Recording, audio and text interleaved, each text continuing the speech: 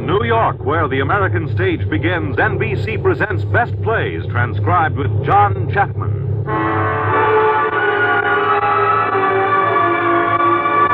Best Plays, a series of hour-length dramas selected from the outstanding successes of the New York stage. Now, John Chapman, drama critic of the New York Daily News, is here to introduce Dennis King in Saint Helena by R.C. Sherriff and Jeanne de Casalis.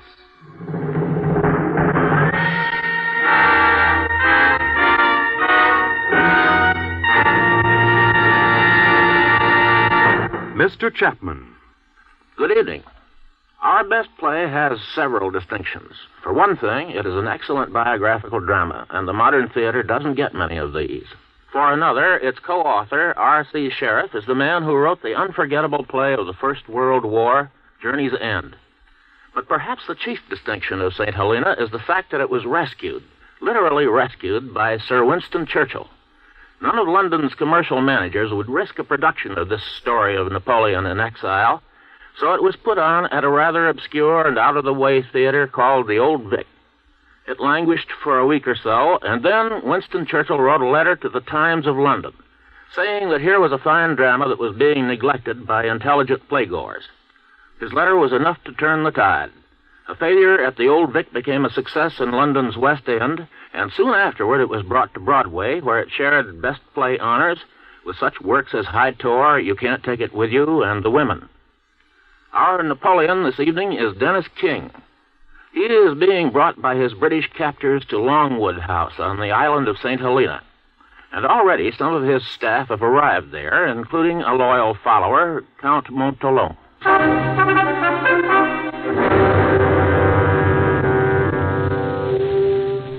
In the southern waters of the Atlantic Ocean, reaching well within the tropic zone, is a small island of volcanic origin called Saint Helena. In December of 1815, Saint Helena was preparing to receive the most distinguished guest ever to arrive there, a guest destined never to leave. His Majesty, the Emperor Napoleon Bonaparte, now at the end of his brilliant career, held in detention by the British government. On the bleak rocky island, we were quartered on a small, modest estate called Longwood, shockingly small and shockingly modest, as His Majesty's aides, General Gourgaud, General Bertrand, and I discovered the day we arrived. I tell you it's a hovel. It's damp. I won't live in it. Then you can have the room overlooking the courtyard. It's been specially got ready for you, Gourgaud. That one reeks of horses. I thought you liked horses. Well, it's no good making things more difficult, Gourgaud. The room's shelter's got a very good floor. It's not the floor. It's the smell I'm talking about. Well, sleep in a tent, then. We've all got to make the best of things for the time being. That's what I keep saying, but everybody's making the best of things at my expense. You've done no more than anybody else. I, who saved His Majesty from the Cossacks at Brienne, I have those Cossacks again. Yes. Oh, you can afford to be satisfied.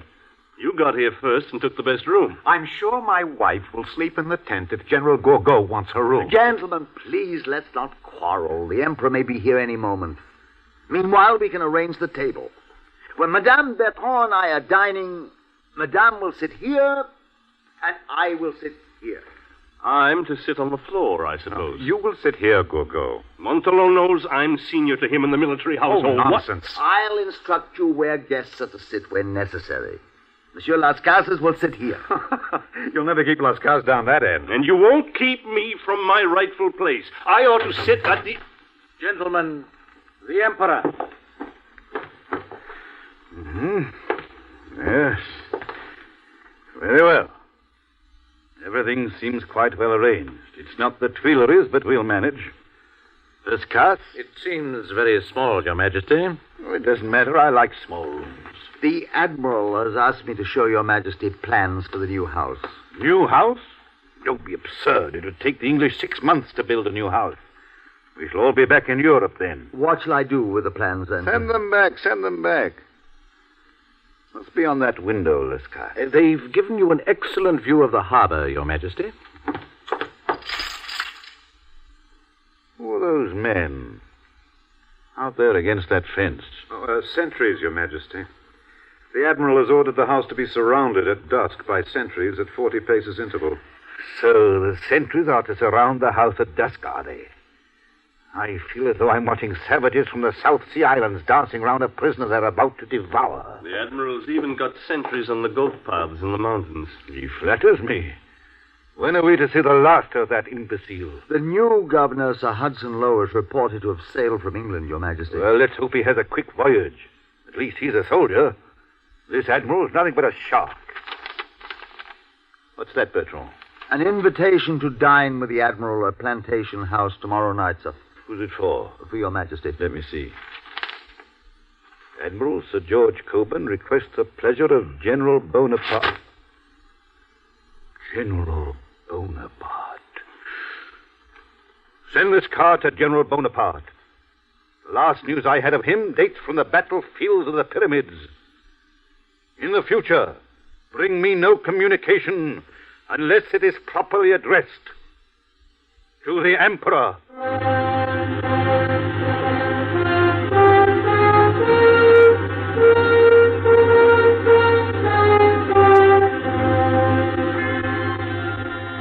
We retired early that first night at Longwood and would have slept well into the morning of the following day had we not known that the Emperor would expect each of us to report to him early in the day. He started the morning in conference with Cipriani, his servant and friend who had been with him since Elba. Where does the water come from here, Cipriani? It's brought in pipes from Jamestown, Your Majesty. It's much too hard for shaving. We must arrange to have rainwater collected. Very good, sir. See who that is, Cipriani. General Gurgo, sir. Ah, Gurgo. Come in, come in. You may go, Cipriani. Good morning, sir. What's the matter, Gurgo? Nothing, Your Majesty. You look sad. I've reason to be. I slept badly. Well, we'll find you a little wife. That's what you need. A nice little wife. And in the meantime, it's not easy to lead this monastic existence, sir. It's not to be wondered at that I'm ill and out of sorts. I should be happy if you still needed me to work on your memoirs, which you dictate to Las Cases now. Las Cases receives every favor. Las Cases is always with you. Gurgo, I want Las Cases to be your friend. He's too much of a hypocrite for me. Oh, Your Majesty must forgive me, but those are my feelings. I am not interested in your feelings. I don't read hearts. I hear words, that's all. You can look cheerful no matter how you feel. Don't you think that sometimes when I wake up in the night, I have my bad moments, too? When I think of what I was and what I am now, a soldier must have a soul of marble, Gurgo. I could listen to the news of the death of my wife or my son without a change of feature. Later, the feelings of the man burst forth, but only when I am alone with myself. Your Majesty knows I would blow my brains out for you. All right. I'll keep that in mind. In the meantime, I want you all to live as a family. Now, happily. Oh, come in, Montalon. Come in. Oh, how's your wife this morning? Worried, sir. The little girl seems feverish. Teeth, that's all it is. Teeth. I told her so last night. Ah, there are the horses now. Now, gentlemen, this morning we take the road to Hut's Gate, then the mountain road round the Punch Bowl. We can plan a different ride for each day of the week. Your Majesty, I should tell you we will not be riding alone. Why not? Instructions from the Admiral reached Count Bertrand last night. An English officer is to accompany Your Majesty when he goes riding outside the Longwood boundaries. So that's the latest insult. Very well. We shall remain indoors. But, sir... Send the horses back! Let the Englishman follow his own shadow. We remain indoors. Yes, sir. Oh, they're determined to force on me a martyr's crown of thorns. Let them do it. Well, Montalon, if we can't ride, we can read and write. There's plenty to do indoors. Our memoirs, the battles. We'll spend our time like this. From 9 till 12, we'll read and work at our English. From 4 till 8, we'll work on the campaigns of 1812, 1314. 8 till 10, dinner and conversation. 10 till midnight, we'll spend in the library. Yes, Montalon, we must reorganize our lives.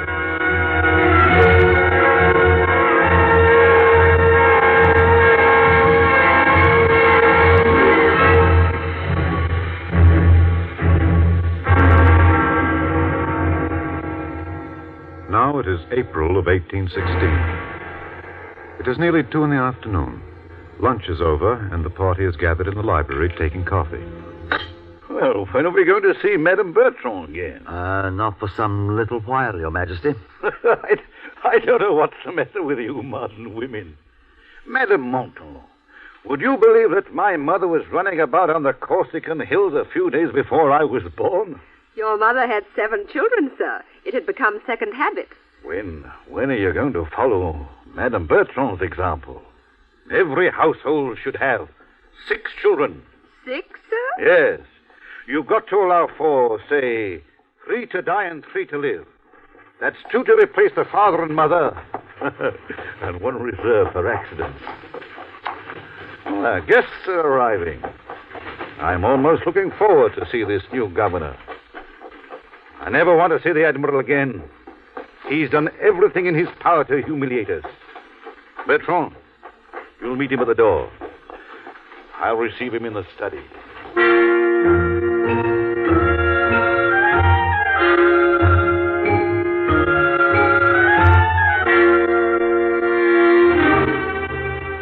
May I present the new governor, Sir Hudson Lowe and Admiral George Cockburn, General Marquis de Montholon.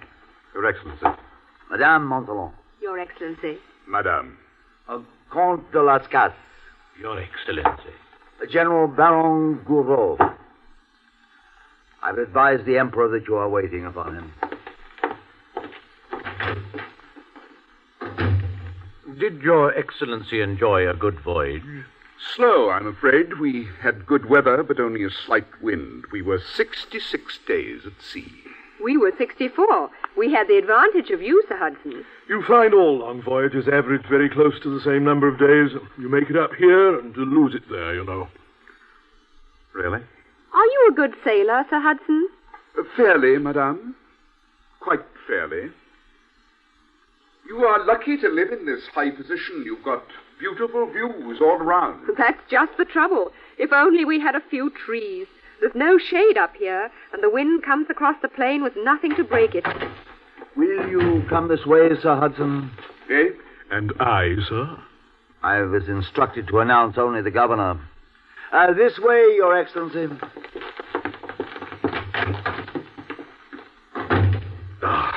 You've given me happy memories to take back to England, gentlemen.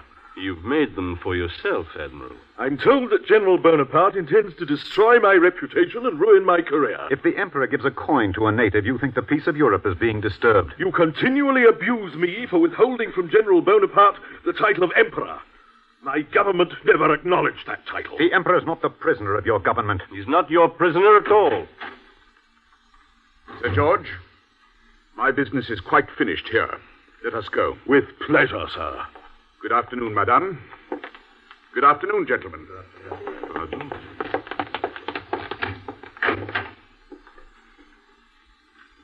Did you see how annoyed he looked? He's even worse than the Admiral. I wonder what happened in there. I wonder. Well, my friends, I suppose you heard the news. No, we've heard no news, Your Majesty.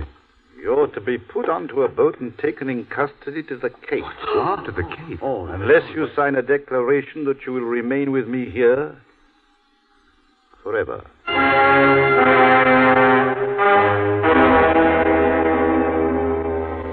Oh, Dr. O'Mara, come in. Have you brought me any news? No, sir. I've heard nothing. Nothing at all? No news of the Empress or my son? No, sir. But there's a ship in the harbor. Yes, I saw it come in this morning. There may be news waiting for us there. It may be waiting to take friends away. I was with the governor when those declarations came back unsigned. He looked black as thunder. Did you read the form of the declaration he wanted them to sign? I heard, of course. Word it to trick them into repudiating my title. I forbade them to sign without adding the word Emperor. He must take it in that form or not at all. But it's only a word. It's a word. That means everything. I was chosen emperor by the French nation and consecrated by the Pope. Tell that to your governor. Tell him, too, that I'm suffering from scurvy and that my legs are swollen. Look, feel that. Yes. Yes, there is a slight inflammation. Of course there is. Have you got any pictures of the anatomy? I'd like to study them. I wouldn't, sir. The pictures show you organs of the anatomy you never knew about. You feel for them in the body, and they at once begin to ache. You're a good fellow, O'Mara. Oh, if only the rest of these English were like you. I am an Irishman, sir. Well, that's the same thing. Far from it, sir. You may be right. English are a curious race, a savage race. They fear death less than we do. They often kill themselves, but that, of course, is due to their damp climate. No, O'Mara, I shall not hasten my end by 1 minute. It's not that I fear death, you understand. In time of war, I've seen so many people pass rapidly from life to death that I've become familiar with it. Matter. It's all matter. As a doctor, you know that. All except the soul, sir. The soul? Well, the soul is only matter. Then where do you fit in God, sir? I am inclined not to fit him in. I can't say I agree, sir. I think everything is the work of God. Come in. Your Majesty. What is it, Bertrand? Your Majesty, the governor has given us 2 hours to sign the declaration in the form laid down. He refuses to accept it with the word Emperor inserted. If it is not signed and returned by midnight, we are to be placed on a ship tomorrow morning and taken to the Cape of Good Hope. Gather the others in the library. I'll join you immediately.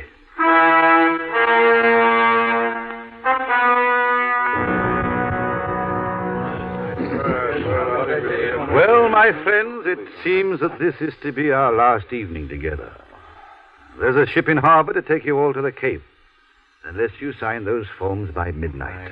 We can't sign you. Are we to tell the world that we no longer call you emperor? We can't do that, sir. Well, I'll sign anything rather than dishonor myself by deserting my emperor. I've been at your Majesty's side for 6 years. I followed you in your victory. Yes, Gurgu, I know, but I refuse to allow any of you to bind yourselves to my fate. You order me not to sign unless that form includes the title word of emperor. I shall sign because you are more to me than that. The word emperor may not be written on that paper, but it's written in my heart. Give me that paper, Bertrand. What do the rest of you say? Since it's the only way to stay, I'll sign too. Yes, very well, my friends, but when you deliver it to the governor, inform him that it was signed against my orders. Good night. Good night, sir. Good night, sir.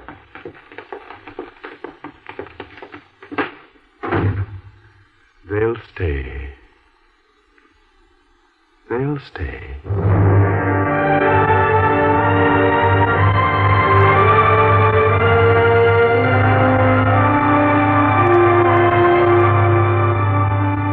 For a time, then, the emperor was pleased with his loyal little court. But the morning came in November of 1817 that our little group was diminished by one. It was a fitting time for tragedy, a gray, wet, cheerless, and grim day. In the dining room at Longwood, I was working over the accounts, a task I despised, while Gourgaud paced restlessly the length of the room. He's been shut up in there with Las Cases for 2 hours and 20 minutes. I'm made use of and thrown aside like a bit of cast-off clothing. Well, the emperor's like that. The more I see of emperors, the more I think of republics.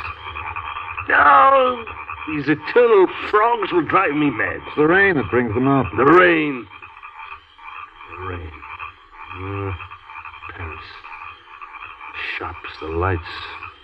Shall we ever see them again? Oh, Dr. O'Mara. How's the emperor this morning? He's suffering from his liver, his legs, and his teeth. Any news this morning, Doctor? There's a pile of letters for you. Came in on the Newcastle. Also a box of books for the emperor. And the case with the bust of the emperor's son. Have they made up their minds to let him have it yet? Between ourselves, I hear they wanted to break it up to see if there were any secret letters in it. Well, why wait a fortnight and keep the emperor in suspense? They're frightened out of their wits about this rumor of smuggling him off the island in a dirty linen basket. Is he disengaged? Of course not. Las Cases is with him. He's never out of the Emperor's room nowadays. He's just here to get copy for his book. He sucks the Emperor dry with his eternal questions. Nothing left for you, eh? Good morning, gentlemen. Well, Monsieur Las Cases, plenty of stuff for the book this morning. Magnificent. A completely new account of Waterloo. Congratulations. I happen also to have a very good account of Waterloo. Oh, out of date. The Emperor has given me a completely new version.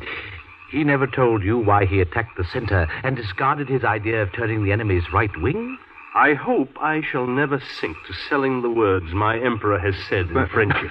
Did he say if that tooth is still paining him? Yes. He wants it out. He will call you. I hope we have less trouble than we had with this tooth. I had to sit him on the floor to get this one out. I wonder what it would fetch in a London auction room. Oh, £15 at least, I should say. Oh, did he give you that? Of course. Could you manage to get one for me? O'Mara, you promised me the next tooth. I promised nothing of the sort. It's a horrible suggestion. I certainly shan't sell it in the London auction room. You'd get more for it in Paris. Let me have that one. You can keep the one you get this morning. I think not. Give me the tooth. You have no right to it anyway. The Emperor will see the doctor. Excuse me, gentlemen. The Emperor will see the doctor. My patient is waiting. O'Mara's not to be trusted. He tells the governor every word he hears. The Emperor sets too much faith by O'Mara. He also repeats every word the governor says. The Emperor knows whom he can trust and whom he cannot. Oh? I'm not so sure of that. What was it you reckoned your diary would bring you, Las Cases? 100,000 francs? I've no idea, General Gorgo, what financial value may be attached to my book. But I don't think I'm exaggerating when I say it is a work that will go down to history as the basis of all future biographies. Good morning, Monsieur Las Cases. I would like a word with you. Well, Captain Nichols? You have a servant, James Scott. I do. He is being detained by the governor for trying to smuggle a secret letter of complaint to Europe. You know that orders decree that all correspondence for Europe shall pass through the governor. I do. Yes, but in this particular instance... Monsieur Las Cases, in the name of the governor of Saint Helena, I arrest you. What? Oh, look here. Now, what does this mean exactly? It means that you will be transported to Europe. But my books, my diaries, they're my private property. I must have those. Your property will be respected. But to avoid the circulation of mischievous reports in Europe, the governor orders that your journals must be confiscated. You can't take my books. They're mine. I am sorry, monsieur. Then I won't go either. You can't... Guards! Take him! Come on! You can't. It's scandalous. Those books are worth a fortune. You just don't let me have them. Move along. Go! You have no right to... Take him along, guards! No! Montauban, get the Emperor! Help me! Oh, take care of my notebooks and then don't let anything happen to my diary! Come on! Don't let anything happen to my diary! Don't! What is it? Las Cases, arrested. Good Lord, why? He was smuggling papers through to Europe. What will the Emperor do? Who's going to tell him? No one will need to tell him. He knows. He looked through the window and saw him being carried off. He saw? Why doesn't he do something? What could he do, madame?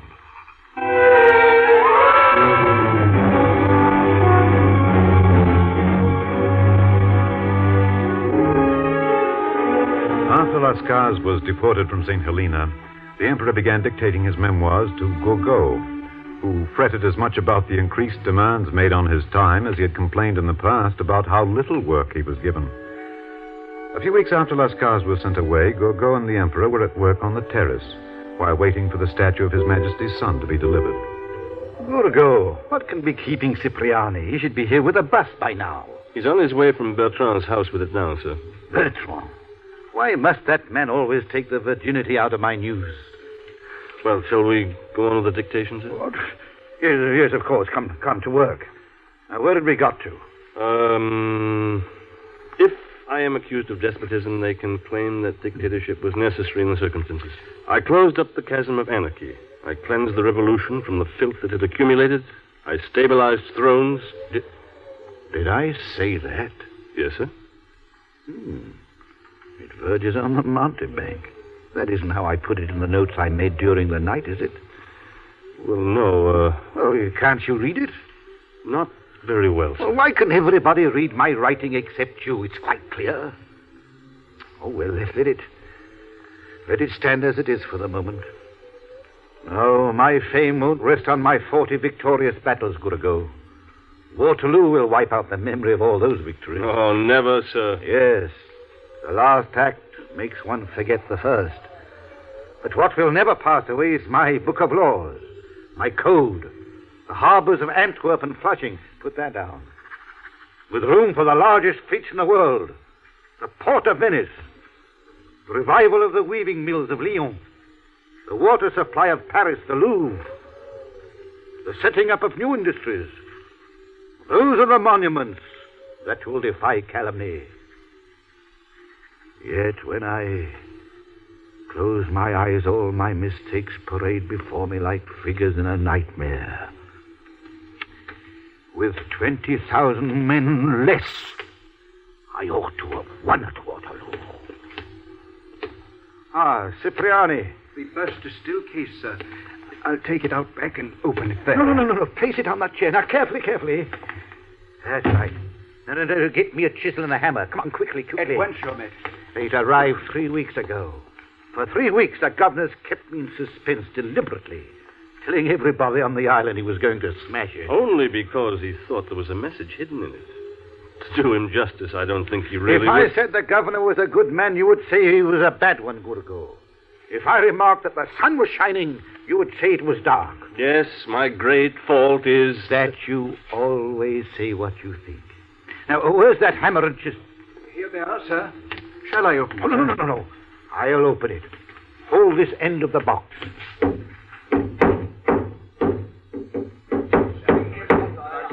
Who's out there?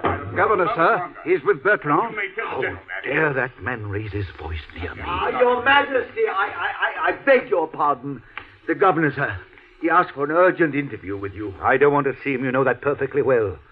I'm sorry, General, but the conduct of Count Bertrand makes it necessary for me to see you. Well, Governor. Instructions have come from my government concerning the expenses of your establishment. I wanted to discuss this with you personally so that I could make agreeable arrangements. I've come here on 4 occasions, and each time Count Bertrand has informed me that you were in your bath. I had one directly I heard you were coming. The expenses of this house in 12 months reach £17,000. The impossible figure. My government has fixed the allowance at £8,000. On my own responsibility, I'm prepared to raise this, providing... Discuss these details with my cook. I must discuss them with you if I am to do anything to make your situation more agreeable. We've had nothing but trivial, humiliating annoyances since you arrived here. I didn't come here to be insulted.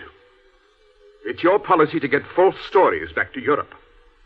But my government is fully aware of your schemes and will attach no importance to them whatever. Good morning. Bertrand, never let me see that man again, you hear? He brings out the very worst in me. He makes me say and do things I'm ashamed of. I never would have permitted myself such a scene in France. Never. I'm sorry, sir. He took me by surprise. Very well. Now open the case, Cipriani, and let's forget that man. Oh, no, careful. Here. Hold all this rubbish, Gurgo. Lift that board out of the way. No. I will lift it out. He's very much like you, sir. No. He's like his mother. Look at that face.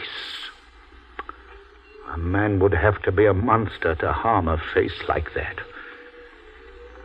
If Lowe had destroyed it, I would have raised such a storm that every mother in England would have execrated his name. But, sir, he did not destroy it.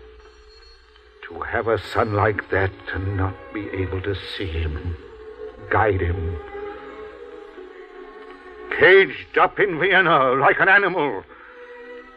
And to think I spared that city 3 times!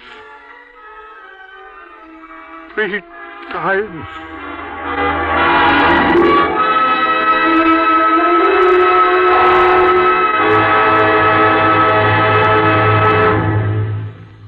In a moment, Act Two of Saint Helena, starring Dennis King. This is NBC, the national broadcasting company.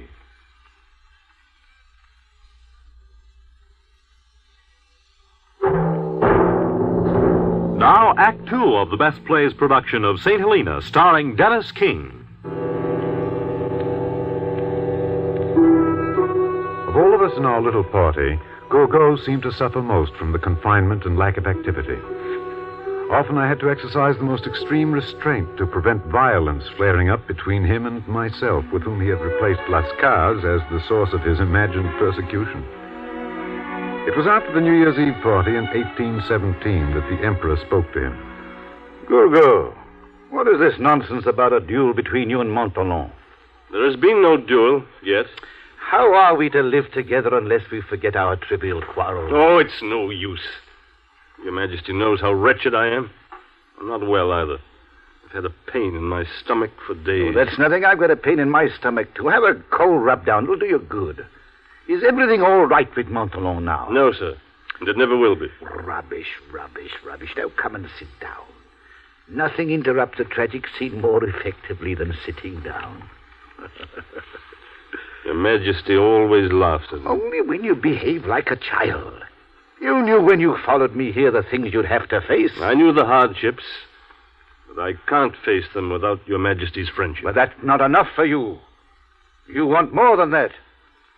You want to be my familiar, my equal. No, Your Majesty. I accept that from nobody. You've made my life a burden here with your continual jealousy. You hated Las Cases because I found pleasure in his conversation.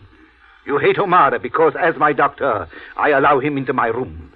You hate Bertrand. Now you hate Montholon. I hate his wife more than I hate him. Oh, why? Because she has stolen the regard you had for me.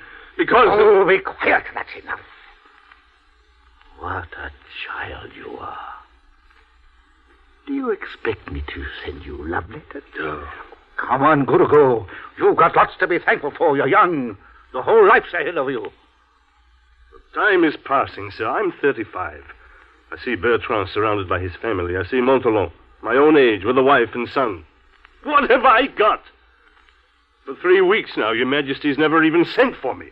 At dinner, you ignore me. Because if I sent for you, you do nothing but argue and contradict. Because I'm the only one of all your staff? I know, the only one who's frank and honest. Why is it that the others can always think of something pleasant to say? Because they say the rest behind your back. What do I care what people say behind my back? I defy any man to deceive me. He can never be as bad as I imagine him. I sacrificed everything to follow you. And yet you suggest to Bertrand that if I were to commit suicide, it would arouse sympathy in Europe. Are you mad, sir? Well, it's the truth. My dead body is all that would be of any value. It's of no value, living or dead. You're afraid of this life because you're a coward. And cowards are of no use to me. By God, then I'll go. Yes, go. I owe you nothing for following me here. If you'd stayed in France, you would have been hanged. Sometimes I think it would be best if you all went, the whole lot of you. Oh, you're a wretched lot. So many funeral mutes. Sir! Oh, I'll stay here alone. Your Majesty. Gorgo, write me a letter saying that you're ill. I will endorse it and send it to the governor. I shall miss you, Gorgo, but you're right. It's useless for you to stay. We shall meet again in another world. Goodbye, Gorgo. Leave me now. Accept my farewell, sir, and my wishes for your happiness.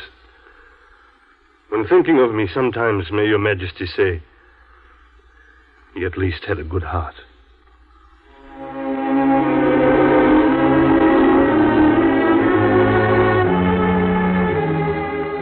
The longer our stay on St. Helena lasted, the less we seemed to have the confidence of our British custodians.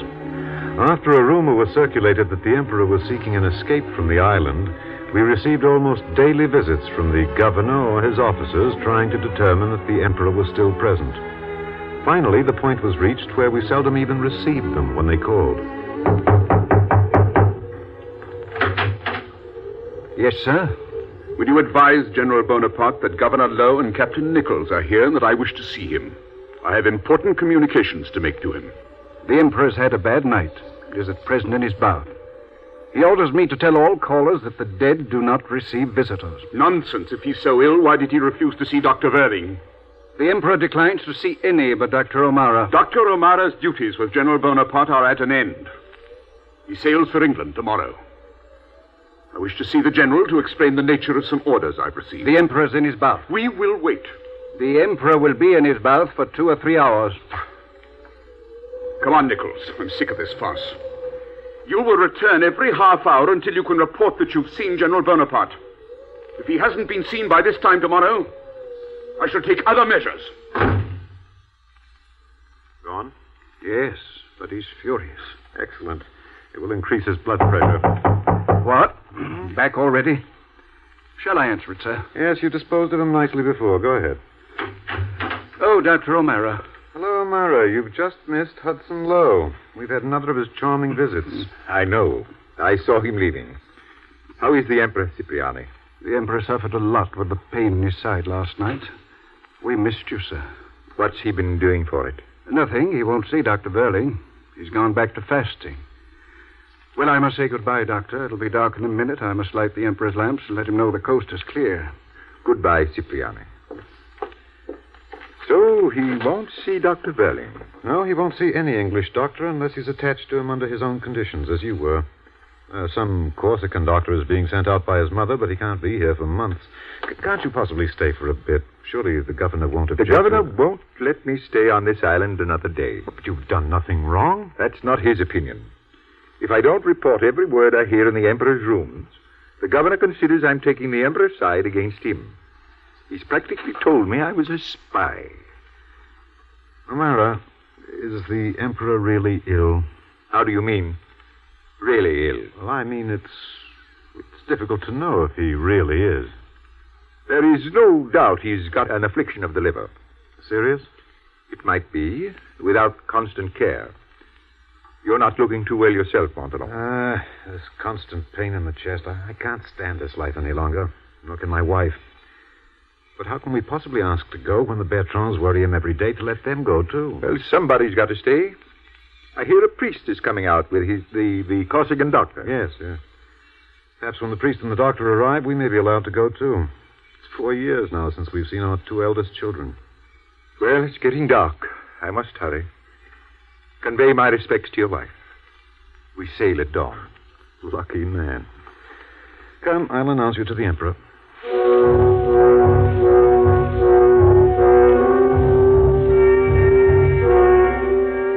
It was not until September of the following year that the priest and the doctor sent by the Emperor's mother arrived on Saint Helena. General Bertrand went to the boat to meet them, and the Emperor waited in the little bedroom, which he very seldom left now. Our guests have arrived, sir. They're waiting. The doctor understands that no reports on my health are to be shown the governor until they've been passed by me. I've made it quite clear to him, sir. You are positive the English had no part in the choice? Quite, sir. They sanctioned it, that's all. All right. I'll see them now. The priest first. Come in, Father. Come in. The Abbe Vignali. Your Majesty? What's your name? Angel Paul Vignali, Your Majesty. Angel Paul. Well, you're a native of Marsalia, I'm told. Yes, Your Majesty. And you studied medicine, too? Where? At Rome, Your Majesty. Have you actually practiced medicine? No, Your Majesty. Ah, you haven't. You understand your services will be entirely ecclesiastical. You will not try your medical skill on anybody here. No, Your Majesty. Tell me, did you see anyone of importance when you passed through London? I don't know. I don't think so. You don't think so? I see. Are your parents alive? Yes, Your Majesty. Well, didn't you mind leaving them to come out all this way? Yes. No, Your Majesty. Why did you come here? You probably don't know.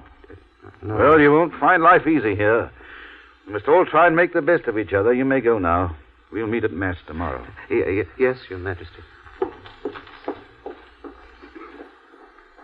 Oh, Bertrand, is the doctor any better, or is he stupid, too? Well, sir, he's different. Show him in. Let's get it over. Will you come in, Doctor? Dr. Antomacchi. So this is Dr. Antomacchi, eh? Come in, Doctor. Let me have a look at you. Your Majesty? Stand where I can see you by the light. You are a Corsican? A brigand of a doctor, eh? Yes, Your Majesty. When were you last in Corsica? 2 years ago, sir. How old are you? About 30. About 30. Don't you know your age? 30, Your Majesty. You studied medicine at Pisa? I commenced my studies at Leghorn, then Pisa. I was received as doctor in medicine and philosophy at the University of Pisa, March 1808. I afterwards went to Florence, where I applied myself to anatomical researches and was appointed... Yes, we all know that. We've read your history. What made you forsake your employment to share my exile on this rock? Neither gold nor favors, Your Majesty. I have set no price on my services. I have stipulated no... Yes. Now, answer my question simply. It was proposed to me, Your Majesty. I desire no reward. I just accepted the honor. You might not have suited me. I might have sent you back. What then? Well, neither my mother nor Cardinal Fesch had written to me informing me of your departure. I warn you, I distrusted every individual of your expedition until... That accounts for the Marshal's daily cross-examinations. I admit, I am talking, sir. Your Majesty, I beg your pardon. You know that I'm not sympathetic towards doctors. What good is a doctor to a starving man when all he needs is a loaf of bread? Exercise is what I needed. The English made that impossible for me. It's resulted in the chronic affection of the liver and of the heart. Will you allow me to take your pulse, sir? No, later. Besides, my pulse wouldn't tell you anything. I've never heard of my own heart beating. I've often wondered if I had one. There are other ways of getting the exercise Your Majesty needs. Would you have me turn somersaults in my bedroom? No, sir. But there are games, exercises. My father added years to his life by digging up his lines every morning. Yes, that's an idea. We might start digging our graves.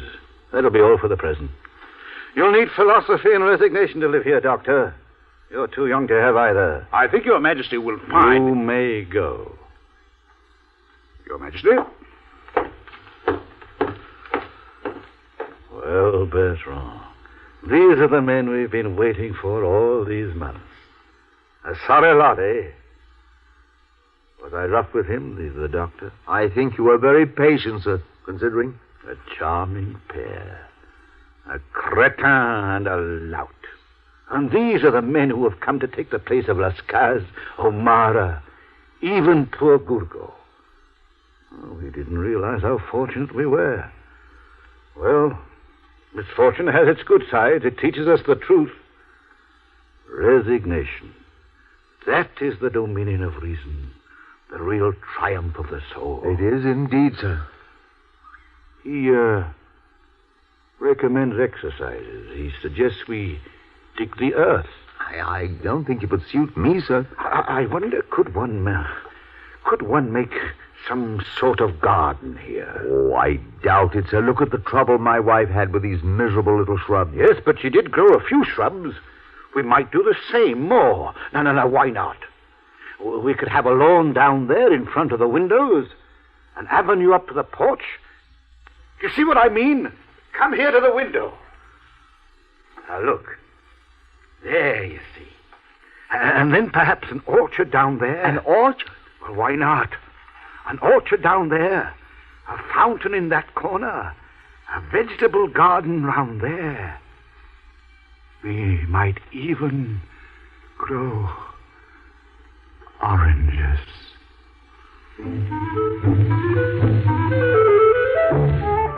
We did not grow oranges, but we did receive from Corsica some slips of orange trees. These we transplanted almost daily, each time the Emperor found a more choice spot. For a while, the garden occupied our time, and at the Emperor's insistence, we would take up our duties as gardeners each morning at 6:30. Cipriani was usually the only one of us to arrive on time. Cipriani! Now, where is everybody? I'm sorry, sir. I had no idea Your Majesty had written. It's 6:30. Where are they all? My watch says only 1:15. Well, it's slow then. They must have heard the bell. We're waiting the better part of the day. Look here. Huh? Look at that. What's wrong, sir? Wrong? Can't you see? The seeds I set yesterday all scratched up again. I told Navarez that if he let those chickens of his out again, I'd... Get my gun, Cipriani. Yes, Your Majesty. Oh, and my spade, too. Yes, Your Majesty. Good morning, Your Majesty. Come along, Bertrand, come along. Now, where's your wife? In bed, Your Majesty. Her back's too stiff to let her move. I'm afraid she overdid it yesterday. That rake's too heavy for her, sir. Montalon. Now, you're late. I came to ask if you would excuse me this morning, sir. I ought to stay indoors. I've got a temperature again. I got very hot lifting that turf yesterday, and... well, then the wetting you gave me with the hose pipe, sir. Oh, nonsense, sir. Good perspiration's all you need.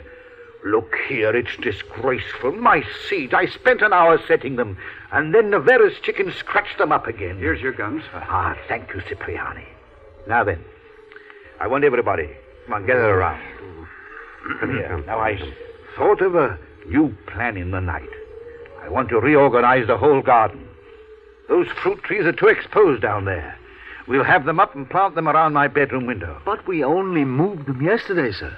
They'd be moved twice in a week, and there's fruit on them. I know what I'm doing. You can move peach trees any time. Now, Cipriani, you're good at digging. You make the holes. In the lawn, sir? No. We'll have the lawn over there instead. It's a much better place for it. Montalon, Bertrand can move the turf. We'll break for half an hour at 9 o'clock for a cup of coffee. Digging's the finest exercise in the world after riding. Don't you feel better for it, Bertrand? Much better, sir. Here they come. 3 of them. Who, sir? Chickens. Hey there, Montalon, stand away there. Now look out. That'll teach them to scratch my seeds. Not a bad shot, eh, Bertrand? What shall we do with the chickens, Your Majesty? Have them for dinner. Very good, sir. Bertrand, here, give me your hand. Oh, what is it, sir? Nothing. It will pass. A momentary faintness. Oh, sit here, sir. Yes, that'll do. Are you all right, sir? It's nothing. Do you remember the goldfish at Malmaison, Bertrand? Oh, I do, sir. We might have a pond and some goldfish here. I'll make inquiries in Jamestown, sir. Listen. I didn't hear anything, sir. I thought I heard the sound of a bell. A bell? No, sir, I didn't hear it. A sound came into my head just then, like the ringing of a bell. I shall be hearing voices next like Joan of Arc. I miss the sound of bells here. My first memories of childhood were the bell that rang in the village round home. Sometimes when I was walking with my courtiers at Saint-Cloud, and they thought I was planning new campaigns, I was just allowing the sound of a bell to take me back to Corsica. All those early days and peaceful dreams. I'd like to write a history of Corsica. Someday I'd like to write a history of... Sir, I wanted to ask you... Bertrand. He's fallen asleep. Perhaps we should wake him. No. Let him rest. I do not think he sleeps at night. Let him rest while he can.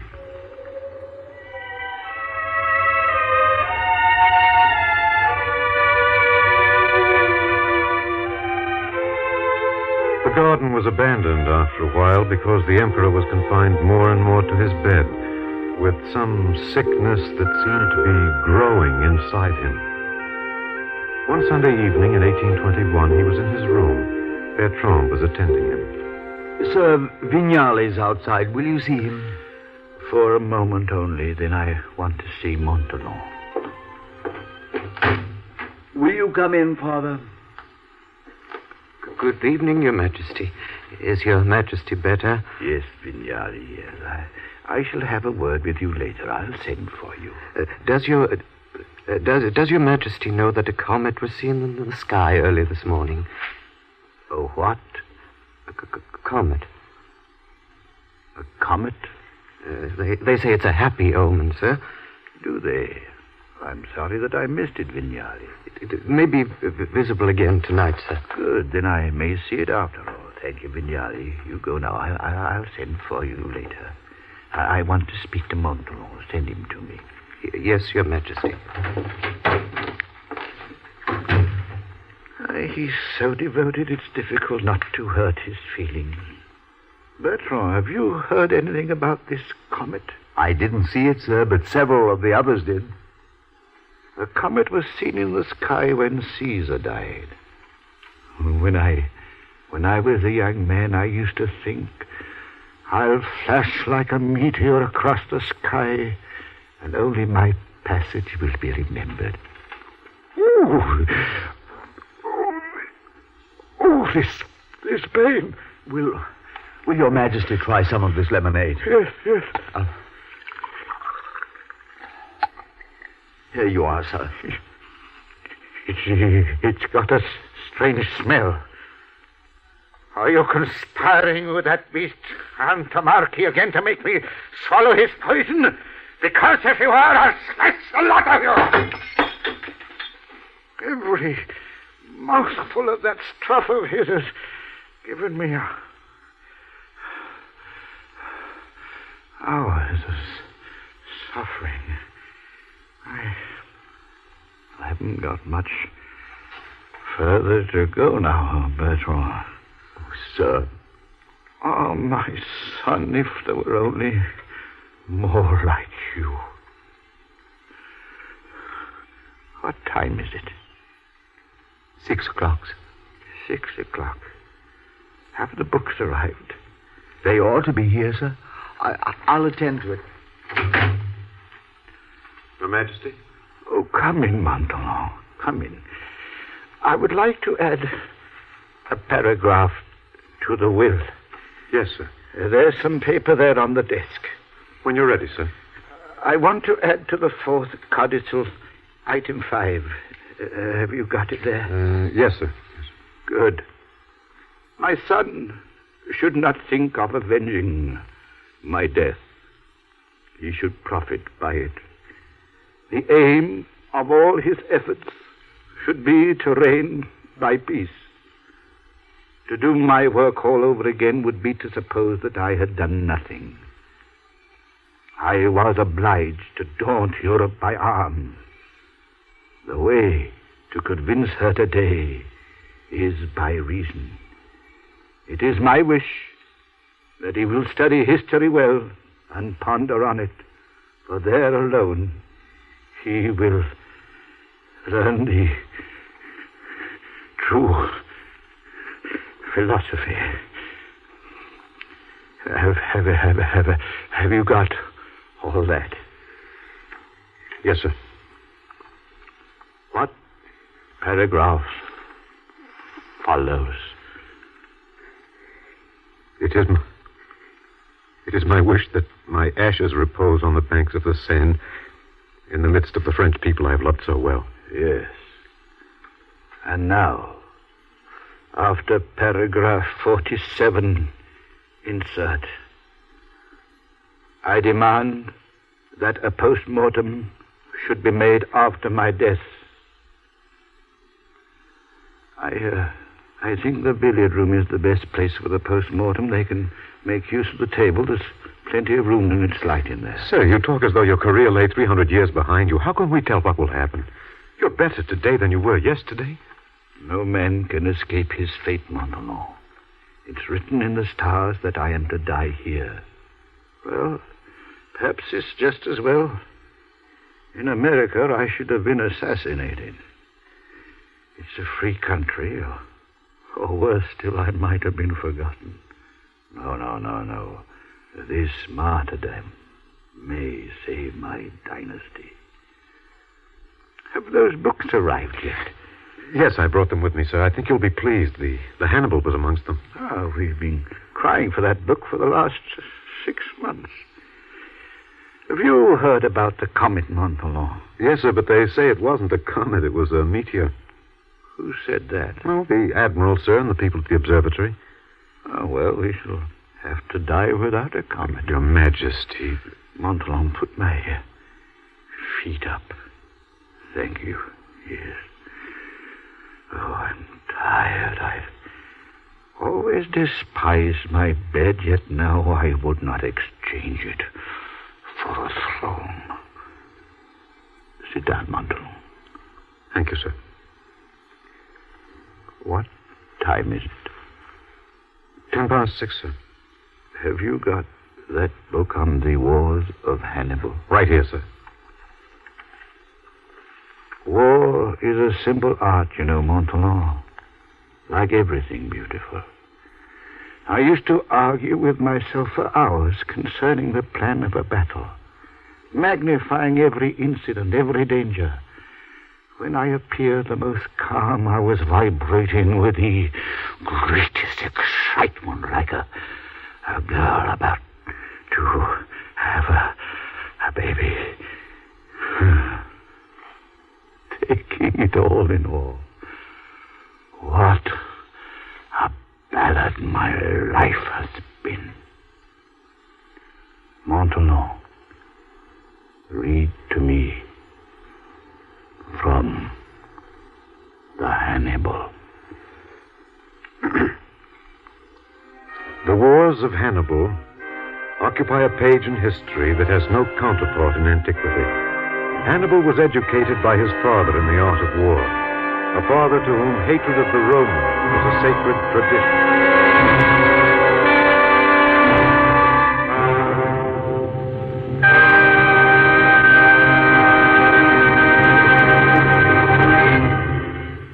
You have just heard the Best Plays production of Saint Helena, starring Dennis King. And here once more is your host, drama critic John Chapman. I think this is a brilliant and fascinating play, and I wish we had more like it, more biographies than on the Broadway stage today. The gaps are too long between an Abraham Lincoln, a Pasteur, a Victoria Regina, and a magnificent Yankee. Our thanks to Dennis King and his fellow players for bringing St. Helena to us. Next week, our best play will be Tennessee Williams's Summer and Smoke, a drama with an interesting history. It was a comparative failure on Broadway, and later an enormous success in an arena theater in Greenwich Village, thanks largely to the playing of an unknown young actress, Geraldine Page. Miss Page will be with us in Summer and Smoke next week. This is Chapman saying goodbye until then. Saint Helena was transcribed and adapted for radio by Earl Hamner. Heard in the cast were Alexander Scorby as Montholon, Horace Braham as Bertrand, Philip Bourneuf as Gorgo, Guy Spall as Las Cases, Ralph Bell as Dr. Antomarchi, Lester Fletcher as the Abbey, Guy Rep as Cipriani, June Field as Countess Montholon, John Stanley as Sir Hudson Lowe, Ronald Long as Sir George Coburn, Ivor Francis as Captain Nichols, and Edwin Jerome as Dr. O'Mara. Best Plays is an NBC production supervised by William Welch and directed by Edward King. Your announcer is Fred Collins. Listen to The Theater Guild Sundays on NBC.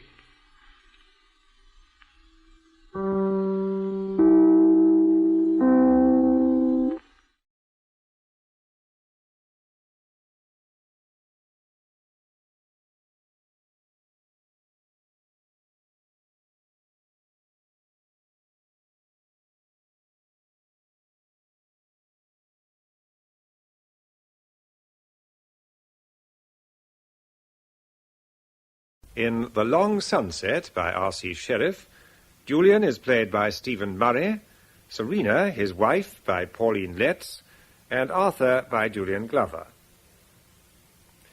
The year is 410 A.D. The Long Sunset.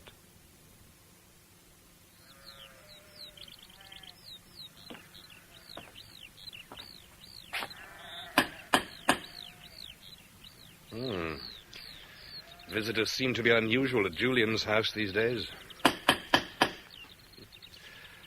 Farm seems pretty prosperous, though. I wish my men looked as well fed as those sheep. Here's someone. You remember me, Luger? Yes, sir. You are the Tribune, Marcus Septimus. We had no news that you were coming. Come in, sir. If you will wait a moment, sir, the master's not here at present. Very well. In here, sir. I'll tell the mistress you're here, sir. Thank you.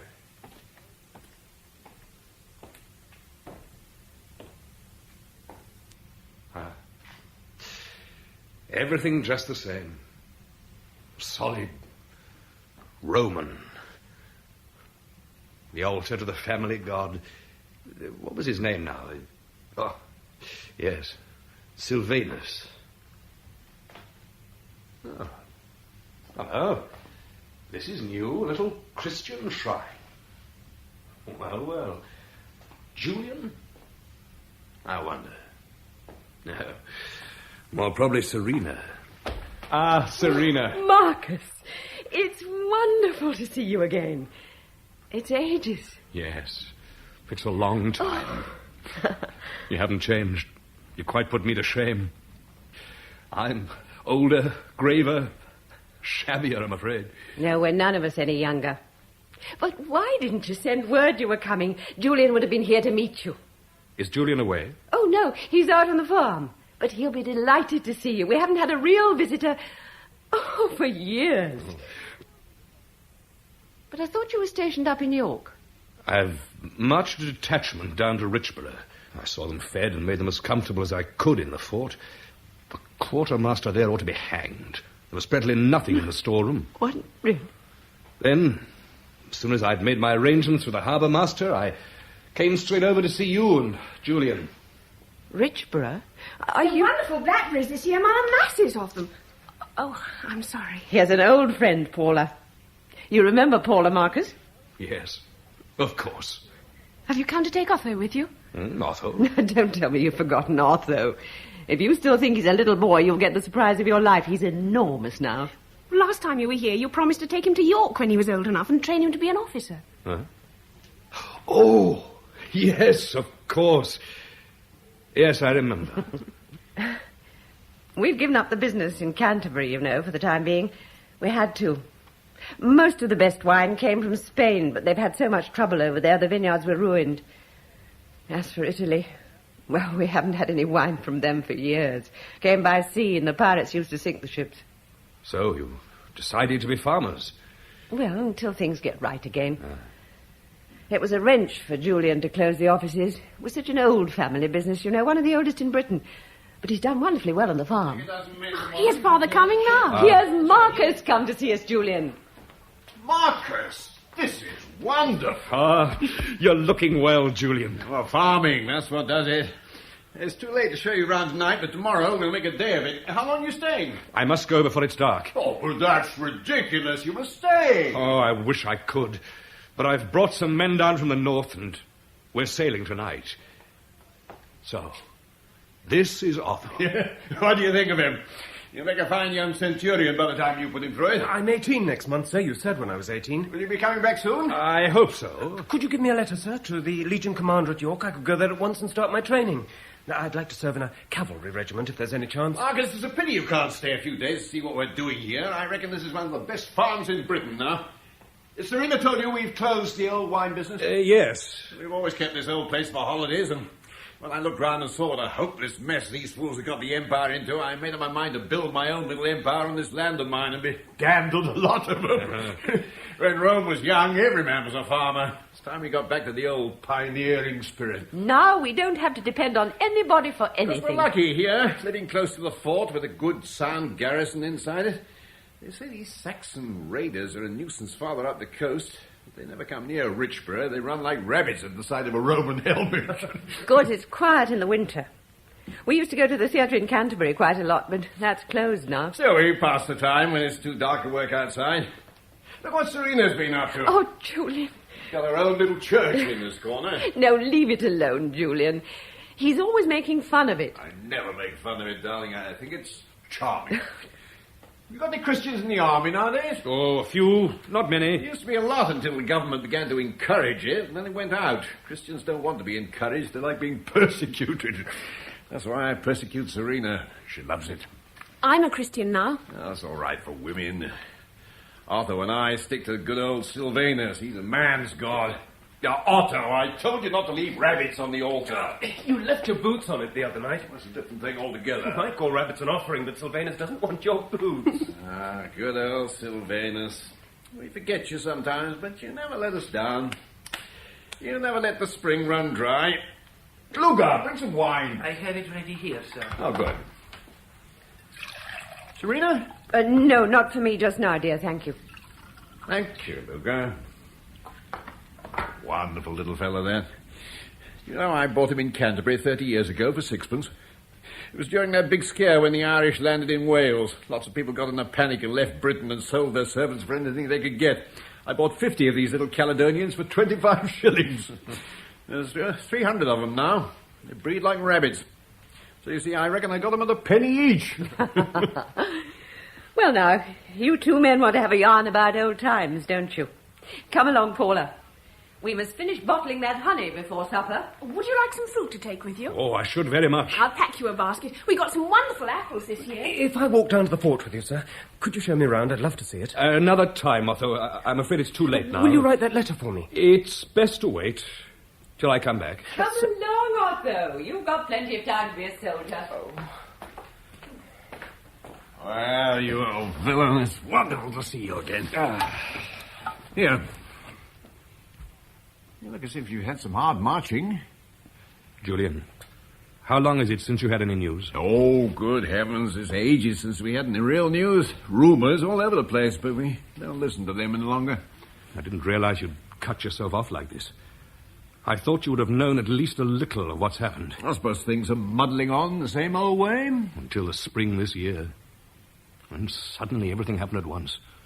Huns, Vandals, Moors, Goths, heaven knows who else. A whole lot of them came at us together. The frontier all round the empire caved in like a rotten ship. Africa's gone. The Germans are across the Rhine. Spain and Gaul are in chaos. Well, it's happened before. In my grandfather's time, they said Rome was finished, but things got right again. We run into a bad patch now and then. There's always some good man who turns up the last moment. Rome always gets her own back and wins the last battle. Yes, it's happened so often that we didn't worry any longer. Even when the Goths invaded Italy this spring, we sat back as usual and waited for a great man to come along and drive them out. But this time there wasn't one. No leader. The emperor and his hangers-on ran for their lives. Alaric marched through Italy without a fight and broke down the gates of Rome and sacked the city. That's true, is it? It was bound to happen one day. But I never thought it'd be in our time. Well, it only goes to prove what I've been saying for years. We've got to stand on our own legs in this island, Marcus. Yes, but there's Julian, no need for us to be dragged down with the rest of the empire if we organize these British people and train them to fight for their homes. We'll have to keep the legions here until we can defend ourselves, but if we build our own fleet and a few more forts along the coast, then nobody on earth can touch us. We can set an example for Romans all over the world to fight their way back to the great days of the empire again. It might have been possible, but it's too late now. Why should it be? It's not a pleasant thing to tell an old friend in his own home on a peaceful summer evening like this. But the Roman legions have given up this island, Julian. It isn't part of the empire any longer. whole army's gone and taken the fleet with it. What do you mean? Why should they go? After the sack of Rome, commanders in Britain took matters in their own hands. They were ambitious men, too big for this small island. They saw the empire lying in the gutter, waiting to be picked up by anyone with the strength to take it. There were 4 good legions here. They persuaded them to march on Rome. I was in charge of a small outpost in the north when orders came to bring the men back. I thought it was simply a routine relief. And gradually I discovered that we had been the last troops in northern Britain. All the news was out by then. Rome was finished. Rome had gone. Welsh tribes came pouring down from the mountains. The Scots came flooding across the wall, and the Saxons came sailing in. Every night we saw the whole sky behind us alight with burning villages and towns. Those men of mine in the fort down there are the last Roman soldiers left in Britain. When we sail tonight, it'll be the end. I came here because I've got a chance to help you. There are ships to spare down there in the harbour, room for you and your family. If you load a wagon with the things you need and come down before midnight, I'll be there to meet you, and we'll travel together as far as Boulogne. My dear fellow, how could we go? Where can we go to? Haven't you any friends over there? But you say the whole empire's in chaos. It'll be worse over there than it is here. Not in the same way, Julian. These Goths and Germans, they're not savages. They come to settle, not to murder. The new people and the old settle down together peacefully. But the men who are swarming into this island, they're not human beings. They're animals.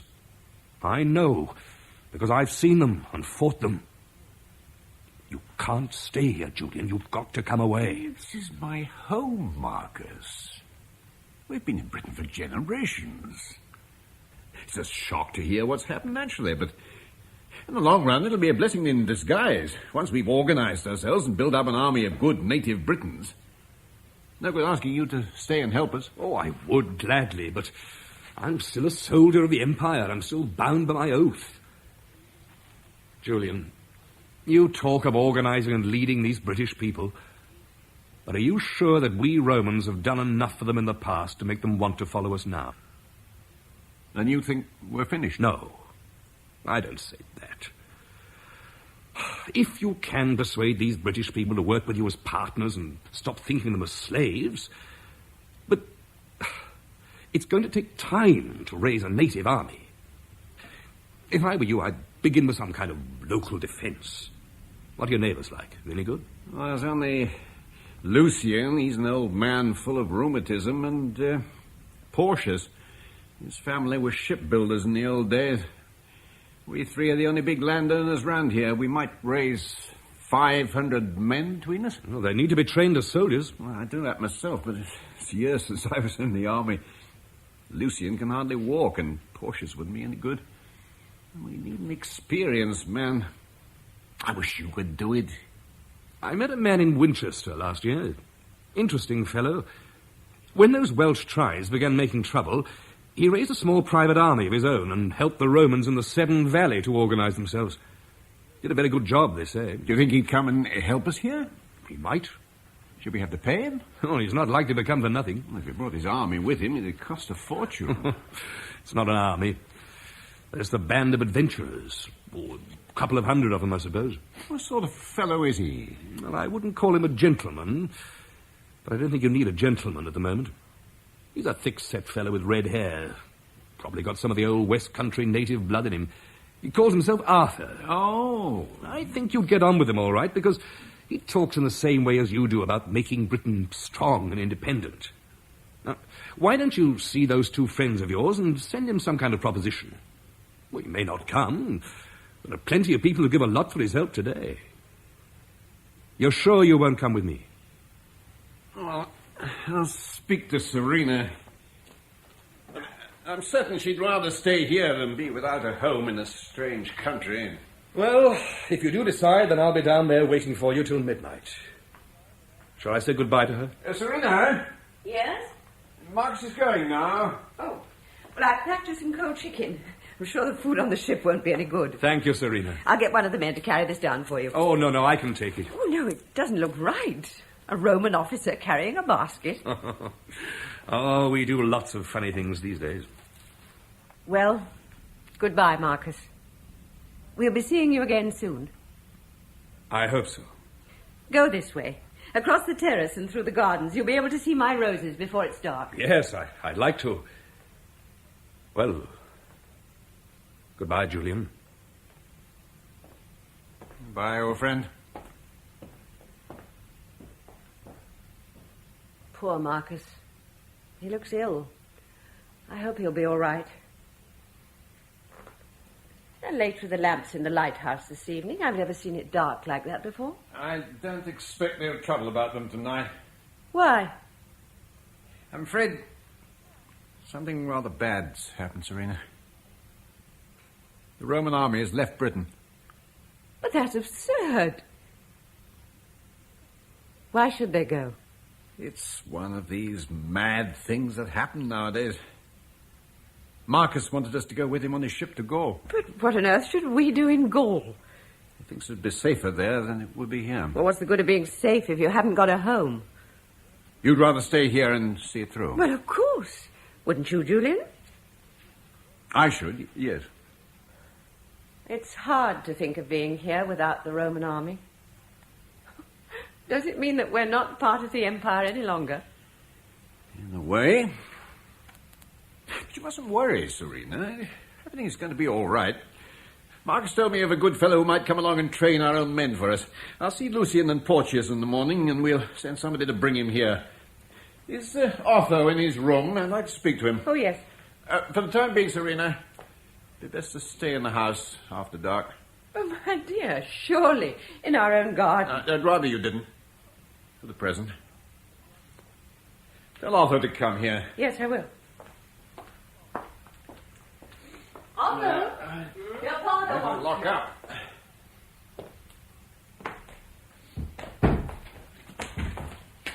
Oh, has Marcus gone? Yes. Oh, Father, he promised... something I've got to tell you, Otho. Sit down. You know, things haven't been going too well for Rome these last few years. Why, what's happened? Things began to break up rather badly last year. Rebellions, revolutions, all over the place. We've had them before, but it was worse this time. That rumor we heard about Rome being captured... It's true. It was captured. Well, if it's like that, then it's no good me hanging about here until Marcus comes back. If you wrote a letter to the commander of the 6th Legion and said I was your son, that would be enough, wouldn't it? I could take the letter to York and get on with my training at once. I could leave tomorrow. I was going to tell you about that, Arthur. The 6th Legion isn't in York any longer. It's left Britain. The commanders have taken over the whole army on some crazy march to Rome. You mean they're going to recapture Rome? Is that where Marcus was going? Well, Marcus is an officer of the Legion. He had to obey orders. That's wonderful. To march through Gaul and Italy and recapture Rome. Oh, Marcus wanted me to stay here till he comes back. You're not trained, Arthur. But he promised to train me.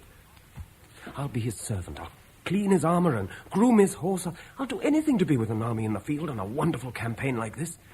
I'll go down to the fort and see him. Arthur, this isn't the glorious march of the Imperial Army to save the Empire. It's a sordid scramble for what's left on a dead body.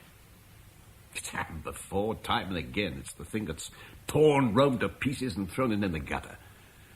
In 200 years, we've had 79 emperors, and 72 of them were murdered. It's a nice record, isn't it? Those men will never get to Rome. Halfway across Gaul, they'll meet another army on its way to grab what they can get. They'll fight each other and wipe each other out. 2 more armies lost, and another swarm of savages pours across the Rhine. I don't want you to have any part in this madness, Arthur. Your place is here, in this island, where we're going to keep our reason and common sense. You're not saying this because it's true. You're saying it for yourself, aren't you? It is true. You're saying it because I'm more used to you digging cabbages and planting onions. Ever since I was a boy, you've told me how proud you were to be an officer in the 6th Legion. What shall I have to be proud of when I'm your age? A great deal more.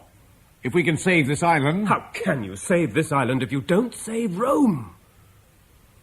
I don't care what you say. I'm going. I'll get my things and go down to Marcus at the fort. Arthur, you're not going. Marcus won't take you without my authority, and I'm not going to give it to you. If your father had done this to you, if a wonderful chance had come and he had stopped you because he wanted you to feed the pigs, what would you have thought of him? We've never misunderstood one another, Arthur. I don't want it to happen now. You've got to try and understand how things really are. Ever since I was a boy, you've talked about the glories of Rome, what a wonderful thing it was to be a Roman. Why did you talk like that if it wasn't true? If I was wrong, then I'm sorry. But there's one thing I've always said that's still true today. It's still a splendid thing to be a Roman. Splendid to be a Roman when there's no Rome. To be at the beginning of a new adventure. Isn't that a splendid thing? Skinning rabbits? Feeding pigs? If you'd let me go with Marcus, I'd have been out there tonight on one of those ships on the way to Rome. You take away a chance I've wanted all my life to save yourself the cost of a new slave. Does that make you proud of being a Roman? Arthur! Well, Sylvanus, I've never asked much of you beyond keeping the spring going and the meadows green. I don't know whether you're any good at anything else, but do what you can. As for you, my wife and daughter think a great deal of you. Serena tells me you could perform miracles. Well, you've got your chance now.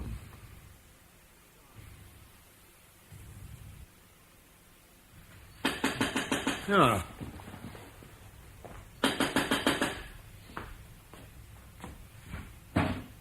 Hello, Porteous. They've come in. They're up at Lucian's house now. How many of them? Just Arthur and one of his officers, that's all. What's the matter? You look worried. I am worried. The whole crowd of my slaves have gone. Gone? Disappeared in the night without a word. Have any of yours gone? Mine? Good heavens, no. They look upon this place as their home. Well, they'll starve in a few weeks and serve them right. The whole country's swarming with escaped slaves. Well, a lot depends on this meeting with Arthur. It won't do any good to let him think we've lost our nerve. Well, you can depend on me for one thing. I'm not going to give in to him. I've heard a good deal about this fellow Arthur since we met last week. When he helped those Romans in the Severn Valley, he put in an enormous bill for expenses. Practically ruined them. But he saved them, didn't he? Oh, he saved them, but he left them practically without their boots. But he's not going to do that to us. We've got to stand up to him. I don't think that'll be necessary. If he's got any sense, he'll realize that we can do as much for him as he can for us.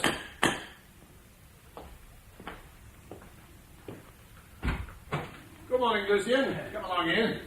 Can I help you? No, it's all right, thanks. I can manage. I've still got one good leg. This is Arthur. Good morning. Morning. And his nephew, Gawain.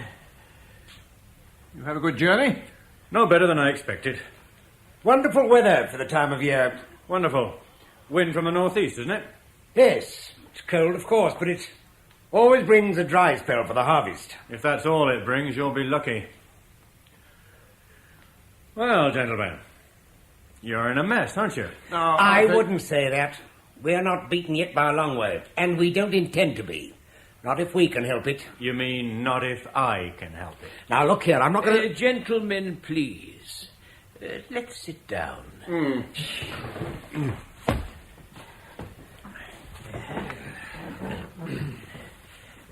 Julian, I think you might explain to Arthur what you had in mind. Yeah? Julian held strong views about the administration of this island. Some of us considered him a revolutionary. But this disaster, I think, proves him entirely right. Well, I simply believe that Britain should be run by the Romans who've made their homes here, not by a crowd of officials who just came here for what they could get. Yes.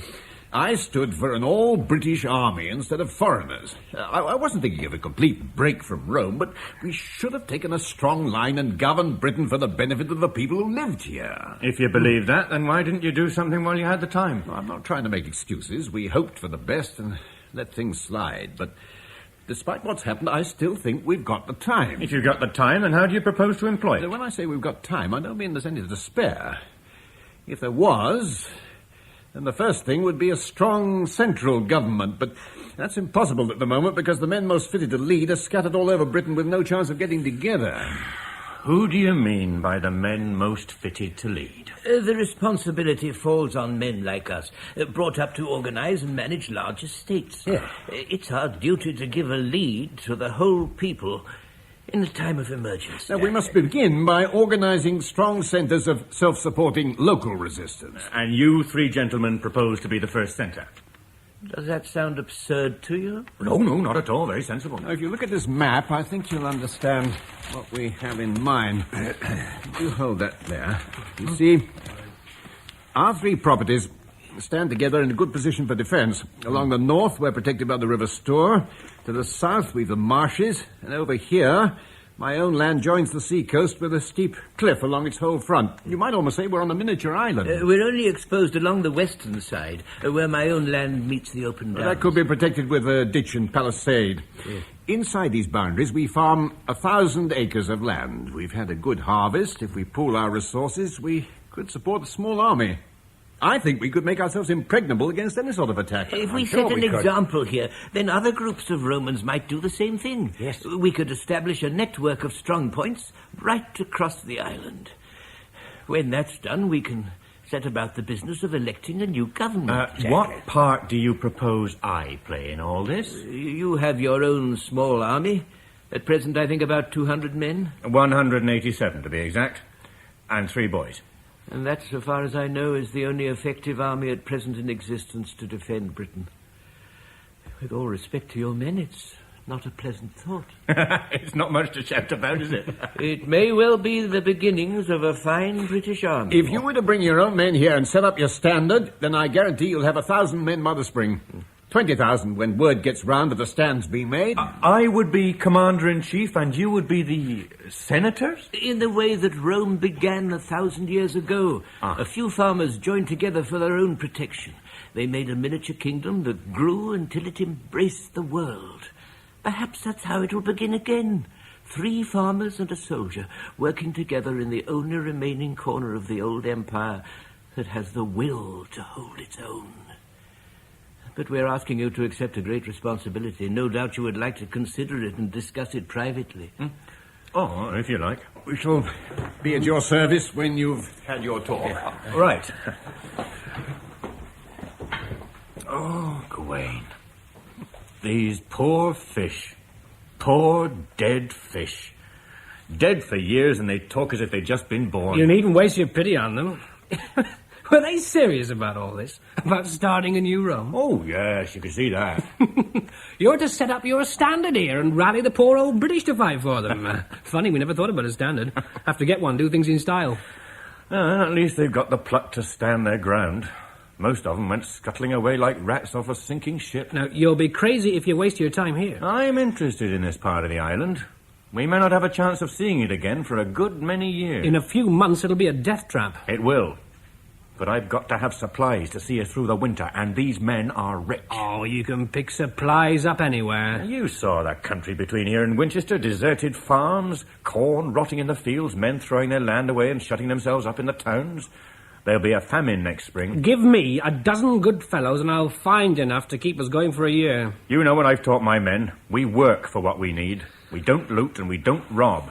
If we start that game, we're finished. Well, you do what you think. But if you stay here, you can say goodbye to all your grand schemes. You take my advice. Start back to Winchester before it's dark. We thought you'd like some wine. Oh, well, and who do you belong to? Who do I belong to? My family, I suppose. This house. You're pretty. What are you, German? Greek? I'm a Roman, like my parents. My mother thought you'd like a cup of wine. Oh, you're not the daughter. Gawain, if you had any sense, you'd stop making a fool of yourself. I'm very sorry. In that simple dress... You thought I was a servant. Well, all the Roman girls I've seen, they dress up and paint their faces and give themselves airs. I never met one like you before. If you want some wine, take it and don't blather. I don't mind you thinking I'm a servant, because I am. We all work here. Oh. We all serve one another. You're very nice.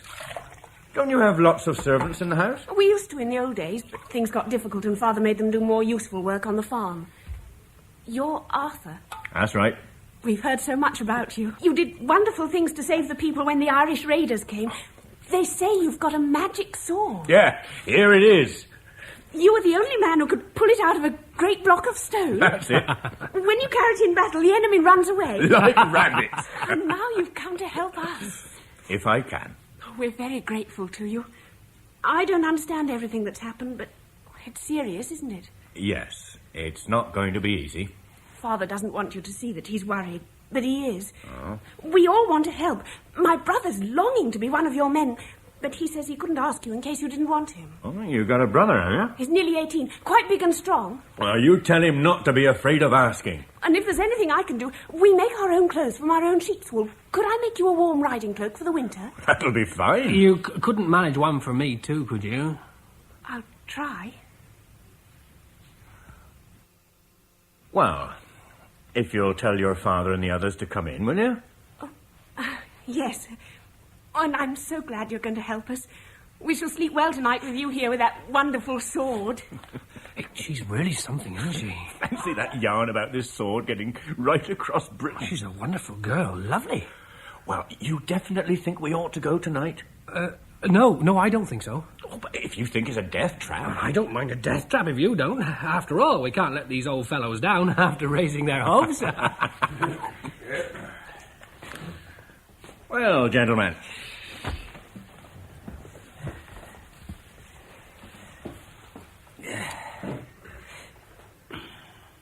We'll do what we can to help you. No, I don't think you'll have cause to regret it. I'll write a letter to my second-in-command, and your steward can take it this afternoon. I'll have 50 of my men sent here at once.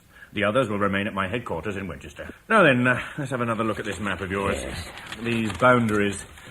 How long are they? About 8 miles all round, but there are 2 miles of river and 3 of marsh. And a mile of cliff. Get every man you can spare onto cutting strong stakes for a palisade across these unprotected downs. Right. When my men arrive, we'll organise gangs to dig a ditch. You fill the ditch with brambles and thorns, and then you'll be all right. If they did attack, then your men are pretty good, aren't they? They can deal with most things. But it's going to be a hard job, and they don't work for nothing. Oh, naturally, we quite understand. They must be paid. I think all 3 of us have taken care of our money. Personally, when things got bad, I took the precaution of burying my fortune of gold in a secret place. And my friends have done the same. Gold? That wouldn't be worth the bags you put it in. You can't eat gold. You can't wear it to keep the cold out, or make swords and daggers with it. A mountain of gold wouldn't keep one Saxon out today. At the moment, possibly, but its value will come back when things get straight again. We'll forget about gold and get down to business. Now, I understand you were all trading in a big way. Yes. You were a woolen merchant? Yes. You were a wine dealer? And I think you were in the timber trade. Yes, but we've all had to close our businesses in these bad times. But you're careful men. When you closed your warehouses in Canterbury, I'm sure you laid by ample stocks on these country estates of yours. Naturally, we did what we could in that way. We have to keep a reserve for when we start up again. Then I'll tell you what I shall need. From you, I suggest 200 suits of woolen clothing with woolen underwear and stockings to see my men through the winter months ahead. Yes. From you, I shall need 12 strong timber wagons for transport in my future campaigns. And from you, I think 50 jars of good wine, the big jars, you know. Those will be the individual payments, and collectively you would supply 5 tons of corn, 20 bullocks, and 100 sheep. But, my dear sir, that's an impossible price. If you don't think your homes and lives worth paying for, then that's your affair, not mine. Personally, I'd give all I have, gladly.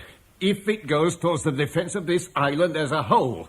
I was thinking of something rather more than a business deal to hire a soldier to dig a ditch round 3 Romans. It will be something more. You admit yourselves that this small army of mine is the only thing that stands between you Romans and complete disaster. Yes. If they starve, then you're finished. I've got to keep them alive and strong enough to be the leaders of this great army you're praying for. That's what your provisions will do this winter, and I'm ready to pay you in full by working for them. Well, I if think we I need to wanted discuss to, this, I could bring 50 armed men here next week and take the stuff. I could take everything you've got, and you couldn't raise a finger. You wouldn't But dare. I don't do things that way. No, I'm not going to force you into anything. If you prefer not to pay and look after yourselves, then that's all the same to me. But I must know at once, because I can't waste time. Well, we're in your hands.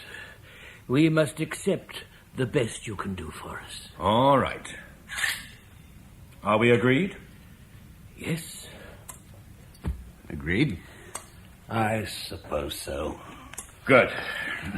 I think it's a wise decision, Cautious. You'd better get the lamps in that lighthouse going again this evening. You don't want to advertise to every pirate on the sea that the fort's deserted. I was down at the fort with my son this morning. There's any amount of old swords and helmets of the army left behind. Collect everything you can and get it cleaned up. You'll need all the weapons you can lay hands on. Now, I'll get that letter written to my second-in-command at Winchester. Care to use my library? I've got writing materials and everything that's necessary. Good. Come with me, Gawain. Right. You got somebody who can write? I'll do that for you myself. I told you it'd be like this. That man's a barefaced robber. I think he's honest. Honest? Do you call it honest to strip us of everything we've got? It's humiliating, this half-breed or whatever he is, dictating terms to Romans. We've only ourselves to blame, Portius. We've had years of warning and we did nothing. We found it pleasanter to live in a fool's paradise. But it's an expensive place to live in. Oh, what's happening, Gawain? It's happened. It's all over. Best fight I've had for years. Well, were there men trying to land? Yes.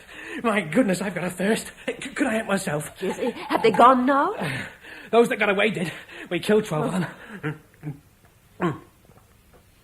Oh, great stuff, this wine of yours. You killed them?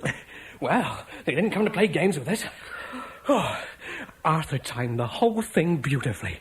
We were having breakfast when one of the lookout boys came running in to say there were 7 ships out there in the distance. Arthur got everybody under cover. He wanted to catch them by surprise. I went off to fetch your husband. He's all right? Oh, he's all right. He was in great form. And Otho? He's all right, too. We only lost 3 men. Now, from out there, on those ships, the Saxons couldn't have seen a thing. Oh. But we had 100 men hidden behind the rocks. There. See? Yes. Now, they sailed up and down for a bit, spying out the land. Then the first 2 ships came straight in, right up the beach. There must have been about 20 men on each. Oh, they'd come to stay, all right, because they began unloading sacks of stuff. Oh, dear. Then Arthur gave the word, and out we came, yelling our heads off. You never saw anything like it. Those little Caledonians of yours went fighting mad. What? Arthur wanted some prisoners, but your fellows wouldn't have it. They drowned all the ones they could catch, then started cutting up the dead ones on the beach. Arthur stopped that. Doesn't like that sort of thing. But he let them break the ships up and pile the bodies on it, have a bonfire. They're probably eating them by now. A nice piece of roast Saxon, something new to these boys. Don't worry. Your 2 men are all right. Otho was terrific. He sailed in with that Roman sword of his, slashing out right and left.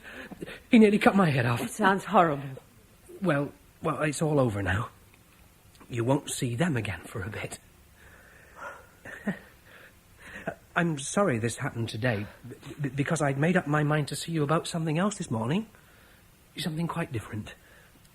I'd do it some other time if you like. Hmm? Oh, what is it? I've been meaning to say it for a long while, but you know how I feel about Paula, don't you? She's fond of me, I'm sure of that. I know you people are particular about these things, but I'm really quite all right, because my father was a Roman general. He commanded the legion at Carlion, but he was sent back to Rome before I was born. I haven't got anything to prove it, but I know my mother wouldn't have made it up. He was a real high-class Roman. Well, naturally, I've known for a long time that Paula's fond of you, Gawain. I want her to be happy, and I'm sure you would do your best to make her happy, but would you be able to, do you think? You see, it's really a question of a home, isn't it? Oh, she'd have that all right. When the Roman governor cleared out of Winchester, we took his house. It's a fine big place. Lots of our men are married. And when we're away like this, the women all live together, and Arthur's wife takes care of them. She's very nice, and Paula would like her. Paula's a Christian. Did you know that? Oh, yes. Guinevere's a Christian, too. Arthur's wife. Oh. She runs a school for the children. She's more educated than Arthur. He doesn't bother much about anything but the fighting, but Guinevere thinks a lot about what's going to happen when the fighting's over. She wants better people than the ones we've got today. So if we had children, they'd be all right. Well, in the old days, a girl was betrothed for a long time to the son of people that one knew. Oh, I'm not saying that against you, Gawain. Times have changed. All I want is for Paula to be happy and well cared for. In these difficult days, a man has to be very strong and good to do that. Do you like me well enough to let me try? I won't stand in your way, Gawain. If Paula agrees, then I think my husband would. That's fine. Well, I'll talk to him later and let you know. Could I come in this evening? If you want to. Gawain, you all right? Yes, rather. I'm all right. Great show, wasn't it? Yeah. Not much doubt about who won that battle. No. Well, I'll be off. There'll be some clearing up to do down there. See you later. Oh, Julian, I'm so glad you're all right. I didn't realize what was happening. It's all over now. It was nothing much. Now sit down, dear, and have a rest. And let me take those heavy boots off. It's funny to fight a battle and then come back to one's own armchair and slippers. It was terribly sudden, wasn't it? I think Arthur was expecting it, but I wish he could have done it in a different way. Well, what else could he have done?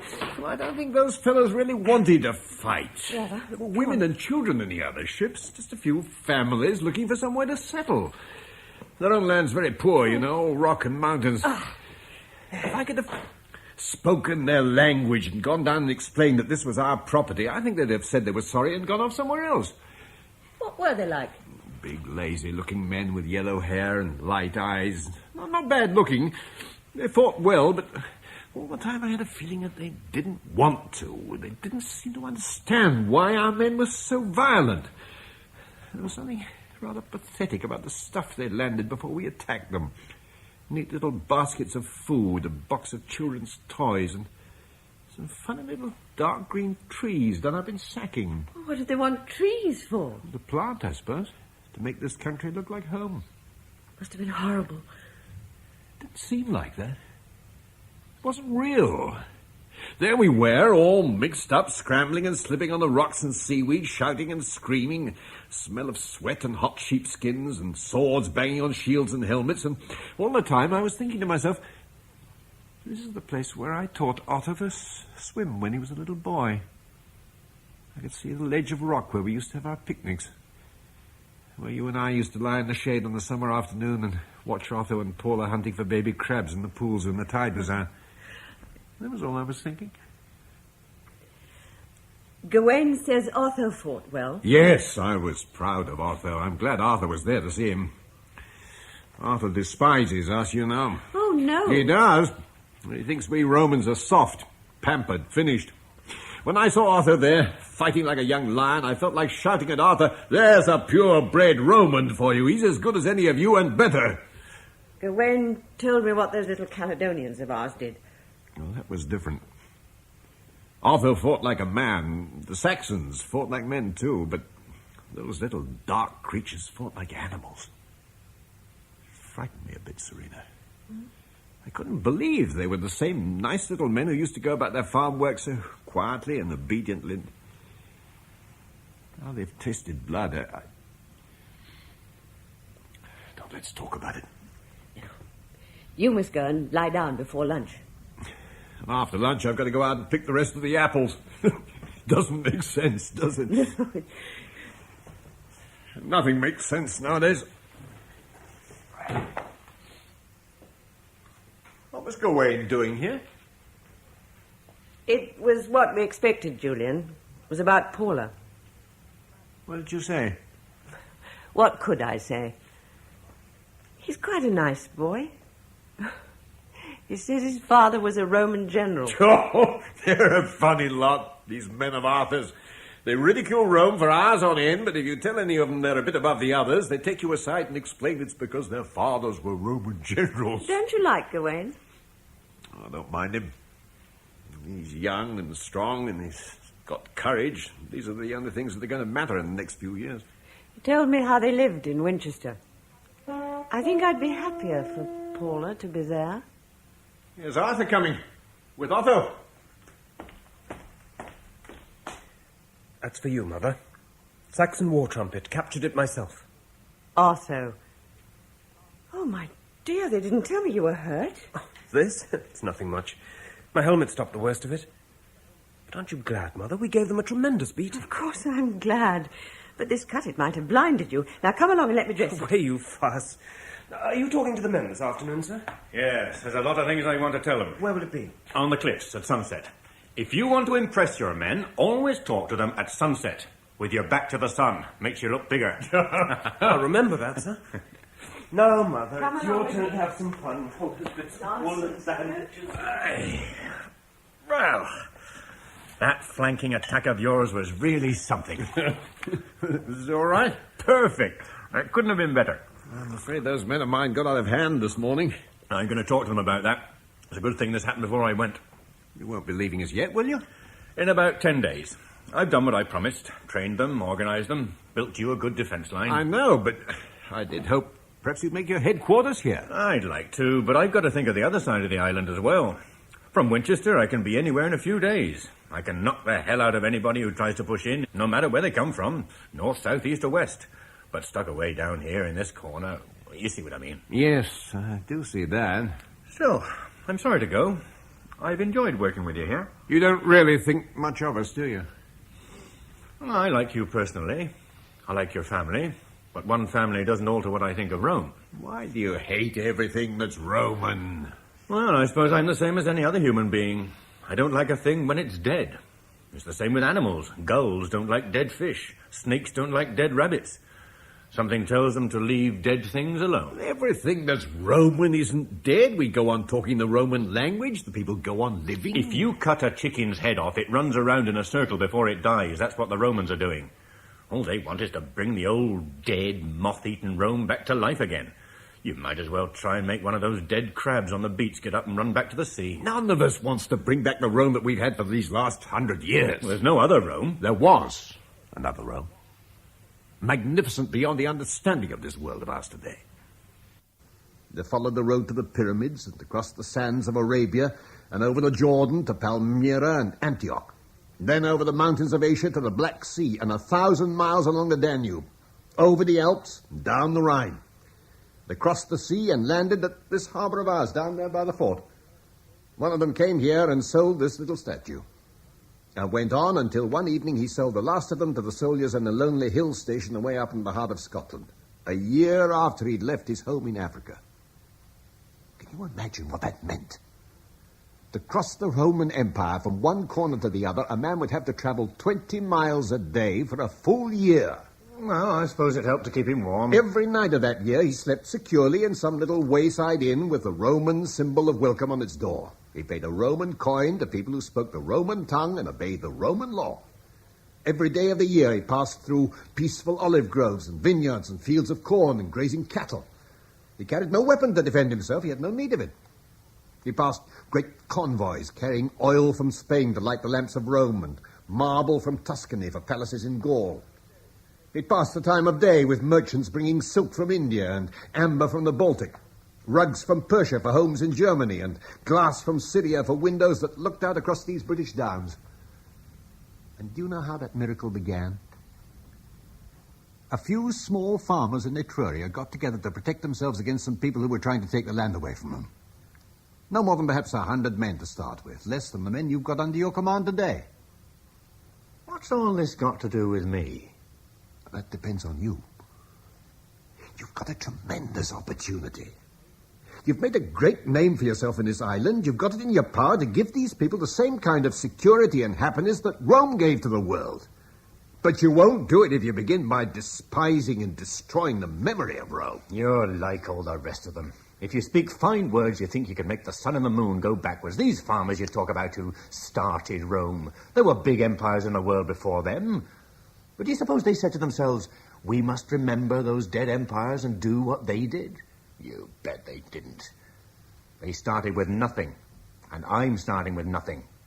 No memories, no history, no examples to follow or promises to keep. It acts like magic when I say to a man, the only thing we've got is the future, and the only thing the Romans have got is the past. The things we're going to do are new things with life in them, not old, worn-out things that people have done before. To keep a few savages out of this island? That's not a new thing. It's the oldest thing on earth. You talk about having no history. The day you were born, your little boat was pushed out onto a great river of history that'll take you with it until you die. I wasn't born on any river. When I was a boy, I lived in a village of little huts on the moors in Cornwall. And I used to go out when it was dark and sit with an old man who took care of the sheep. And one night, he told me about the great light that lay behind the curtain that came across the sky when the sun went down, and how all those thousands of little holes were made by famous warriors who cut their way through on the night they died.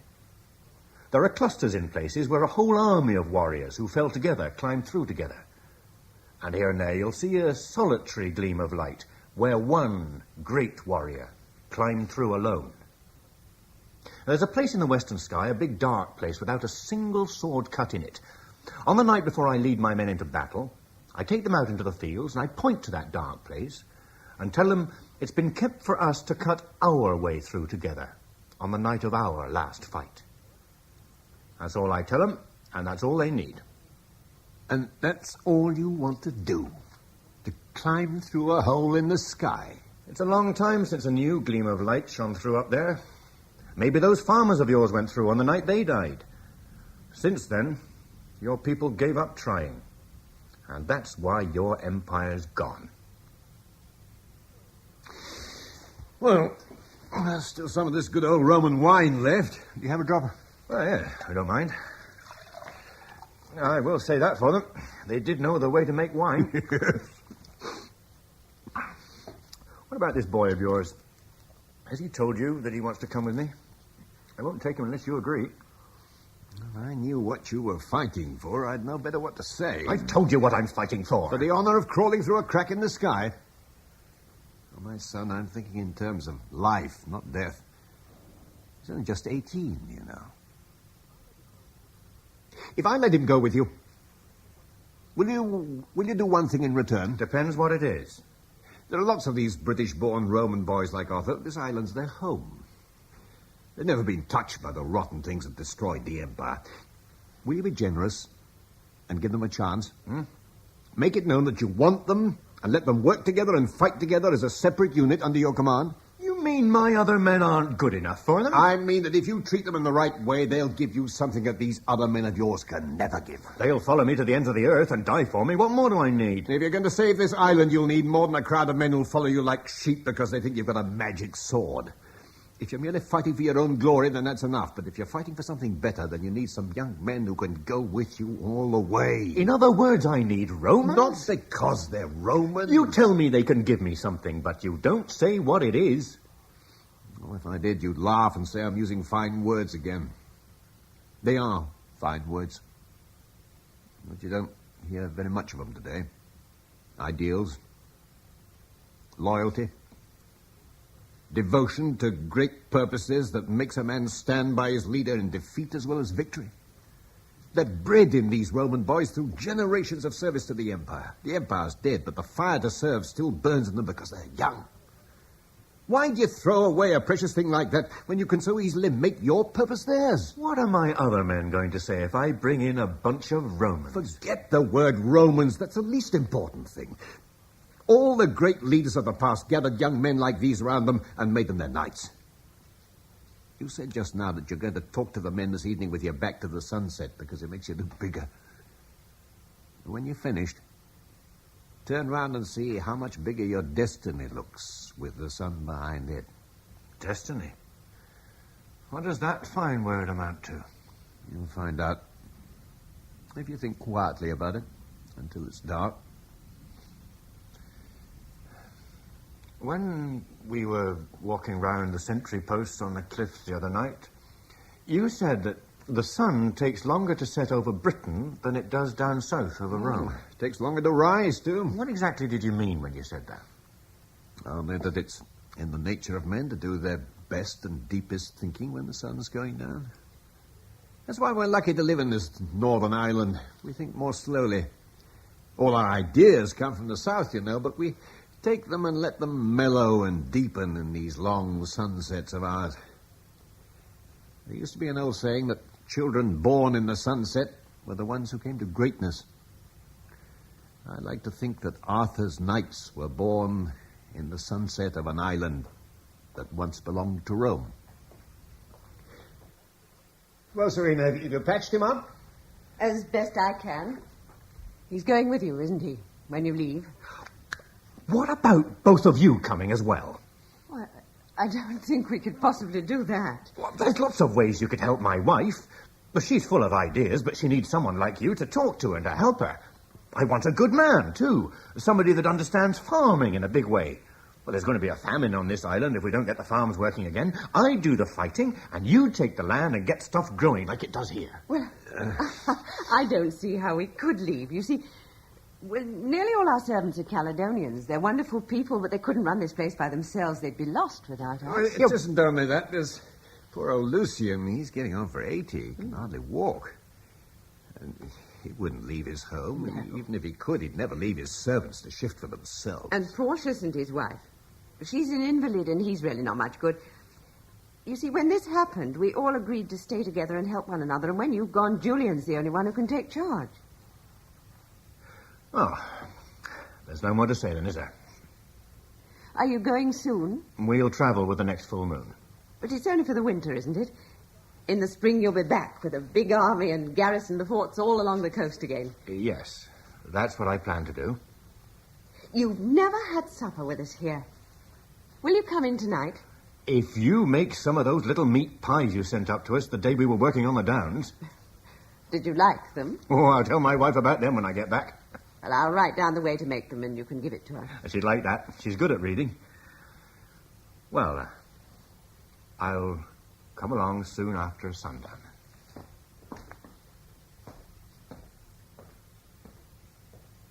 He's a strange man.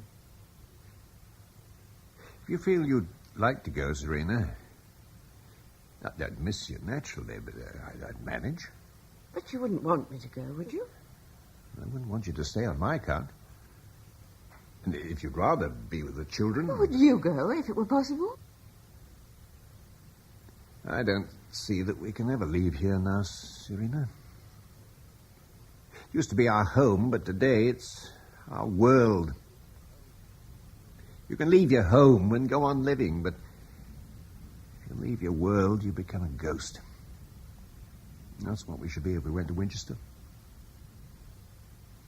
Does it make you unhappy to think of it that way? No. It's what I've felt ever since the night when we stood out there on the terrace and watched the last of the Roman army sail out of the harbour. You said it was the end of an old world and the beginning of a new. But I don't think either of us really believed that we should ever belong to the new one. When big changes come suddenly like this, it's as if a curtain comes down to separate the young from the old. Arthur and Paula on one side, you and I on the other. But can we hold out here when Arthur's gone? I'm not afraid to know the truth, Julian. There's no reason why we shouldn't.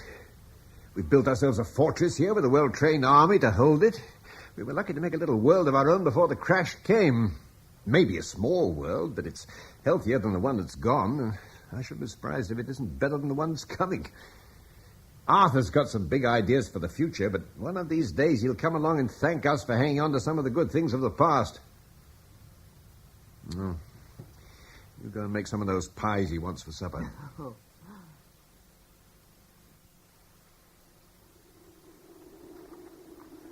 Well, the convoy's gone. We'll catch up with them before they get to Canterbury. Sorry this snow didn't hold off for a few days. I'd rather travel in snow than mud. In weather like this, when you can't work the land, get the men out on field manoeuvres. Oh, these children. They'd forget everything if you didn't run after them the whole time. She's made me put on so much I can hardly walk. You'll need it. Oh, here's Gawain. This cloak is wonderful. Is it comfortable? Makes me feel like an emperor. How far will you go today? If the snow keeps firm, we'll be in Rochester by midnight. Well, here's to you, and this little fortress of yours. Keep the lamps and the beacon going. We shall look for them when we come back one summer night. Yes, to the future King of Britain. Is that saying too much? It may be. But there's no harm in saying it. Well, we must go. Goodbye. And thanks for all you've done for us. No, it's for us to thank you. Until the summer. Goodbye and good luck. Now keep your men together. You'll be all right. Oh, I nearly forgot this for your wife. The way to make those pies. Oh, yes. I mustn't forget that. Goodbye, Mother. Goodbye, darling. Take care of yourself. I'll write as soon as I can. We'll send you letters every month. Everything's going to be all right. Goodbye, Mother. Thanks for so many things. Goodbye, dear. I'll keep your room as it is for when you come back. In the summer, it's no distance at all from Winchester. Oh, the lunch is in the little basket in the green cloth. Don't you worry, we shan't forget the lunch. Goodbye, Father. Goodbye. Escort! Forward! Bye. Bye.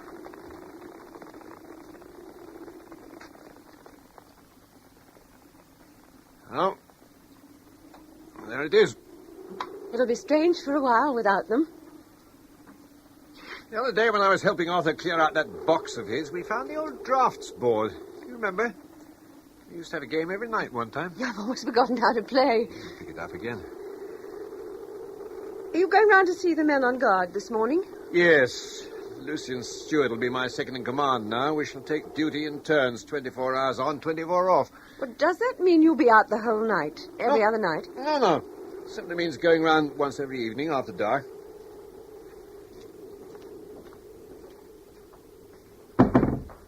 You didn't get much sleep last night. Have an early lunch and then turn in for a bit. Oh, I don't feel I want to lie down. Why not put on our snow boots and go for a walk along the cliffs? That's a good idea. I'll take you round and show you how we've got the place protected. We can watch the sun go down and cross the bay. And by the time we get back, it'll be time for supper. Oh, you used to read aloud after supper in the old days. Tell you what we will do. I've always been meaning to start that history of Britain I used to talk about. What about doing it together now? Oh, I shouldn't be any good at that. Why not? We've got all those family letters in the library. They go back for years. Nobody's written a good history of Britain. Now, every night we'll draw the curtains and settle down. We'll hardly notice the dark evenings at all. All right, then. We'll start after supper tonight. Things might have been a lot worse, Serena. Arthur might have gone on that crazy march to Rome. And it would have been goodbye. Now, I've got to make out these duty rolls now. We'll have an early lunch and away we go along the cliffs. You might tell Lugar to come in, will he? Poor Lugar. He's going to miss the children. He was almost crying when he was packing their things last night. I never realized how fond he was of them. Lugar! You want to eat, sir? Yes, Lugar. Now that Arthur and his men have gone, every other night I shall be on duty. On those nights I want 3 good men to patrol the gardens of the house. I'll arrange everything, sir. And people in good spirits? Quite happy? I think so, sir. You understand your position as my chief servant? Yes, sir. You're in closer touch with the people than I am. I expect you to report to me everything I should know. I understand, sir. Have you anything to report now? Nothing, sir. You sure of that? What would there be to report, sir? Who were the 2 men who came over the downs last night, just after sunset? 2 small, dark men who came up to the ramparts and talked for a long time with our men at the sentry post near the quarry. I know nothing of that, sir. The sentries of that post were your own people. One of them is your own son. You saw your son this morning? He comes to see me at my room, sir, every morning. Well, did he tell you those 2 men on the downs last night? I know nothing of it, sir.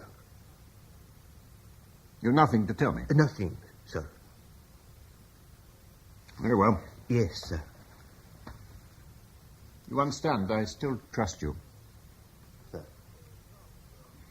You'll find the old drafts board in Master Otho's room. You might bring it in here later on. Very good, sir.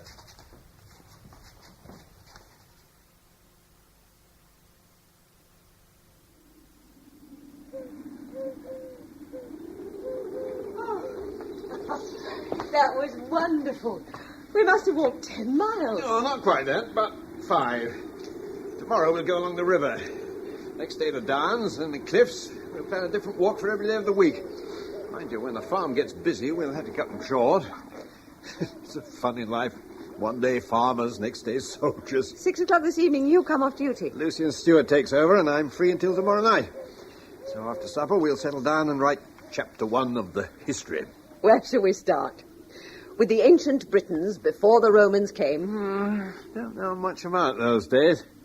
Now, we'll begin with the landing of Julius Caesar and finish up with Arthur. That'll keep us busy till the summer. Julian! Yes, Portia's coming. Oh, I don't want to see him tonight. He'll go on for hours about his wife's neuralgia. He's in charge of stores and supplies now. He's probably got some new scheme. He won't want to stay to supper, will he? Oh, no. His wife doesn't allow him out after dark. You go along and have a rest before dinner. Yes, I will.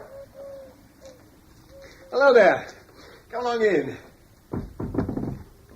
What's the matter? What's happened? Lucian's dead. He's been murdered. When did this happen? This afternoon, some of Lucian's men broke into his house. When his steward tried to save him, they killed him too. They gone? Men, women, and children. They took the road for London with everything they could carry. There's an army of escaped slaves there. They've gone to join them. They must have passed within 100 yards of my house, but I heard nothing. Lucian's people were always quiet and well-behaved. What about your own? They chose another way. They followed Arthur when he left at dawn this morning. They were British. I had a feeling that they'd go with Arthur. Are you alone up there now? You and your wife? No, 4 old men, old shipbuilders. They weren't slaves. Well, it's not going to be easy for us, Portius. But we must reorganize things as best we can. You and your wife better come stay here with us. Bring those old servants with you.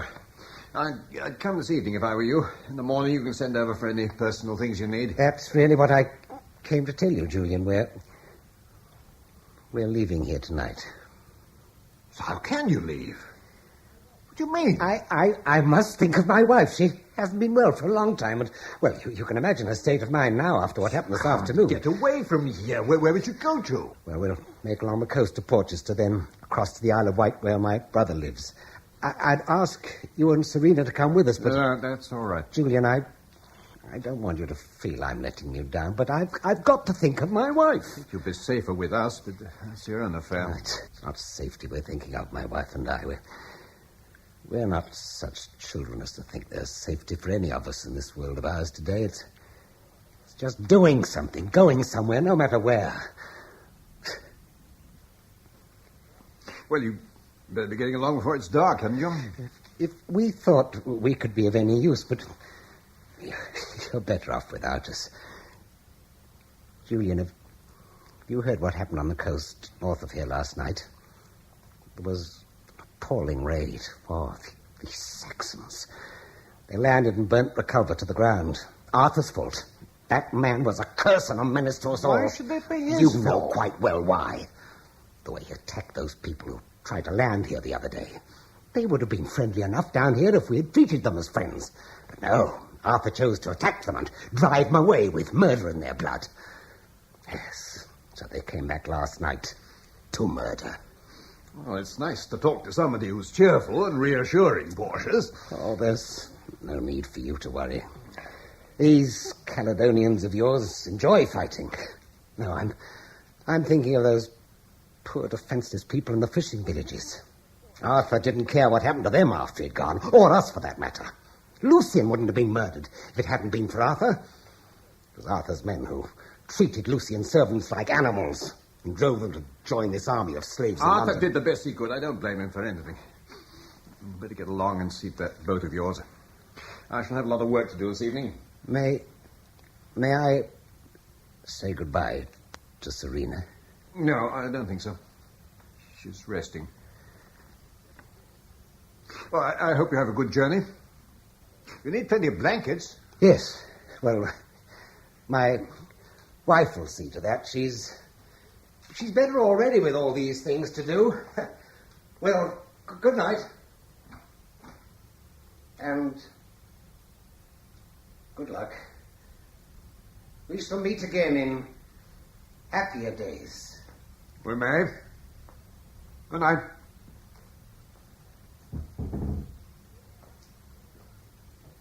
Luca, come here. Luca! Sir? I expect you heard what's happened, Luca. We should be alone here now. You and your people, my wife and I. It's not going to be easy for us, but we can defend ourselves. Our men will have to stay on duty tonight now that the others are gone. I want you to go round and tell the commanders of each post to stand by until I come to see them myself. Arrange for the women and boys in the village to take food up to them. I'll see they all get proper rest, but it'll need organizing. All right, Luca, you better start now. There's a good moon up. You won't need a lantern. Is there something you wanted to say? There is something, sir. Well? What is it? We have to go, sir. We have orders to leave here and join our people in the north. Your orders come from me, Luca. I'm sorry, sir. We have no choice. Who brought you these orders? The men who came across the downs last night? Those men and others, sir. For some weeks they've been coming to our people in the night. You realize what this means, Luca? We understand what it means to you, sir. We're very sorry. I'm thinking of you as well. Do you know how far it is to the north? Some of your people are old. Do you think they can travel 400 miles at this time of year? We shall help those who are old, sir. Traveling is never hard when one is going home. You all agreed on this? We have no choice, sir. Those who disobey the order to return will be branded as traitors and outlaws. What other orders were you given?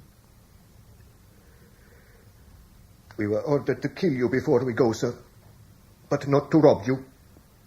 Why not rob me as well? Our king doesn't want his people to be robbers. But they can't be free so long as their masters are alive. I see. Well, when are you going to kill me? We have no wish to kill you, sir. If you've orders to do it, won't you be in trouble if you don't? If it were known, sir, then we should be in trouble. But we are all agreed to say that we did kill you. If we say it with one voice, it will be believed. Do you think if I spoke to your people and asked them to stay with me until the spring... There are spies in the woods, sir, watching us, waiting to see that we obey. If we fail now, then we shall never be allowed to return. We shall be enemies of our own people. When are you going? In the morning, sir. The sentries will remain at their posts until it is light. Then we must go. Very well. You realize, of course, that your mistress and I will be entirely alone. It grieves me very much, sir. You've been very kind to me. But I have to think of my children. Yes. Yes, we all have to do that. It may be hard for them if it were known that their father was an outlaw. I'm not blaming you, Luca. There's one other thing, sir. I would not be happy in years to come if I were to leave you tomorrow as an escaped slave. If you will allow me, I would like to buy my freedom. That's all right, Luca. You needn't worry. It's something I've always looked forward to, sir. I hope you won't deny me the privilege. You paid 6pence for me in Canterbury 30 years ago, sir. Well, of course, there was a slump at that time, and you were worth a great deal more than 6pence. I'm prepared to pay more, No, sir. I didn't mean that. You pay your 6pence and everything will be all right. You must allow me to pay what I consider I'm worth, sir. How on earth did you collect all this? In the autumn, sir, when I work in the orchard, you always permitted me to sell the windfalls. I never knew they were worth that much. There are 48 silver pennies, sir. I hope to make it 50, but this year Arthur's soldiers took the windfalls without paying. I hope you will accept this as the best I can afford. Give me your hand, Luca. I, Julianus Licinius Severus, citizen of the Roman Empire, being the lawful owner of the slave Luca, hereby grant to the said Luca and to his children freedom from the bonds of servitude, now and for all time. I have the cap of freedom here, sir. Well, I think that's everything. It's usual for a master to strike his slave for the last time when he grants him freedom. You're a stickler for etiquette, Luca. I always thought it was rather an unnecessary formality, but... there you are. I've waited and prayed for this moment for many years, sir. For the honor of taking your hand as a free man. There won't be any need for you to go round the sentry posts now. They'll remain on duty until dawn, sir. Your dinner will be ready in half an hour. What time are you going in the morning? An hour after sunrise, sir. I'll see that your breakfast is served before we leave and the fire is made up. The room will be cleaned and lunch will be laid in the dining room. All right, Luca, you can leave me now. We should be ready for dinner in half an hour. Yes, sir. You ordered me to prepare the drafts board, sir. Oh, yes, the drafts. Thank you, Luca.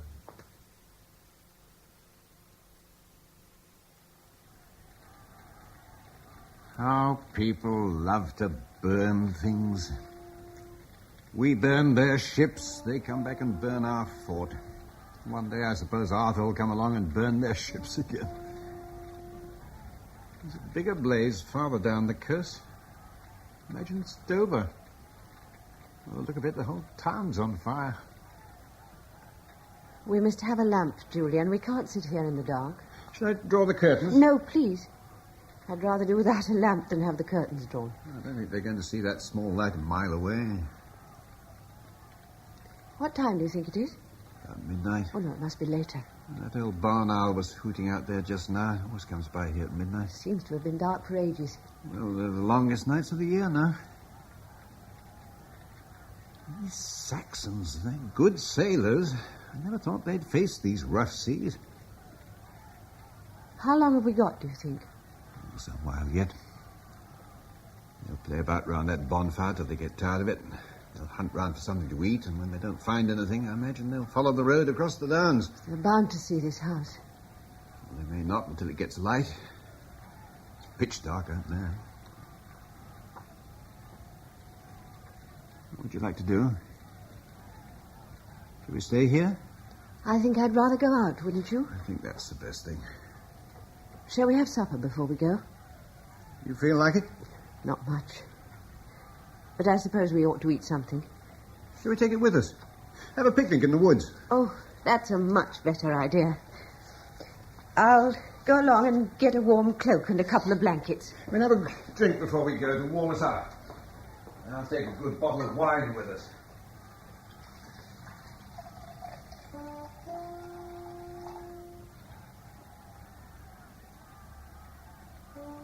Well, Sylvanus, is it your fault or mine? You don't care what happens to any of us, do you? Those old British people thought you were their god. We came along and tried to make you into a Roman god. Now I suppose these new people will say you belong to them. And all the time, the only things you really care about are the woods and the fields, no matter who they belong to. Were you asking Sylvanus for help? I was telling him what an old fraud he is, that's all. He's been our family god for 300 years, and he's not even going to say goodbye. Well, it's not his fault, Julian. You can't expect a spirit that guards a stream in a wood to understand what's happening tonight. Well, we might as well take the picnic basket. Where'd you find it? In the cupboard by the kitchen door. It's easier to carry on a dark night than a bundle and tablecloth. If we drop this, it'll be the end of everything. Do you remember this old wine? The last journey my father made to Italy. The last great vintage from Etruria. Oh, yes. I always kept this one bottle for old time's sake. Oh, I don't blame poor old Sylvanus. I don't see what he could have done about a thing like this. Or any other god, for that matter. It's a bit beyond yours, too, isn't it? He understands. He's with us here tonight. Oh, it's no good understanding and being here if he doesn't do anything. If he wants to help, he'd better be quick about it. It's not now that matters. I've tried to explain so often, Julian, but you'd never listen. In the old days, when the gods were young, they'd have thrown a thunderbolt on those fellas down there in the fort and blown them back to the place they came from. You used to tell me that yours could work miracles. Don't you think it's a miracle that he's here with us now? The old gods helped us to conquer the world, but they did nothing for us when we really needed them. That's the difference between the old gods and mine. He comes to you when you need him. Pity he didn't come a bit sooner. It's not much good waiting till it's all over. But it's not all over. Well, that's the wonderful thing, Julian. If you go with him, it's only just beginning. He can't control what those men down there may do, because this isn't his world. But he can take us with him, and Once we're in his world, nobody can hurt us because there's no fighting or cruelty there. There's only peace and happiness. Don't you know all this? It's only what that old priest told you. There's more than that. When you came in this evening and told me what had happened, you said I was brave, but anybody can be brave when they know how simple it is to go with him. You honestly believe you can do these things? I've never told you anything that I didn't believe.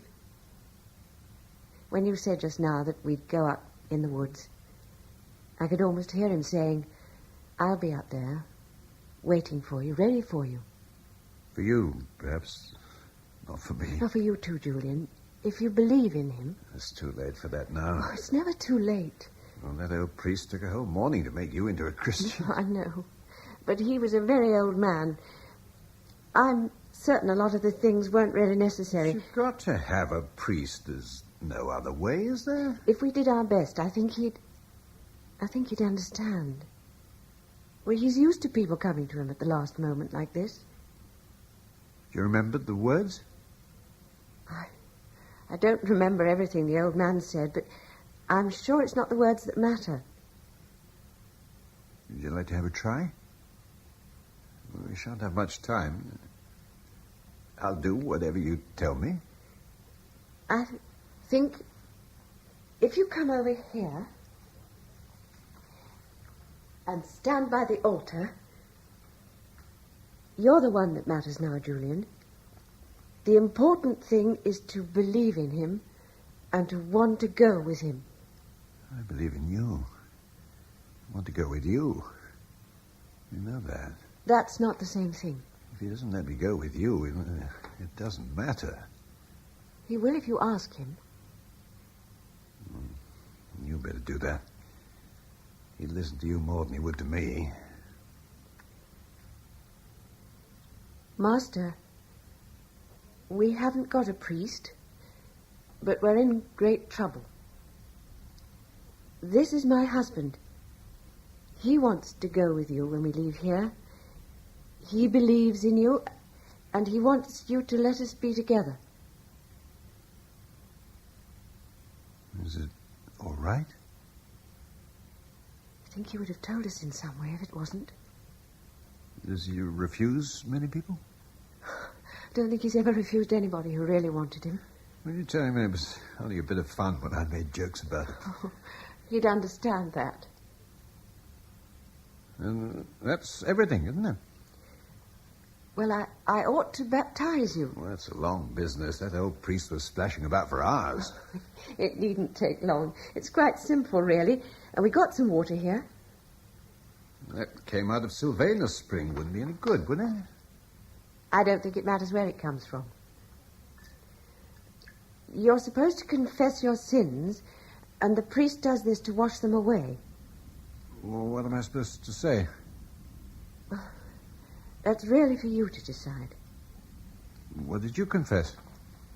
Lots of things. But I had time to prepare.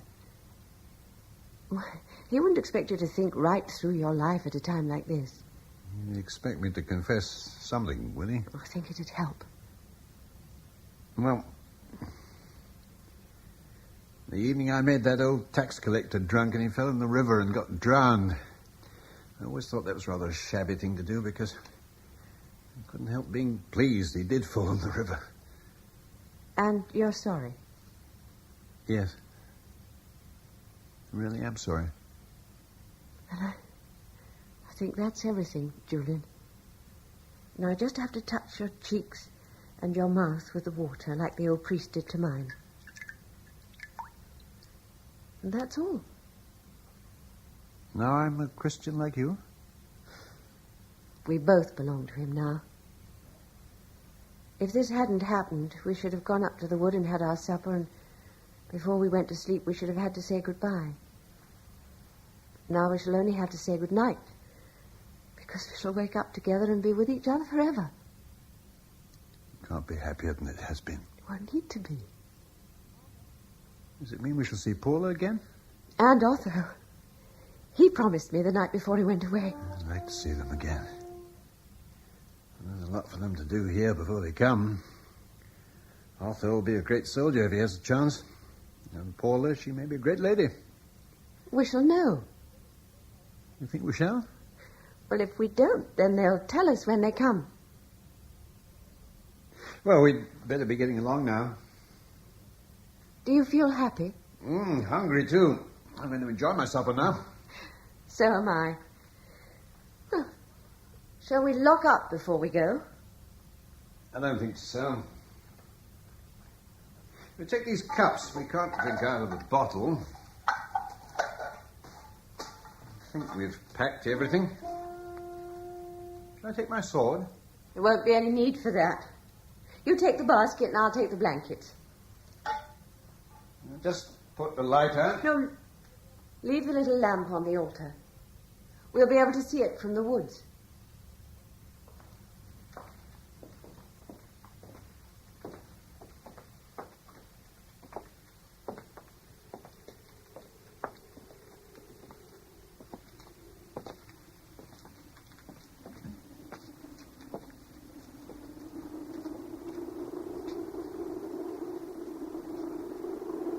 In The Long Sunset by R.C. Sherriff, Marcus was played by John Rye, Julian, Stephen Murray, Serena, Pauline Letts, Paula, Jane Knowles, Otho, David Spencer, Lucian Lockwood West, Portius, John Gabriel, Arthur, Julian Glover, Gawain, David Valor, and Luga, Edward Kelsey.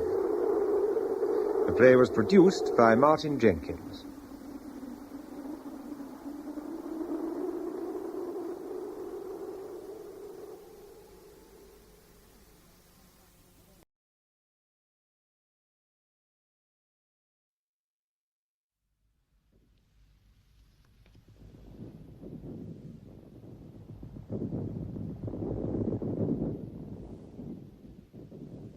Journey's End by R.C. Sherriff.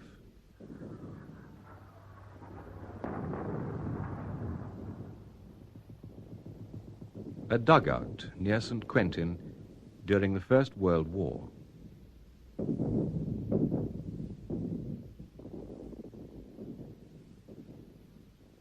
Tick-tock, wind up the clock, and we'll start the day over again.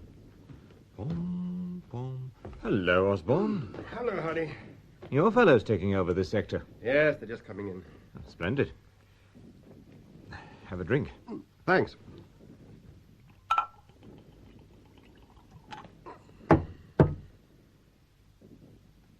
Oh, don't have too much water. It's rather strong today. I wonder what it is they put in the water. Some sort of disinfectant, I suppose. I'd rather have the microbes. Oh, Giro. Cheerio. Well, Stanhope asked me to come and take over. He's looking after the men coming in. Ah, splendid. You know, I'm awfully glad you've come.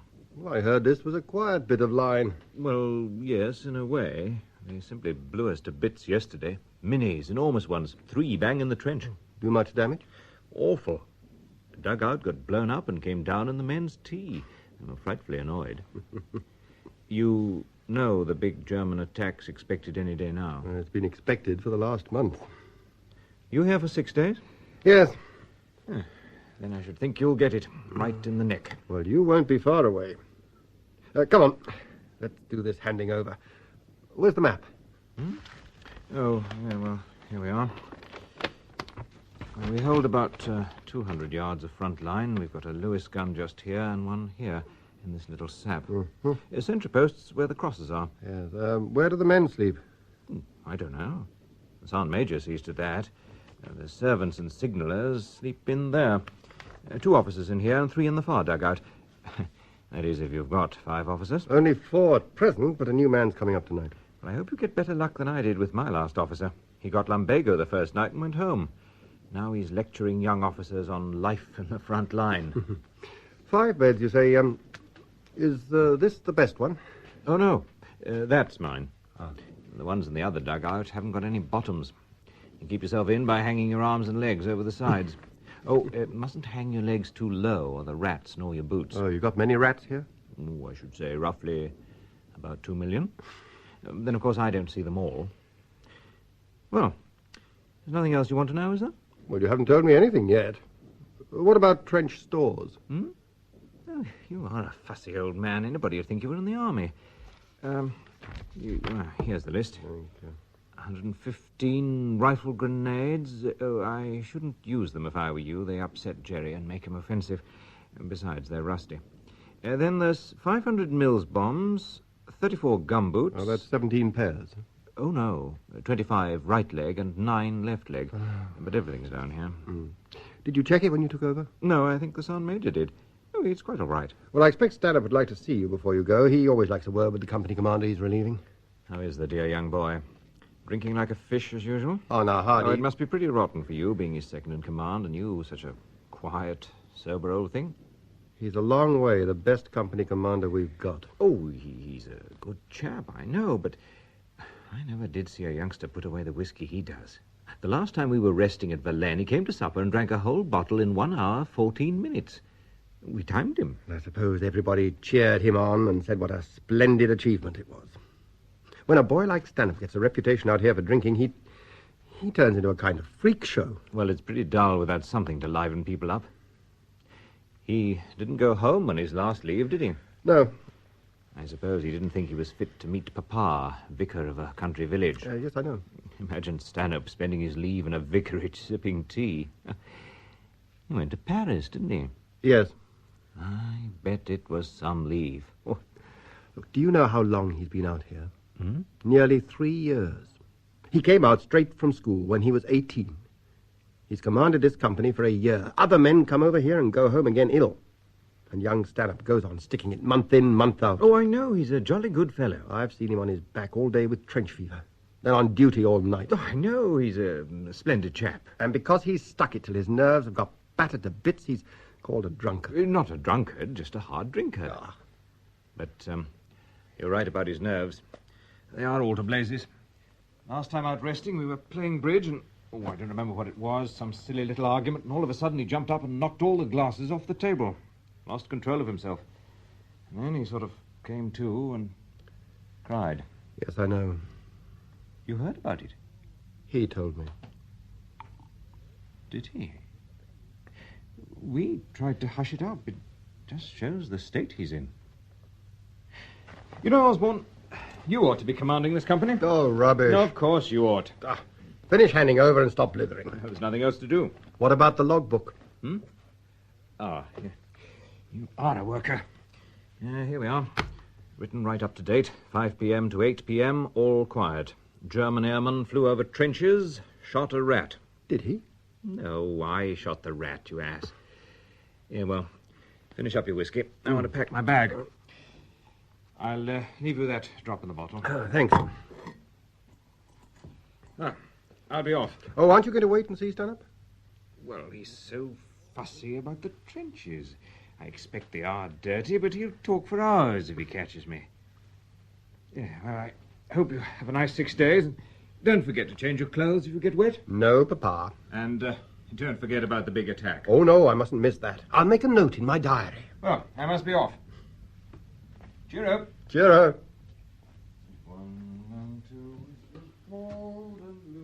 Excuse me, sir, can I lace that up? Oh, yes, do, Mason. Thank you, sir. What are you going to tempt us with tonight? Soup, sir, cutlets and pineapple. Cutlets? Well, sir... Well, yes, sir, cutlets. What sort of cutlets? Oh, I shouldn't like to commit myself too deep, sir. Ordinary ration meat? Oh, yes, sir, but a new shape, sir. Smells like liver, but it hasn't got that smooth, wet look that liver's got. Excuse me, sir. This is C Company headquarters, sir. Oh, thanks. Yeah, very good answer. Yes, righto. Oh, hello. Good evening, sir. You the new officer? Yes, they told me to report here. Good. We've been expecting you. Sit down, won't you? Thanks. I should take your pack off. Oh, right. Will you have a drink? Well, You don't drink whiskey? Oh, yes. Just a small one, sir. Whiskey takes away the taste of the water. Oh, yes. And the water takes away the taste of the whiskey. There. Just out from England? Yes, I landed a week ago. Mm-hmm. Well, here's luck, sir. Good luck. Cigarette. Oh, thanks. Ever been up in the line before? Oh, no, I only left school last summer term. I expect you find it a bit strange. Yes, I do, a bit. Oh, my name's Osborne. I'm second in command of the company. And you only call me sir in front of the men. I see. Thanks. The other officers call me uncle. What's your name? Raleigh. Well, we've only just moved into these trenches, Raleigh. Captain Stanhope commands the company. I know. It's a frightful bit of luck. Why, do you know him? We were at school together. Were you? At least, of course, I was only a kid, and he was one of the big fellows. He's 3 years older than I am. He's a splendid chap. Isn't he? He was skipper of rugger at Barford and kept wicket for the 11. It's a jolly good bat, too. Did you play rugger and cricket? Oh, yes. Of course, I wasn't in the same class as Dennis. I suppose I ought to call him Captain Stanhope. No, just Stanhope. I see. Well, thanks. I wonder if Stanhope will remember you. I expect you've grown in the last 3 years. Oh, I think he'll remember me. You see, our fathers were friends, and Dennis used to come and stay with us in the holidays. Ah. Of course, at school I didn't see much of him, but in the holidays we were terrific pals. Well, he's a fine company commander. Last time he was on leave, he came down to the school. He just got his MC and been made a captain. He looked splendid. It sort of made me feel... Keen? Yes, keen to get out here. I was frightfully keen to get into Dennis's regiment. I thought perhaps with a bit of luck I might get to the same battalion. It's a big fluke to have got to the same company. It's an amazing bit of luck.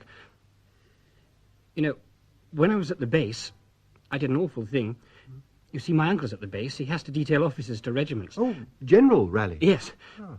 Well, I went to see him on the quiet and asked him if he could get me into this battalion. He bit my head off, said I'd got to be treated like everybody else. Yes? And next day, I was told I was coming to this battalion. It's funny, wasn't it? Yes, extraordinary coincidence. And when I got to battalion headquarters and the colonel told me to report to C Company, I could have cheered. I expect Dennis would be frightfully surprised. I've got a message for him. From the colonel? No, from my sister. Your sister? You see, Dennis used to stay with us, and naturally my sister... Well, perhaps I ought not... Oh, no, that's all right. I didn't actually know. They're not officially engaged? No. She'll be awfully glad. I can write and tell her all about him. He doesn't say much in his letters. Can we write often? Oh, yes. Letters are collected every day. You don't think Dennis will mind my sort of forcing myself into his company? I never thought of that. No, of course he won't. But, you know, Raleigh, you mustn't expect to find him quite the same. Oh? You see, he's been out here a long time, and it tells on a man rather badly. Yes, I suppose it does. You may find he's a little bit quick-tempered. Oh, I know old Dennis's temper. I remember once he caught some chaps in the study with a bottle of whiskey. Oh, Lord, the roof nearly blew off. He gave them a dozen each with a cricket stump. They were so keen on the fellows in the house keeping fit. He was frightfully down on smoking and that sort of thing. Yes. You must remember he's commanded this company for a long time, and it's a big strain on a man. It must be. Now, we've got 5 beds here. I'm afraid you'll have to wait until the others come and pick the beds they want. Righto. Better wait and unpack when you know where you're sleeping. Righto. We never undress when we're in the line. You can take your boots off now and then in the daytime, but it's better to keep pretty well dressed always. I see. Well, thanks. I expect Stanhope will send you on duty with one of us at first, till you get used to it. Are we in the front line here? No, that's the support line outside. The front line's about 50 yards further on. How frightfully quiet it is. I thought there'd be an awful row here all the time. Most people think that.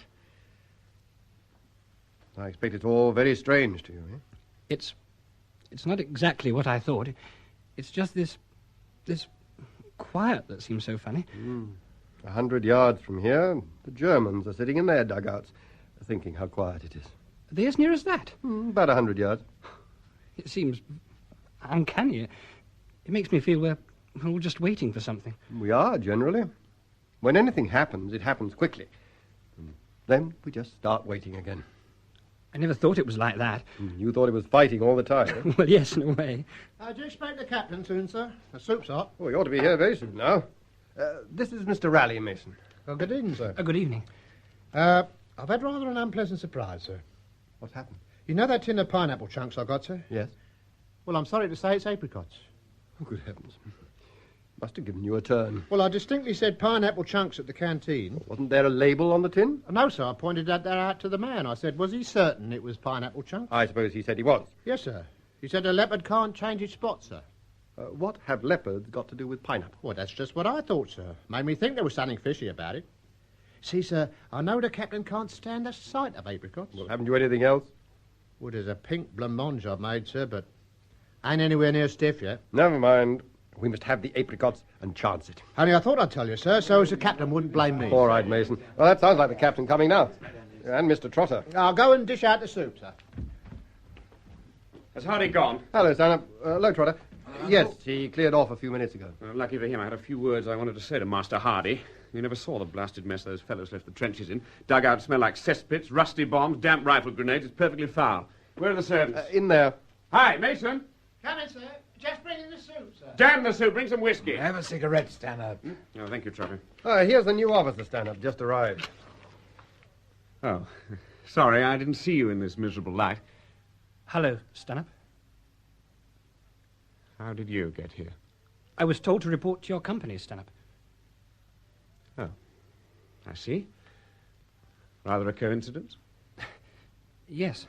I say, Stanhope, it's a terrible business. We thought we'd got a tin of pineapple chunks, and it turns out to be apricots. Ah, give me apricots every time. I hate pineapple chunks. Too blooming sickly for me. I'm awfully glad I got to your company, Stanhope. When did you get here? He came up with the transport while you were taking over. I see. Your whiskey, sir. Thank you, Mason. Well, come along, Uncle. Come and sit here. You better sit there, Raleigh. Right. You Raleigh? Yes. I'm Trotter. Feel a bit odd, I suppose? Yes, a bit. Oh, well, you'll soon get used to it. You'll feel you've been here a year in about an hour's time. Soup, sir. Ah, soup. What kind of soup is this, Mason? Yellow soup, sir. Yes, it's got a very deep yellow flavour. Oh, it wants some pepper. Bring some pepper, Mason. I'm very sorry, sir. When a mess box was packed, the pepper was omitted, sir. Oh, I say, but damn it. Well, we must have pepper. It's a disinfectant. Why wasn't it packed, Mason? It was missed, sir. Why? Well, sir, I left it to the... Then I advise you never to leave it to anyone again, unless you want to rejoin your platoon out there. I'm very sorry, sir. We'll send one of the signallers. Yes, sir. Sir, you're wanted. Sure. Do you know A Company headquarters? Yes, sir. We'll go there at once and ask Captain Willis with my compliments if he can lend me a little pepper. Very good, sir. War's bad enough with pepper, but war without pepper, I ask you. What's it like outside, Trotter? There's a nasty noise going on up north. There's wipers, I expect. I wish we knew more what's going on. So do I. Still, my wife reads the papers every morning and writes and tells me. What's this, Mason? Meat, sir. I know that. What sort? What sort of cutlet, sir? There's cutlets and cutlets. Oh, no, sir. That one's a cutlet. Well, it won't let me cut it. No, sir. That's a joke. I see, sir. Right, sir. Cheer up, Skipper. You do look glum. I'm tired. Oh, I should turn in and get some sleep after supper. I've got hours of work before I sleep. Well, I'll do the duty roll and see the Sergeant Major and all that. Oh, that's all right, Uncle. I'll see to it. Trotter goes on duty directly he's had supper. Raleigh, you better go on with him to learn. Oh, right. Look here, Skipper. It's nearly 8 now. Couldn't we make it past? No. I told Hibbert he'd be relieved at 8.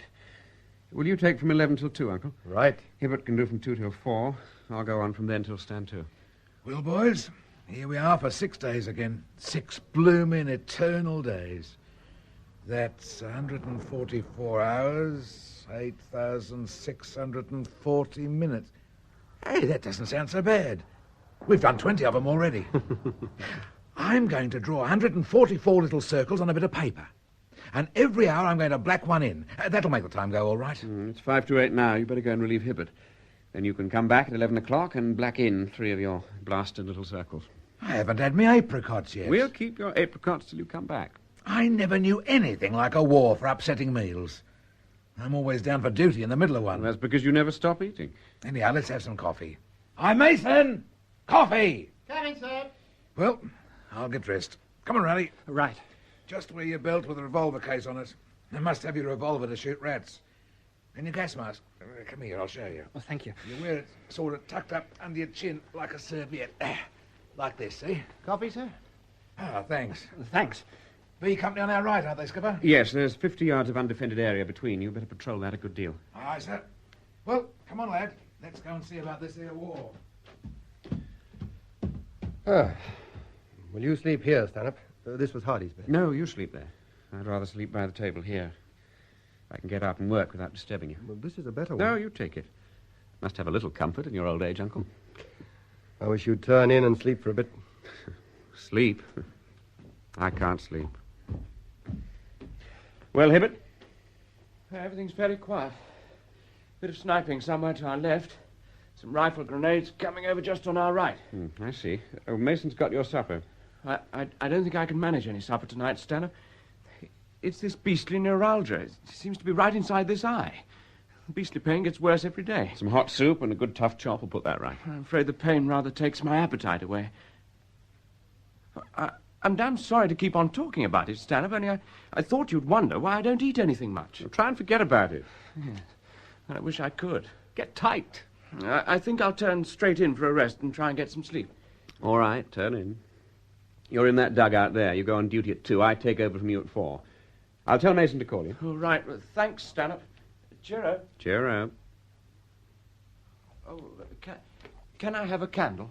Here you are. Take one of these. Thanks. See that, Uncle? Another little worm trying to wriggle home. I wonder if he really is bad. He looks rotten. Pure funk, that's all. He's starving himself purposely out for little swine. Oh, neuralgia is a splendid idea. No proof, as far as I can see. Oh, I think he's tried hard. How long's he been out here? 3 months, I suppose? Now he's decided he's done his bit. He's decided to go home and spend the rest of the war in comfortable nerve hospitals. Well, he's mistaken. I don't see how you can prevent a fellow going sick. I'll have a quiet word with the doctor before he does. No man of mine's going sick before the attack. They're going to take an equal chance together. Raleigh looks a nice chap. Yes. Good-looking youngster. At school with you, wasn't he? Has he been talking already? Oh, he just mentioned it. It was a natural thing to tell me when he knew you were in command. He's awfully pleased to get into your company. Seems to think a lot of you. Yes, I'm his hero. Well, it's quite natural. You think so? Small boys at school generally have their heroes. Yes, small boys at school do. And often it goes on as long as... As long as the hero's a hero. It often goes on all through life. I wonder. How many battalions are there in France? Why? We'll say 50 divisions. That's 150 brigades, 450 battalions. That's 1,800 companies. There are 1,800 companies in France, Uncle. Raleigh might have been sent to any one of those, and he comes to mine. Well, you ought to be glad. I like him. I knew you'd like him. Personality, isn't it? Look at this picture. Raleigh's sister, isn't it? How did you know? Oh, there's a strong likeness. The photo doesn't show much, really. Just a face. She looks awfully nice. You're a lucky chap. I don't know why I keep it, really. Why? Isn't she... Well, I thought... What did you think? Well, I thought that perhaps she was waiting for you. Yes, she is waiting for me. And she doesn't know. She thinks I'm a wonderful chap, commanding a company. She doesn't know that if I went up those steps into the front line, without being doped with whiskey, I'd go mad with fright. Now, look here, old man. I meant to say it for a long time, but it sounds awful impudence. You've done longer out here than any man in the battalion. It's time you went away for a rest. It's due to you. You suggest that I go sick, like that little worm in there? Neuralgia in the eye. No. But the colonel would have sent you down long ago, only... Only what? Only he can't spare you. Oh, rot. He told me. He thinks I'm in such a state I want to rest, is that it? No, he thinks it's due to you. Oh, it's all right, Uncle. I'll stick it out now. May not be much longer now. I've had my share of luck, more than my share. There's not a man left who was here when I came. It's rather damnable for that boy. Of all the boys in the world to have to come to me. I might have been spared that. You're looking at things in rather a black sort of That way. boy is a hero worshipper. You know what that means at school. I was skipper of rugger and all that sort of thing. Doesn't sound much out here, but at school... Oh, damn it, Uncle, you're a schoolmaster, you know. I've just told you what I think of hero worship.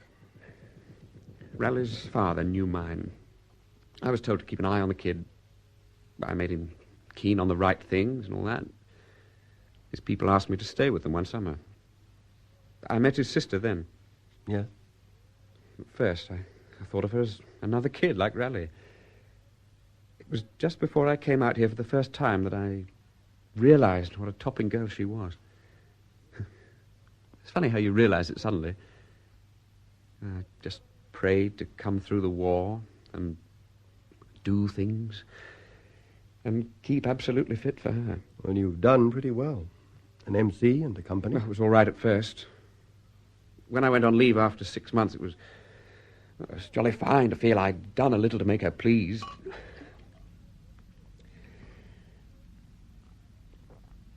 It was after I came back here, in that awful affair on Vimy Ridge. I knew I'd go mad if I didn't break the strain. I couldn't bear being fully conscious all the time.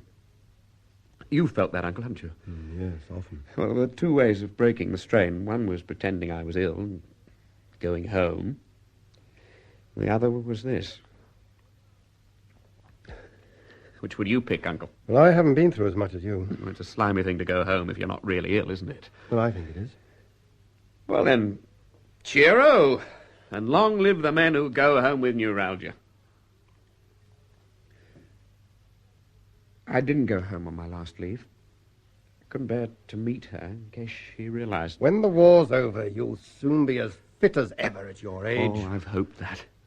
I'd go away for months and live in the open air and get fit and then go back to her. And so you can. If Raleigh had gone to one of those other 1,800 companies... Well, I don't see why... Oh, for Lord's sake, don't be a damn fool. You know. You know he'll write and tell her I reek of whiskey all day. Why should he? He's not... Exactly. He's not a little swine who'll deceive his sister. Well, he'll realize that men are different out here. No, it's no good, Uncle. Do you see him sitting there at supper, staring at me and wondering?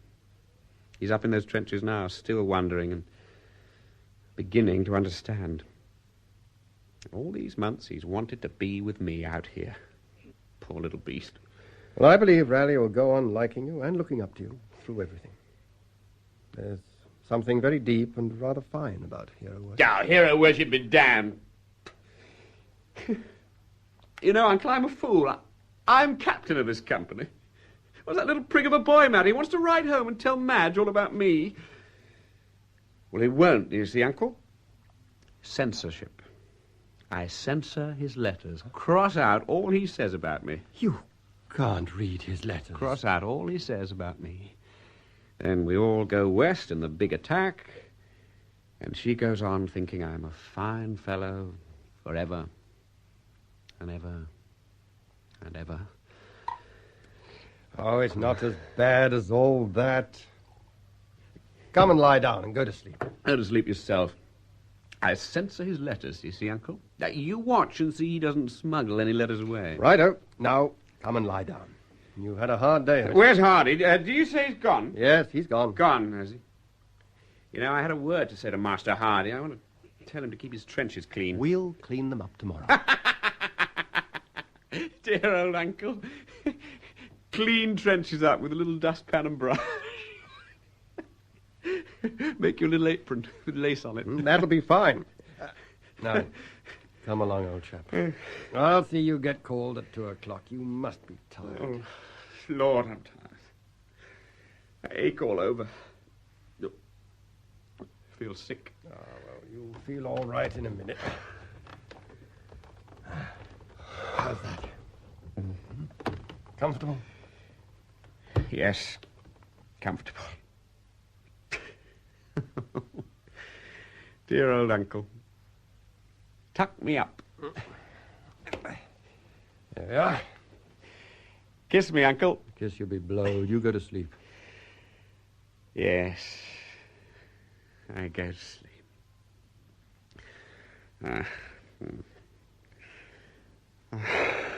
Mason. Yes, sir? Will you call me at 10 minutes to 11 and Mr. Hibbert at 10 minutes to 2? I'm going to turn in for a little while. Very good, sir. The peppers come, sir. Oh, good. Very sorry about the pepper, sir. That's all right, Mason. Good night, sir. Good night.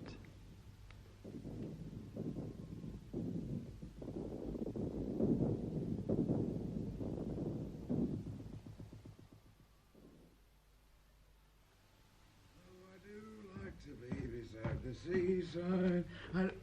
Breakfast. Morning, Osmond. Morning, Trotter. Morning, Raleigh. Morning, Trotter.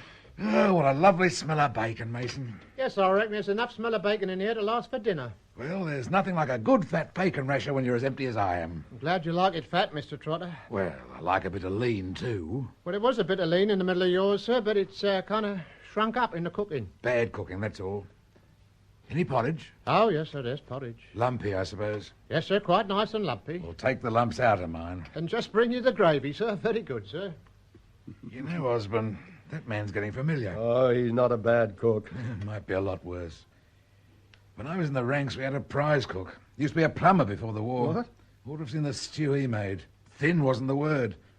Put a bucket full of his stew in a bath and pull the plug and the whole lot would go down in a couple of gurgles. I've took the lumps out, sir. Good. Keep them and use them for dumplings next time you have boiled beef. Very good, sir. I thought you were on duty now. I'm supposed to be. Stanhope sent me down to get my breakfast. He's looking after things till I finish. He's got a long job, then. Oh, no. I'm a quick eater. Hi, Mason. Bacon! Coming, sir. It's a wonderful morning. Isn't it lovely? Makes you feel sort of young and hopeful. I was up in that old trench under the brick wall just now.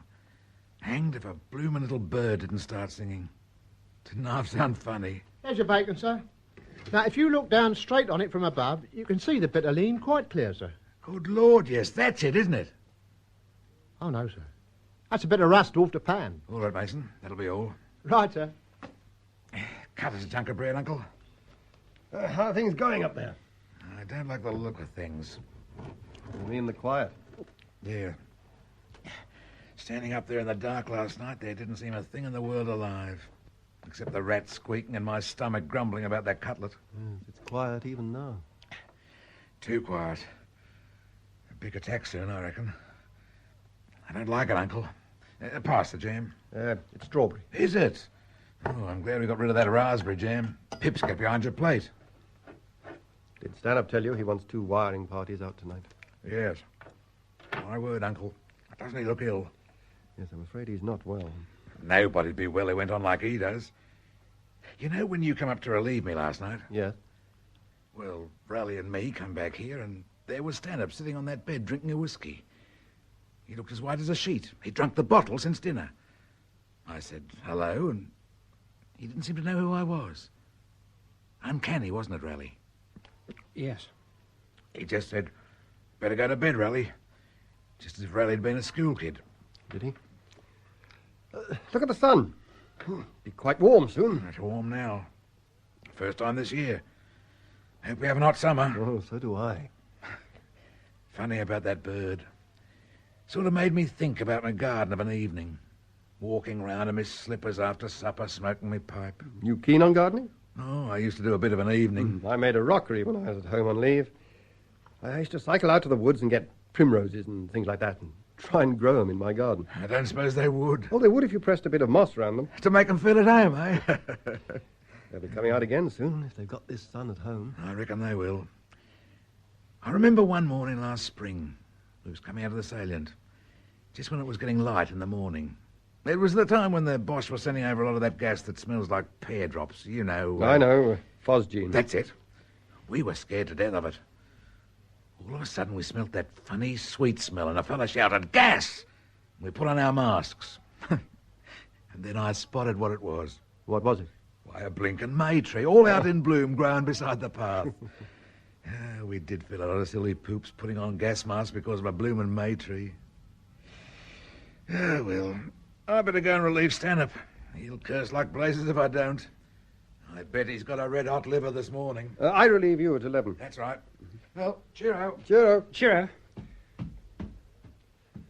You know, Raleigh, I expect Stanhope will let you go on duty alone now. Will he? About what time? Well, after me, I expect. From about 2 till 4. Good. What do you think about it all, eh? Oh, all right, thanks. I feel I've been here for ages. Time passes, though. Are we here for 6 days? Yes. Seems a long time, doesn't it? Does rather. I can't imagine the end of 6 days here. Well, anyhow, we've done 12 hours already.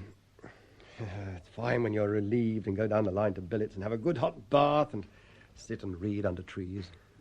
Good Lord, I feel I haven't seen a tree for ages. Not a real tree with leaves and branches. How did you feel in the front line? Oh, all right. It seems so uncanny. Everybody creeping about and talking in low voices. Mm-hmm. I suppose you've got to talk quietly when you're so near the German front line. It's only about 70 yards, isn't it? Yes, yes. About the breadth of a rugger field. It's funny to think of it like that. I always measure distances like that out here. Keeps them in proportion. Well, did you play rugger? Yes, but mostly reffing at school in the last few years. You a schoolmaster, then? Yes, I must apologise. Oh, I don't mind schoolmasters. Thank you. Well, I mean, I never met one outside of school. Well, they do get out sometimes. Who did you play for? The Harlequins. I say, really? I played for the English team on one great occasion. What? For England? Oh, I was awfully lucky to get the chance. And, it's a long time ago now. Oh, but good Lord, that must have been simply topping. Where did you play? Wing 3. I say, I never realised you'd played for England. Tuppence to talk to me now. It must be awfully thrilling, playing in front of a huge crowd, all shouting and cheering. You don't notice it when the game begins. Well, I used to get wind up playing at school with only a few kids looking on. You feel it more when there are only a few. The Germans are really quite decent, aren't they? I mean, outside the newspapers. Yes. I remember up at Wipers, we had a man shot when he was out on patrol. Well, we couldn't get him that night. He lay out there groaning all day. Next night, 3 of our men crawled out to get him in. When they began dragging him back, a big German officer stood up in their trenches and called out, "Carry him." And our fellows stood up and carried the man back. And the German officer fired some lights for them to see by. The next day, we blew each other's trenches to blazes. It all seems rather silly, doesn't it? Yes, it does, rather. I started a letter when I came off duty last night. How do we send letters? The quartermaster's aunt takes them down in the evenings. I think I'll go and finish it now. Oh, come and write it in here. It's more cheery. It's all right, thanks. I've rigged up a sort of little table beside my bed. Righto.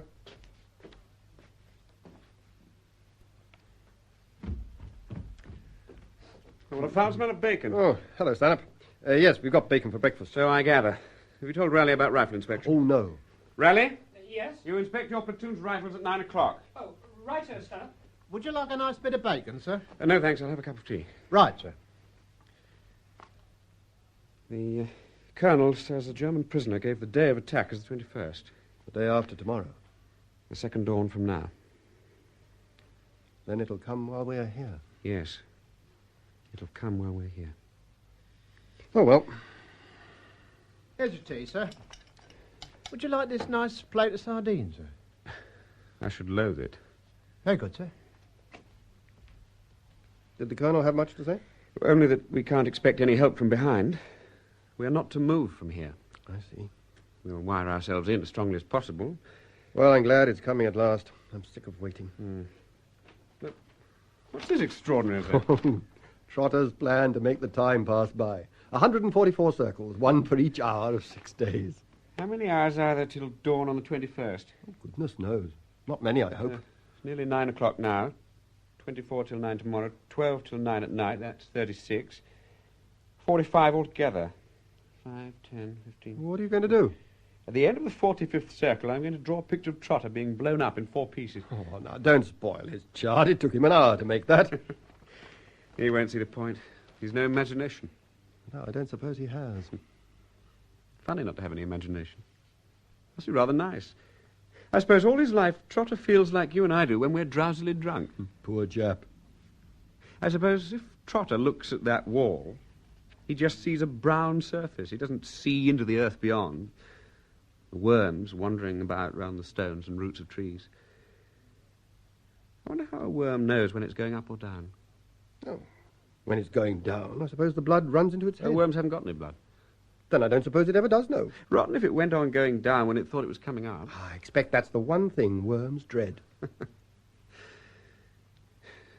you think this life sharpens the imagination? It must. Whenever I look at anything nowadays, I see right through it. Looking at you now, there's your uniform, your jersey, shirt, vest, and beyond that... Oh, let's talk about something else. Croquet, or the war. Sorry, it's a habit that's grown on me lately. Till I get frightened and stop. Bit of nerve strain, that's all. You don't think I'm going potty? Oh, Lord, no. Uncle, dear old uncle, you don't really know, do you? You just pretend you do to make me feel all right. When people are going potty, they never talk about it. They keep it to themselves. Oh, well, that's all right, then. I had that feeling this morning, standing out there. By the way, did you see the sunrise? Splendid this morning. I was looking across at the Boche trenches, and right beyond, not a sound or a soul. Yet you knew thousands of guns were hidden there, already cleaned and oiled. Millions of bullets lying in pouches. Thousands of Germans waiting and thinking. Then gradually that feeling came. I never knew the sun could rise in so many ways till I came out here. Green and pink and red and grey. Yes. Hi, Mason. Yes, sir. Bring some mugs and a bottle of whiskey. Sir? So early in the morning? Oh, just a spot. It's cold in here. Whiskey, sir? Oh, thanks. You going to have one, Uncle? Not now, thanks. You go on duty at 11, don't you? Yes, I relieve Trotter. Well, Rowley better go on at 1 o'clock and stay with you for an hour. Then he can stay on alone till 4. Right, sir. What's Rowley doing now? Finishing a letter. Did you tell him? About what? Censorship. You don't mean that seriously? Mean it? Of course I mean it. Officially, I'm supposed to read all your letters. Oh, damn it all, Uncle. Imagine yourself in my place. But he'll say nothing rotten about you. You think so? After you'd gone on duty last night, I got up. I was feeling bad. I forgot that Rowley was out there. Then he came in with Trotter and looked at me. And after the night air, this place must have reeked of candle grease and rats and whiskey. One thing a boy like that can't stand is a smell that isn't fresh. He looked at me as if I'd hit him between the eyes. Oh, you imagine things. Oh, no need to imagine. Why can't you treat him like any other youngster? Uncle... Oh, I'm sorry. Oh, it's all right, Rowley. Going to inspect rifles? Yes. Well, you needn't bother if the wood's a bit dirty. Just the barrels and magazines and all the metal parts. Righto. Mm-hmm. And see there's plenty of oil on it. And look at the ammunition in the men's pouches. Right. Where do we put the letters to be collected? Oh, just on the table. Oh, thanks. You leave it open? Open? Yes, I have to censor all letters. Oh, but I haven't said anything about where we are. It's the rule that letters must be read. Oh, I didn't realise that. Well, I think I'll just leave it then. Give me that letter. But, Dennis... Give me that letter. But, well, it's private. Do you understand an order? Give me that letter. But I tell you, there's nothing... Dennis, I haven't written... Don't Dennis me. Stanhope's my name. You're not at school. Go and inspect your rifles. Do you understand an order? Right.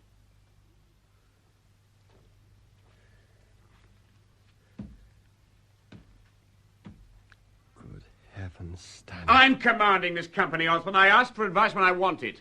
Very well. Oh, God, I don't want to read the blasted thing. You'll let it go, then? I don't care. Shall I glance through it for you? If you like. I don't want to. Well, you better. I can't. Do you want to hear? I suppose I'd better know. He begins with a description of his getting here. He doesn't mention the names of any places. What does he say, then? The last piece is about you. Go on. He says, and now I come to the great news. I reported at battalion headquarters, and the colonel said, you report to C Company, Captain Stanhope. Can't you imagine what I felt? I was taken along to some trenches and shown a dugout. There was an awfully nice officer there, quite quite old, with grey hair. And then later, Dennis came in. He looked tired, but that's because he works so frightfully hard. Then I went on duty in the front line, and a sergeant told me that Dennis is the finest officer in the battalion, and the men simply love him.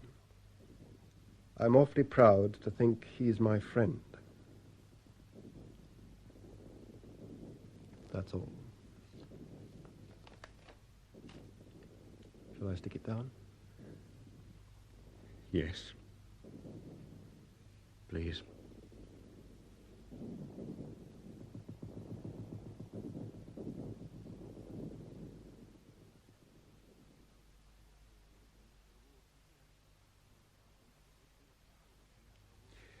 Sergeant Major, I want to talk with you. Yes, sir.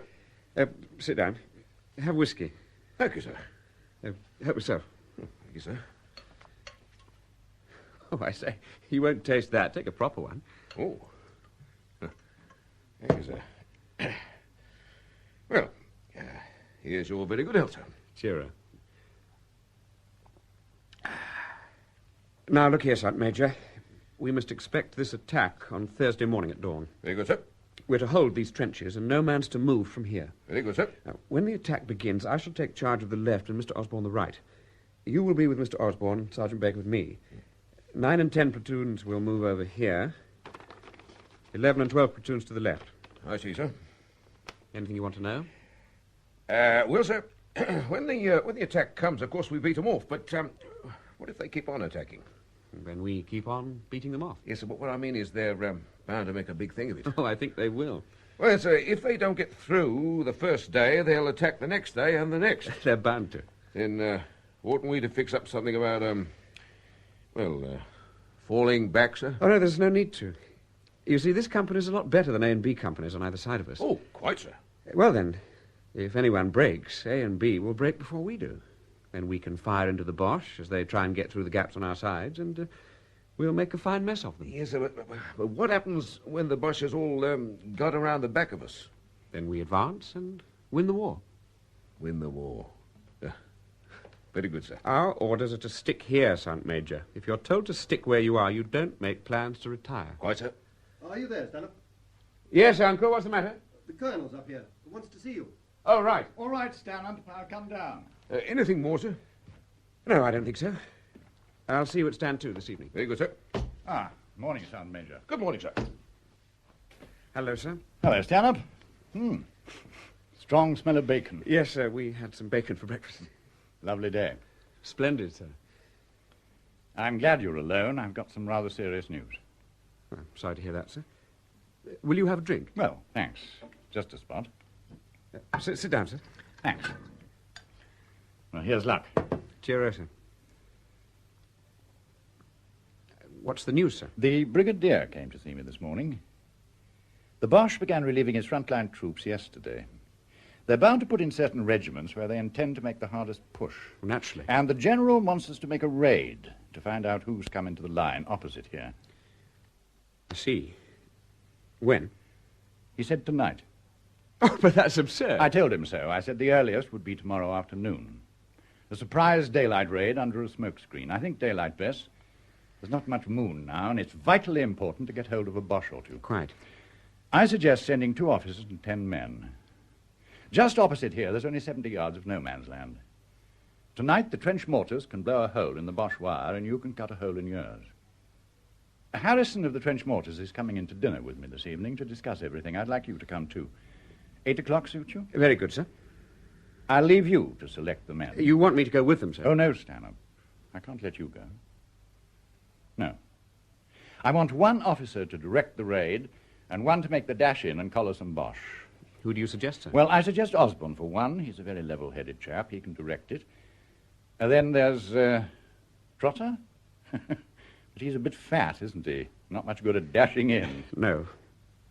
Hibbert? What do you think of Hibbert? I don't think so. No.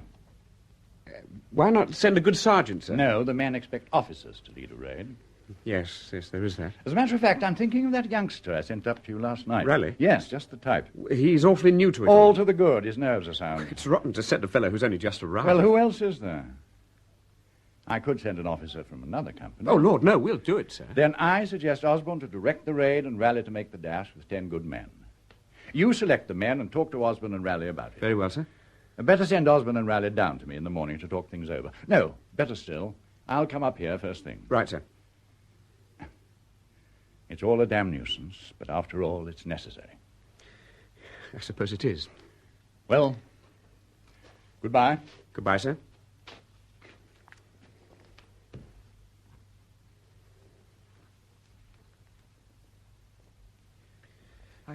I say, Stanhope.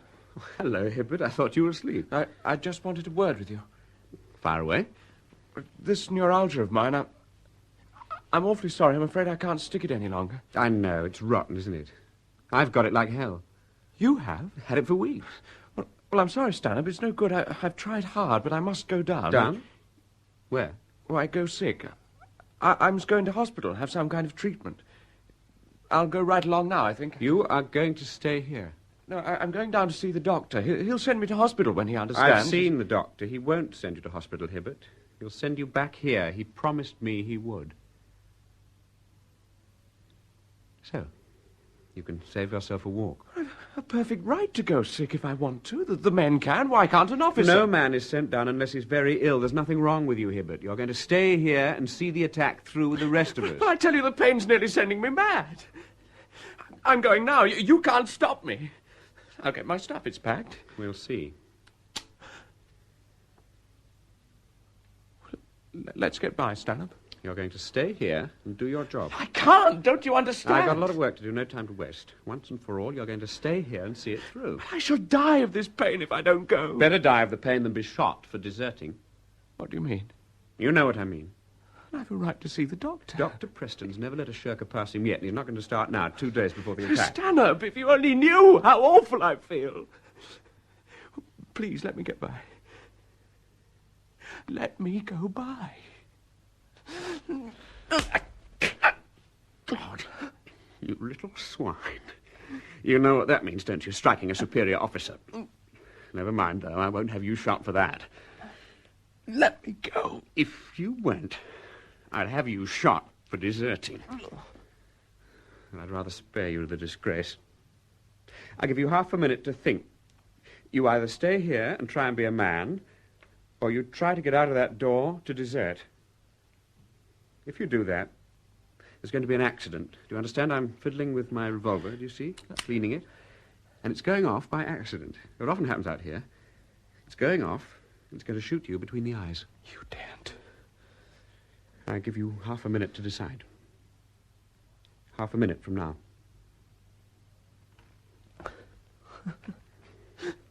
Well, go on then. Shoot. I swear I'll never go in those trenches again. Shoot. 15 more seconds. Well, go on, I'm ready. 10. 5.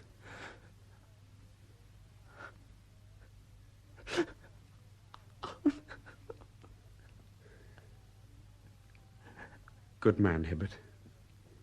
I like the way you stuck that. Why didn't you shoot? Stay here, old chap, and see it through.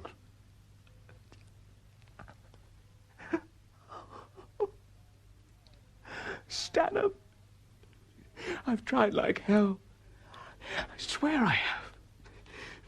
Every sound up there makes me all cold and sick. You don't understand. It's got worse and worse now. I can't bear it any longer. Try a drop of this whiskey, old chap. No, thanks. Go on, drink it.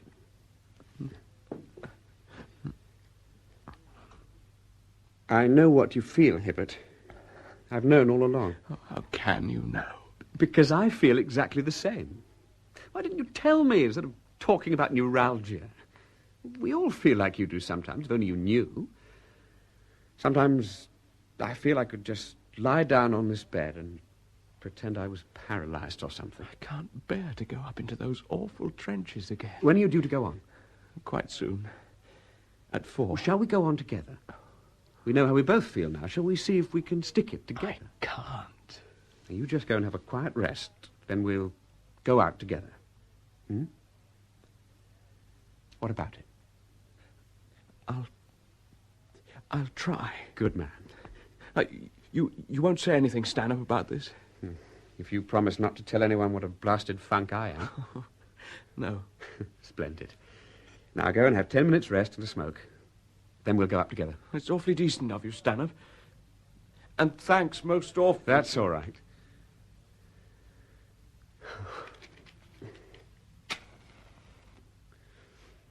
Will you have a nice cup of tea, sir? Can you guarantee it's nice? Well, sir, it's a bit oniony, but that's only because of the saucepan. In other words, it's onion soup with tea leaves in it. Not till dinner time, sir. Right, Mason. Bring 2 cups of onion tea, one for Mr. Hibbert. Very good, sir. Oh, will you have a nice cup of tea, Mr. Osborne? Oh, please, Mason. Very good, sir.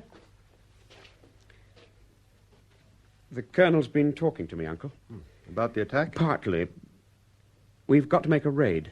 Oh. Tomorrow afternoon, 2 officers and 10 men. Who's going? You and Raleigh. Oh. Why Raleigh? Well, the Colonel picked you to direct and Raleigh to dash in. I see. The brigade wants to know who's opposite here. Where do we raid from? Out of the sap on our left. Where's the map? Here we are. Look, straight across to this sentry post of the Boche, 60 yards. Tonight we'll lay out a guiding tape as far as possible. You'll ask for volunteers, I suppose? Yes, I'll see the Sergeant Major now and get him to go round for names. Your tea, sir. Oh, keep it hot, Mason. Will you take this cup, Mr. Osborne? Oh, thank you, Mason. Take the other into Mr. Hibbert in there. Very good, sir. Shan't be long, Uncle. Righto. Tea ready? Yes. Why's Hibbert got his tea in there? I don't know. Oh, Lord, I do feel frowsy. Oh, had a fine sleep, though. The Colonel came here while you were asleep. We've got to make a raid tomorrow afternoon. Oh, Lord. All of us? Raleigh and I. But he's only just come. Apparently that's the reason. Oh, what a blasted nuisance. Yes, it is, rather. I reckon the Boche are already waiting for it. Did you hear about the raid just south of here the other night? The trench mortars go and knock an hole in the Boche wire. And in the night, the Boche went out and tied bits of red rag on each side of the hole. Yes, I heard about that. And even then, our fellas had to make the raid. Oh, it was murder. Oh, doesn't this tea taste of onions? Yes, it does a bit. Mason! Yes, sir? This tea tastes of onions. Yeah, I'm sorry, sir. Onions do have such a way of cropping up again. Yes, but we haven't had onions for days. I know, sir. That's what makes it so funny. Well, you better do something about it. I'll look into it, sir. Joking apart, it's ridiculous making a raid when the Boche are expecting it. Well, we're not doing it for fun. I know. Oh, you might avoid talking to Raleigh about it. I'm sorry he's got to go. He's a nice young fella. What are you reading? Oh, just a book. Alice's Adventures in Wonderland. Why, that's a kid's book. Yes. You aren't reading it? Yes. Haven't you read it? No. You ought to.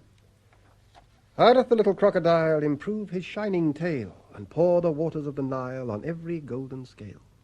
How cheerfully he seems to grin and neatly spread his claws and welcomes little fishes in with gently smiling jaws. I don't see no point in that. Exactly. That's just the point.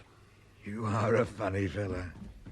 The Sergeant Major's getting volunteers. Good. Sorry to hear about the raid, Skipper. So am I. What do you make the time? Just on 4. Was Hibbert asleep when you came out of there? No, he was just lying on his bed smoking. Hibbert? I'm ready, Stanhope. Have you had some tea? Yes, thanks. I shall be out there some time, Uncle. Well, I say, why don't you have a rest? You've been on the go all day. There's too much to do. Ready, Hibbert? Yes, I'm on my man. Can't understand that little fella. Do you see his eyes? All red. He told me in there he'd got hay fever. A rotten thing, hay fever. If you ask me, he's been crying. Maybe. I say, do you mind? I just want to get a letter off. Oh, sorry. I'll get one off to my old lady. She's wrote and asked if I've got fleas. Have you? Oh, I've got something. I wish it was fleas. I say, Stanhope's told me all about the raid. It's just you and me, isn't it? And 10 men. Yes, tomorrow, just before dusk. Were you and I picked specially? Yes. I say.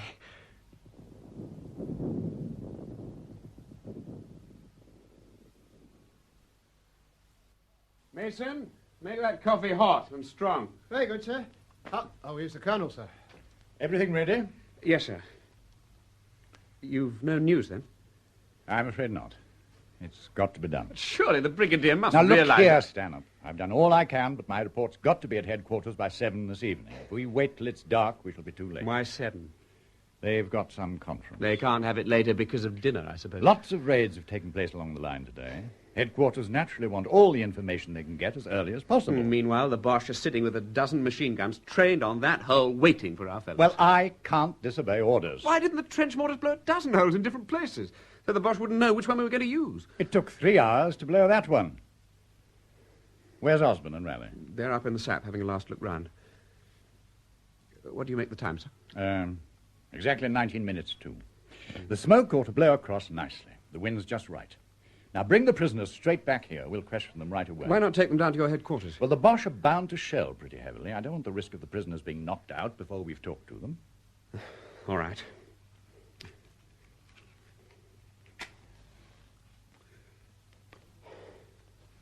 It's no good getting depressed. After all, it's only 60 yards. The Boche will be firing into a blank fog. You know quite well I'd give anything to cancel the beastly affair. I know you would, sir. Have these red rags on the wire upset the men at all? Well, it's hard to tell. They naturally take it as a joke. They say the rags are just what they want to show them the way through the gap. That's the spirit, Stan. Well, Osborne, everything ready? Yes, I think we're all ready, sir. I make it just 1:45. That's right. The men are going to stand by at 3 minutes to. The smoke bombs drop exactly on the hour. Would you like to go up and speak to the men, sir? Well, don't you think they'd rather be left alone? Well, I think they would appreciate a word or two, sir. Oh, all right. Well, good luck, Osborne. I'm certain you'll put up a good show. Thank you, sir. And Raleigh, just go in like blazes, grab hold of the first Boche you see and bundle him across here.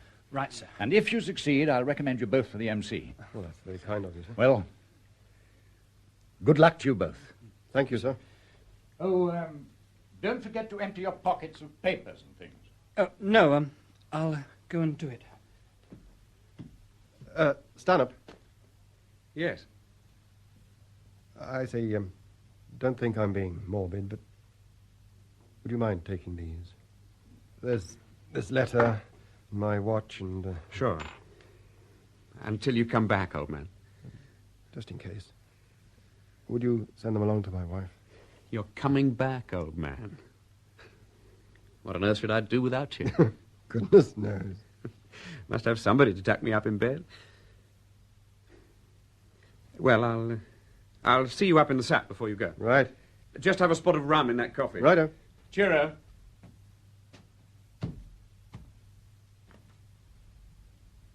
Well, that's done.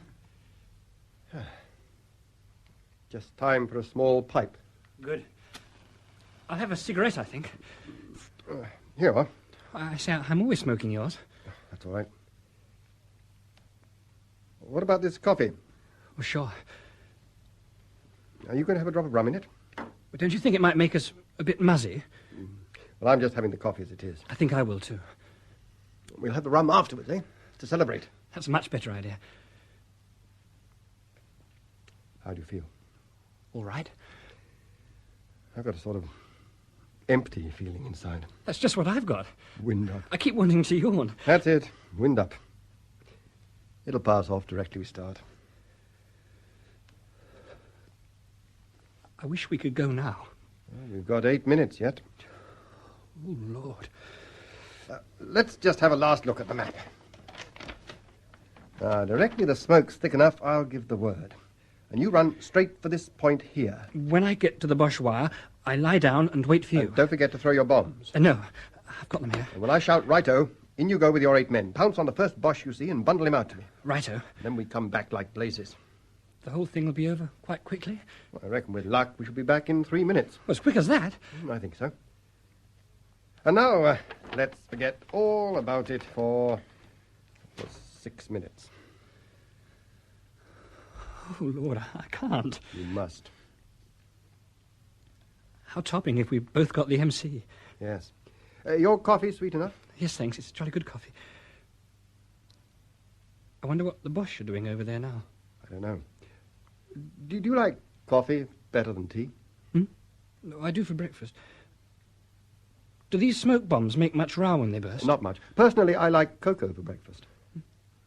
Oh, I'm sorry. Well, why shouldn't I have cocoa for breakfast? No, I mean, I'm sorry to keep talking about the raid. It's so difficult to talk about anything else. The time has come, the walrus said, to talk of many things, of shoes and ships and sealing wax, of cabbages and kings. And why the sea is boiling hot and whether pigs have wings. Quick, let's talk about pigs. Black pigs or white pigs? Black pigs. In the New Forest, you find them quite wild. You know the New Forest? Rather, my home's down there. It's just outside Lyndhurst. Oh, I know Lyndhurst well. I like it more than any place I know. I think I do, too. Of course, it's different when you've always lived in a place. You know, they say there are ruins somewhere in the forest of villages that William the Conqueror pulled down. Yes, I know. We often used to look for them, but we haven't found them yet. You must come and help look one day. I'll find them all right. Then you can write to the papers. Dramatic discovery of Professor Osborne. It's awfully fascinating digging like that. It must be. Is it time yet?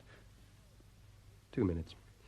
Oh, I wish we had a good hot bath waiting for us when we get back. So do I. We're having something special for dinner, aren't we? It's supposed to be a secret. Mason dropped a hint. A fresh chicken sent up from Noel Farm. And a most awful luxury, 2 bottles of champagne and half a dozen cigars. 1 each, and 1 spare in case one explodes. I've never smoked a cigar. Oh, it's bound to make you sick. I say, here's your ring. I'm leaving it here. I don't want the risk of losing it. Oh. Well, I think perhaps we ought to get ready. Yes. Righto. I'm not going to wear a belt, just my revolver with the lanyard round my neck. I see. I feel better with this in my hand, don't you? Yes, something to hold. Loaded all right? Yes. I do hate leaving a pipe when it's got a nice glow on the top like that. What a pity. 3 minutes to. I think we'd better go. Righto. I'm glad it's you and I together, Raleigh. Are you really? So am I. Awfully. Oh, we must put up a good show. Yes, rather. Good luck, sir. Oh, thanks, Mason. Good luck, Mr. Raleigh. Thanks.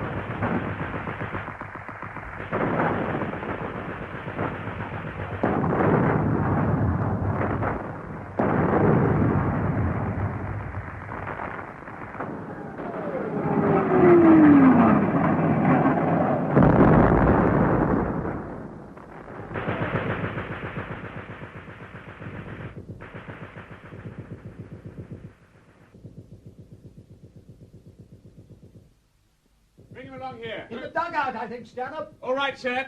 Come down quickly. How many? Only 1. Hurt, sir? No, it's all right. Take him down, Sergeant Major. Come here, sir. You won't want me, will you, sir? Well, I want to go and see those men. all right. This way, my lad. Come on. Come on. All right, Sonny, all right. We ain't going to hurt you. Mercy. Mister. Mercy. Oh, come on, lad. Get up. Come on. Was ist sein Regiment?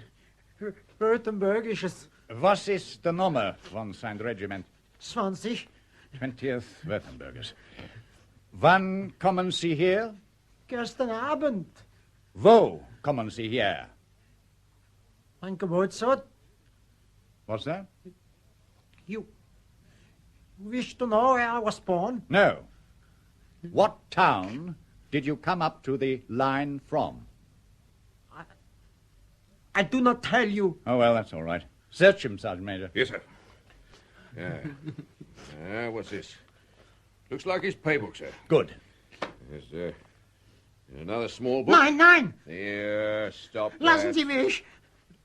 let me please keep that. Ah, come on, let go. Let Now, go. Look like letters, may be useful. Is that all, Sergeant Major? Well, a few oddments here, sir. A bit of string, pocket knife, a bit of pencil, and a stick of chocolate, sir. Let him have those back, except the pocket knife. Very good, sir. Here you are, Sonny. All right, Sergeant Major. Send him straight back to my headquarters. Very good, sir. Come on, Sonny. Up you come. Come on. Up you come. Splendid. Oh, hello, Stanhope. Splendid, this pay book. We've got all we wanted. I must go right away and phone the Brigadier. He'll be very pleased about it. It's a feather in our cap, Stanhope. How awfully nice. If the Brigadier's pleased. The raiding party, are they all safely back? Did you expect them to be all safely back, sir? What? 4 men and Raleigh safely back, sir. I'm sorry. That's 6 men. And Osborne? Yes, sir. Poor Osborne. Still, it'll be awfully nice if the Brigadier's pleased. Don't be silly, Stanhope. Do you know what happened to Osborne? Hand grenade while he was waiting for Raleigh. I'm very sorry. And the 6 men? Machine gun bullets, I suppose? Yes. Yes, I was afraid. Ah, Raleigh. Well done, my boy. I'll get you a military cross for this. Now, sit down here, my boy. Have a good rest. Well, I must be off. Very well done.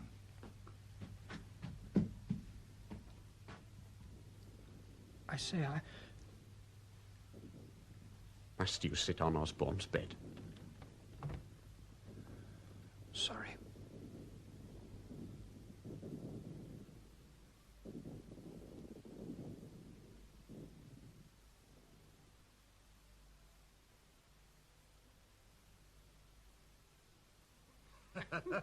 Oh, Skipper, what did you say to that? I simply drew myself up and said, "Very well, mademoiselle, have it your own way." And she did? No, she didn't. Oh, Skipper, you are a screamer, no mistake. I say, Stanhope, I've never shown you these picture postcards, have I? No. Where'd you get these from? In Bethune. Oh, she's all right, isn't she? Too fat. I don't know. No, much too fat. What do you think, Trotter? She's all right, isn't she? Well, I don't know. If you ask me, I'd rather have a decent picture of Margaret Oh, Peer. you don't understand art. Oh, there's a nice pair of legs for you. Too thin. Aren't they, Trotter? Scraggy, I call them. Hey, Mason! Yes, sir. Bring some whiskey. Yes, sir. What, whiskey on top of champagne? Why not?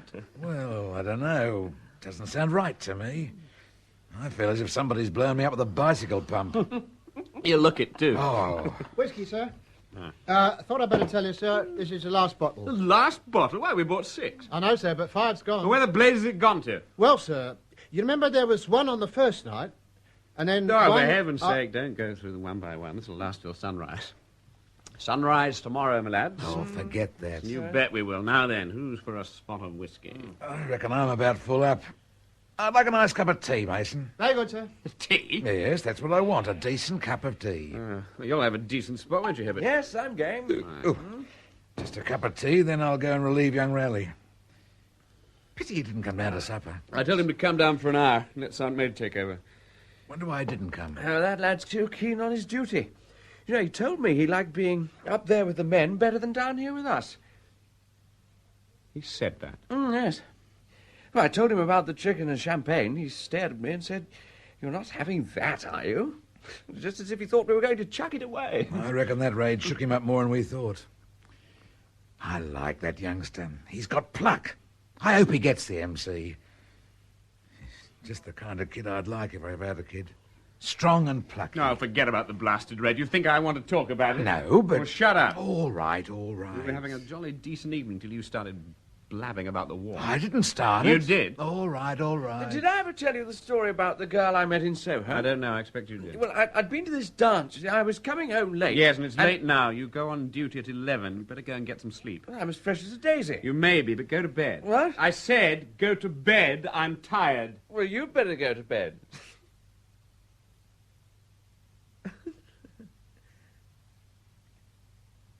What was that you said? I was only joking. Clear out of here. Well, I say, look here. Get out of my sight! Oh. All right. Little worm gets on my nerves. Poor little bloke. Never seen him so cheerful before out here. And his repulsive little mind make you sick. Nothing upsets you, does it? You're always the same. Always the same, am I? Ah, little you know. You never get sick to death of everything, or so happy you want to sing. I don't know. I whistle sometimes. But you always feel the same. I feel all blown out now. Easy, but it's postcards. Funny a bloke carrying pictures like this about. Satisfies his lust, I suppose, poor little fellow. Well, I'll go and relieve young Raleigh. Pity he didn't come down to supper. Well, cheerio. You, realise you're my second-in-command now, don't you? Well, you hadn't said nothing about it, but... Well, you are. Righto, Skipper. Thanks. I won't let you down. After your duty, have a decent sleep. We must be ready at 5:30. Righto, Skipper. There's a bit of mist rising. Is there? Mason? Yes, sir? You can bring Mr. Raleigh's dinner. Very good, sir. Here, sir. Nice and hot.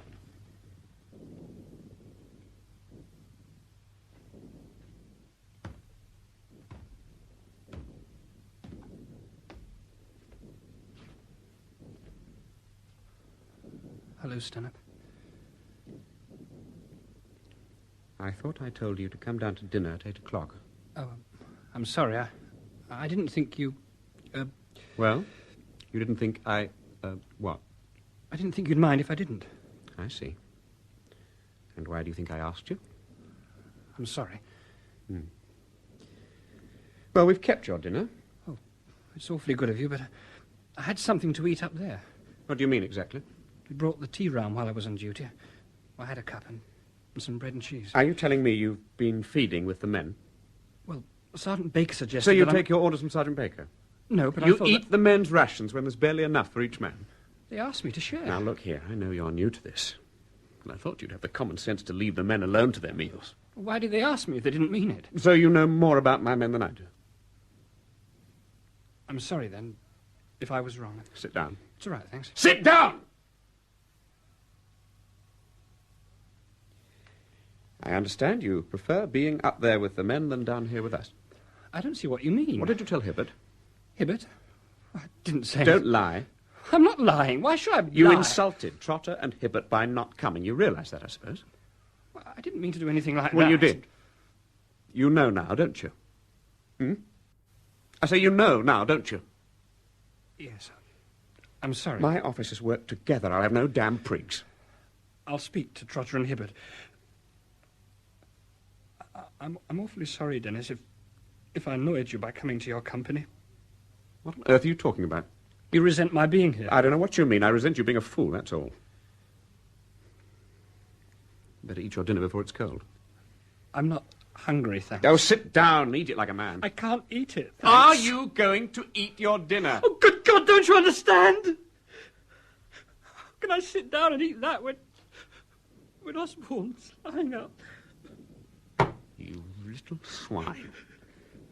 You think that you're the only soul who cares. You can sit there and drink champagne and smoke cigars. The one man I could talk to as man to man who understood everything, and you think I don't care. But how can you when Osborne... To forget, you little fool, to forget. You understand? To forget. You think there's no limit to what a man can bear. I'm awfully sorry, Dennis. I didn't understand. You don't know how I felt. Go away. Please, leave me alone. Well, can't I... Oh, get out! For God's sake, get out! I'm sorry.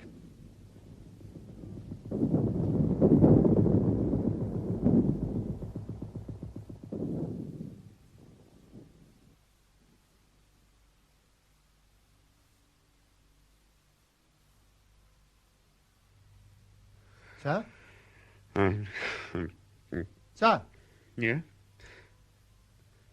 Is that you, Mason? This morning, sir. 5:30. Oh, right. I was only half asleep. So frightfully cold in here. I've made some hot tea, sir. Oh, good. And take some to the officers in there. Wake them up. Very good, sir. Wash and brush up, tuppence. Hello, Trotter. I thought you were asleep. Oh, I had a decent sleep when I come off duty. It'll be getting light soon. You'd better buck up. All right. Sounds quiet enough out there. Yes.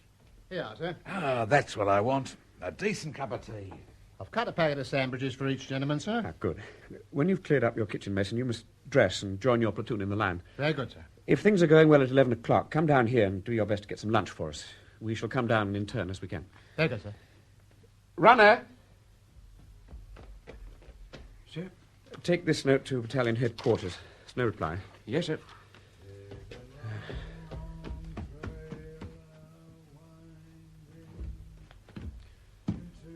Morning, Sergeant Major. Morning, sir. Wiring parties are just in, sir. Good. Everything quiet? Guns are going on down south. Not sure if it ain't spreading up this way, sir. Very likely. The officers are coming up in a minute. They'll stand by with their platoons. I must stay here for a while in case of messages. I shall come out directly things begin to happen. Very good, sir. Are the men having their tea? Yes, sir. We'll let them have a decent drop of rum. About half again, sir? Yes. Sir, if the attack don't come, how long are we to stand to? We must expect the attack any time up till midday. After then, I don't think it'll come till tomorrow. Very good, sir. All right, Sergeant Major. I'll see you up there soon. Yes, sir. Take your sandwiches, sir. Half bully beef and half sardine. Sardine on top, sir. Oh, how delicious. No pâté de foie gras? No what, sir? No pâté de foie gras? No, sir. The milkman ain't been yet. Get dressed as soon as you can. Yes, sir. All ready, Skipper? Want me to go up? Yes. Go round the line and see everything's all right. I'll be up soon. Hello, hello. Over on Lance's Alley. Somewhere by the reserve line.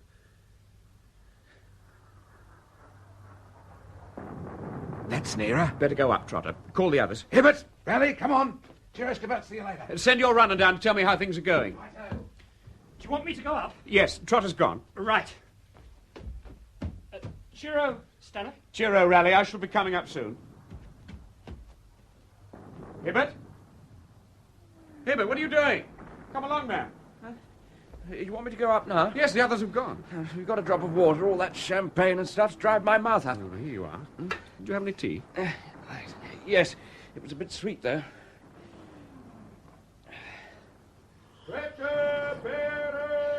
Come on, buck up, Hibbert. Huh? There's no appalling hurry, is there? Well, the longer you stay here, the harder it'll be to go up. Oh, good Lord, you don't think I'm trying You're to... just wasting as much time as you It's can. no good going up till I feel fit. Let's just have another spot of water. I'll go right along, sir. I've made up the fire to last a good 3 hours. All right, Mason. Mr. Hibbert's coming up now. You can go along with him. Oh, I'd like to come along with you, Mr. Hibbert, if you don't mind, sir. I ain't been up in this part of the front line. Well, Mr. Hibbert will show you the way. Keep your men against the back wall of the trench, Hibbert, as long as the shells are dropping behind. Right. Cheer up. Cheer.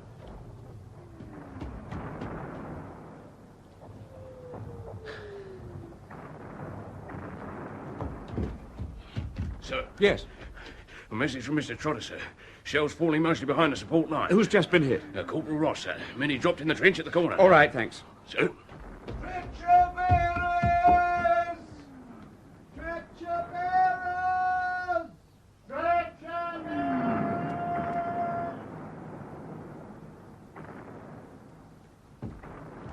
Captain Sherriff.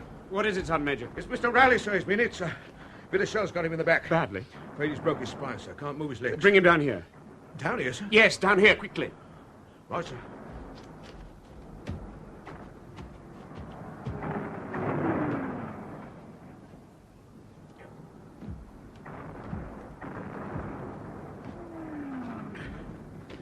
Lay him down. Mr. Osborne's bed. He's fainted, sir. Have they dressed the wound? Just put a pad on it, sir. Can't do no more. Go at once and bring 2 men with the stretcher. We'll never get him down, sir, with them shells falling on Lance. Do you hear what I said? Go and get 2 men with a stretcher. Very good, sir.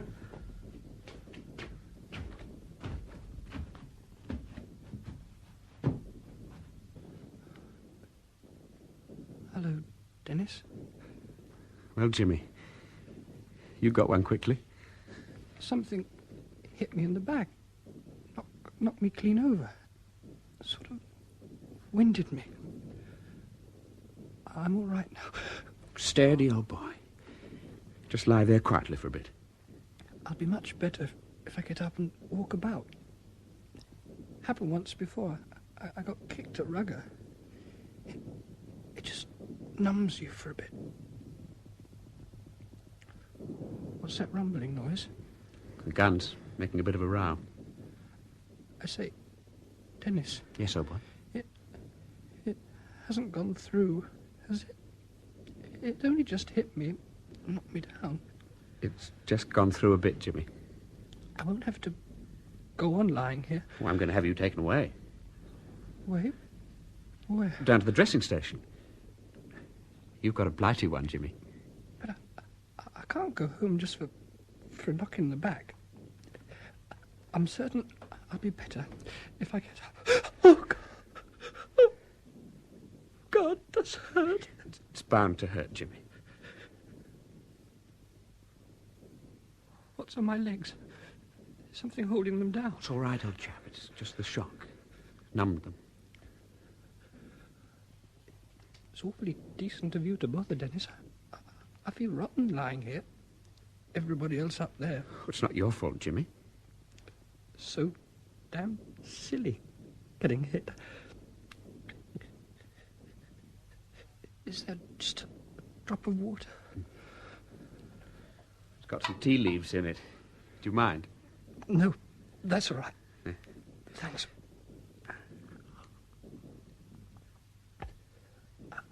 I say, Dennis, don't you wait.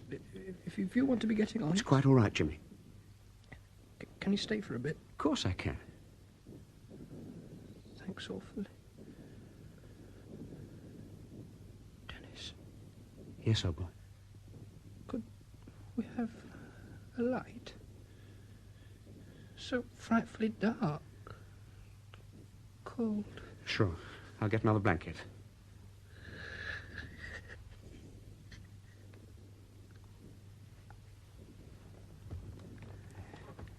Is that better, Jimmy?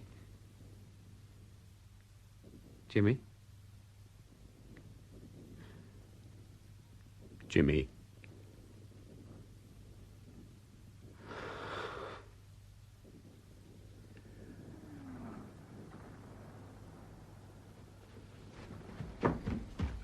A message from Mr. Trotter, sir. Will you come at once?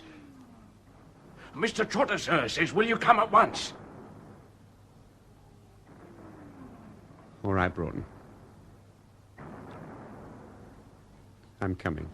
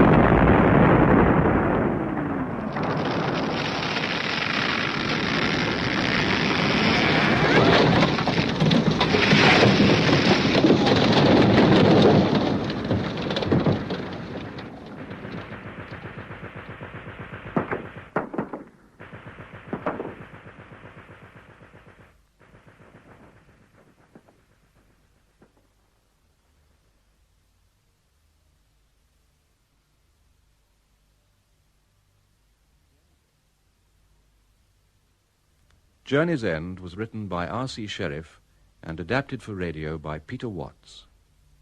Captain Stanhope was played by Martin Jarvis, Osborne by Garrard Green, and Raleigh by Derek Seaton.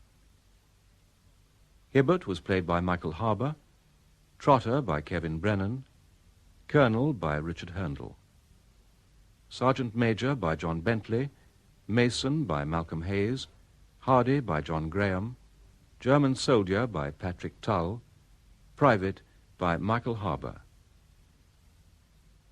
The play was produced by Christopher Venning. And that production was first broadcast in 1970.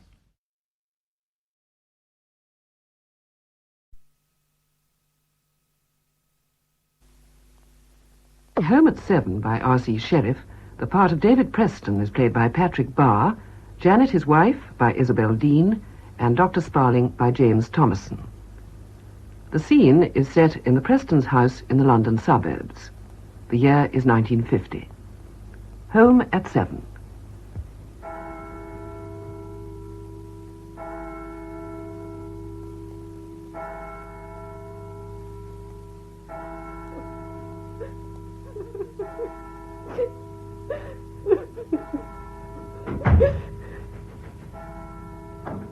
Hello, Janet, my dear.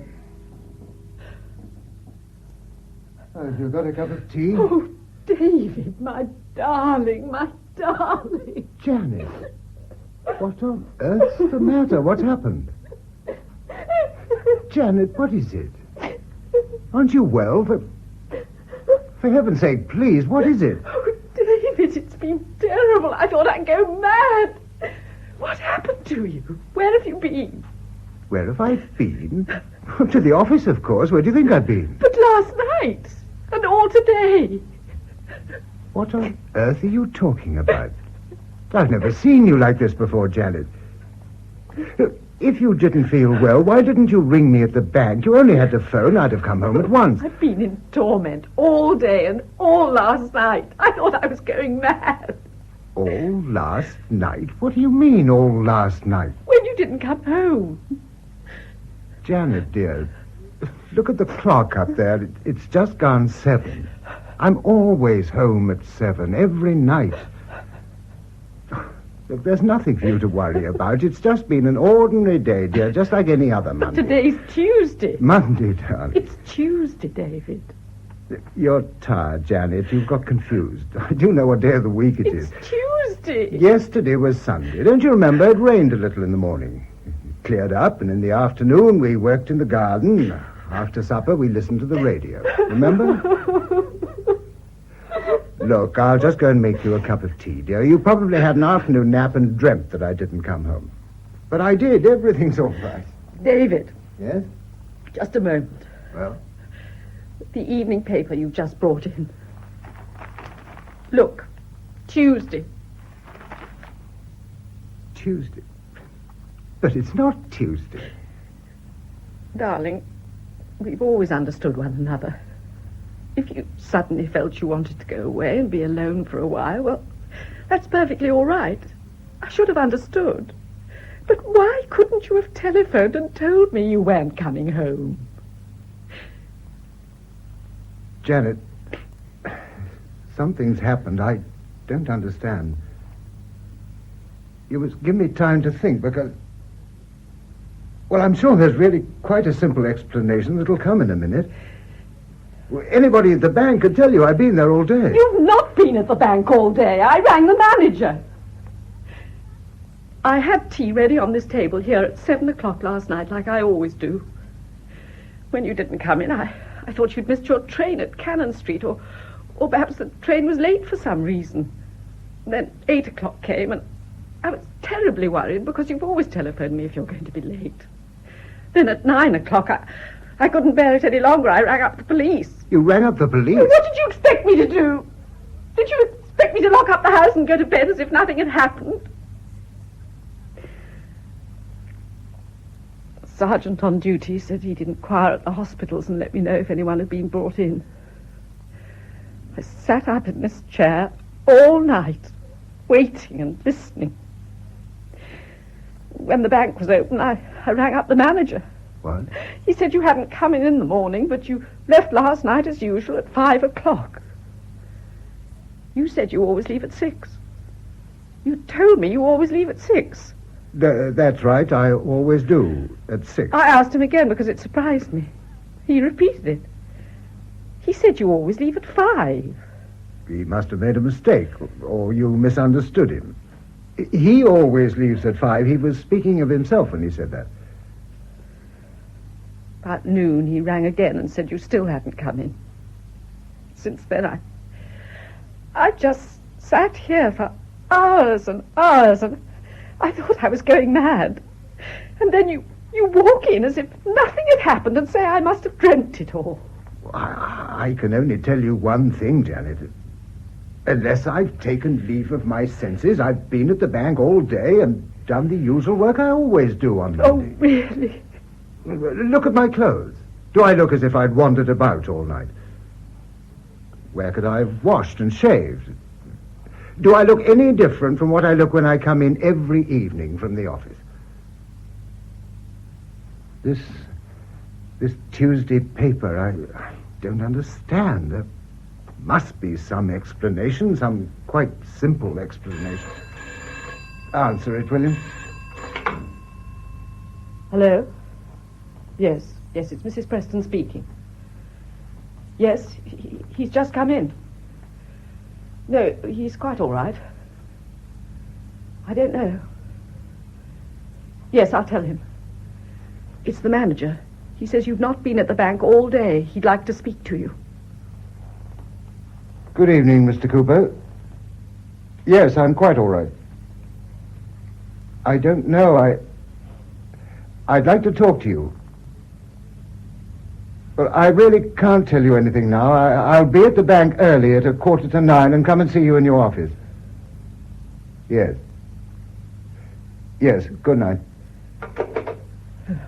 I'll get you a cup of tea. Yes, please. Thank you, Janet.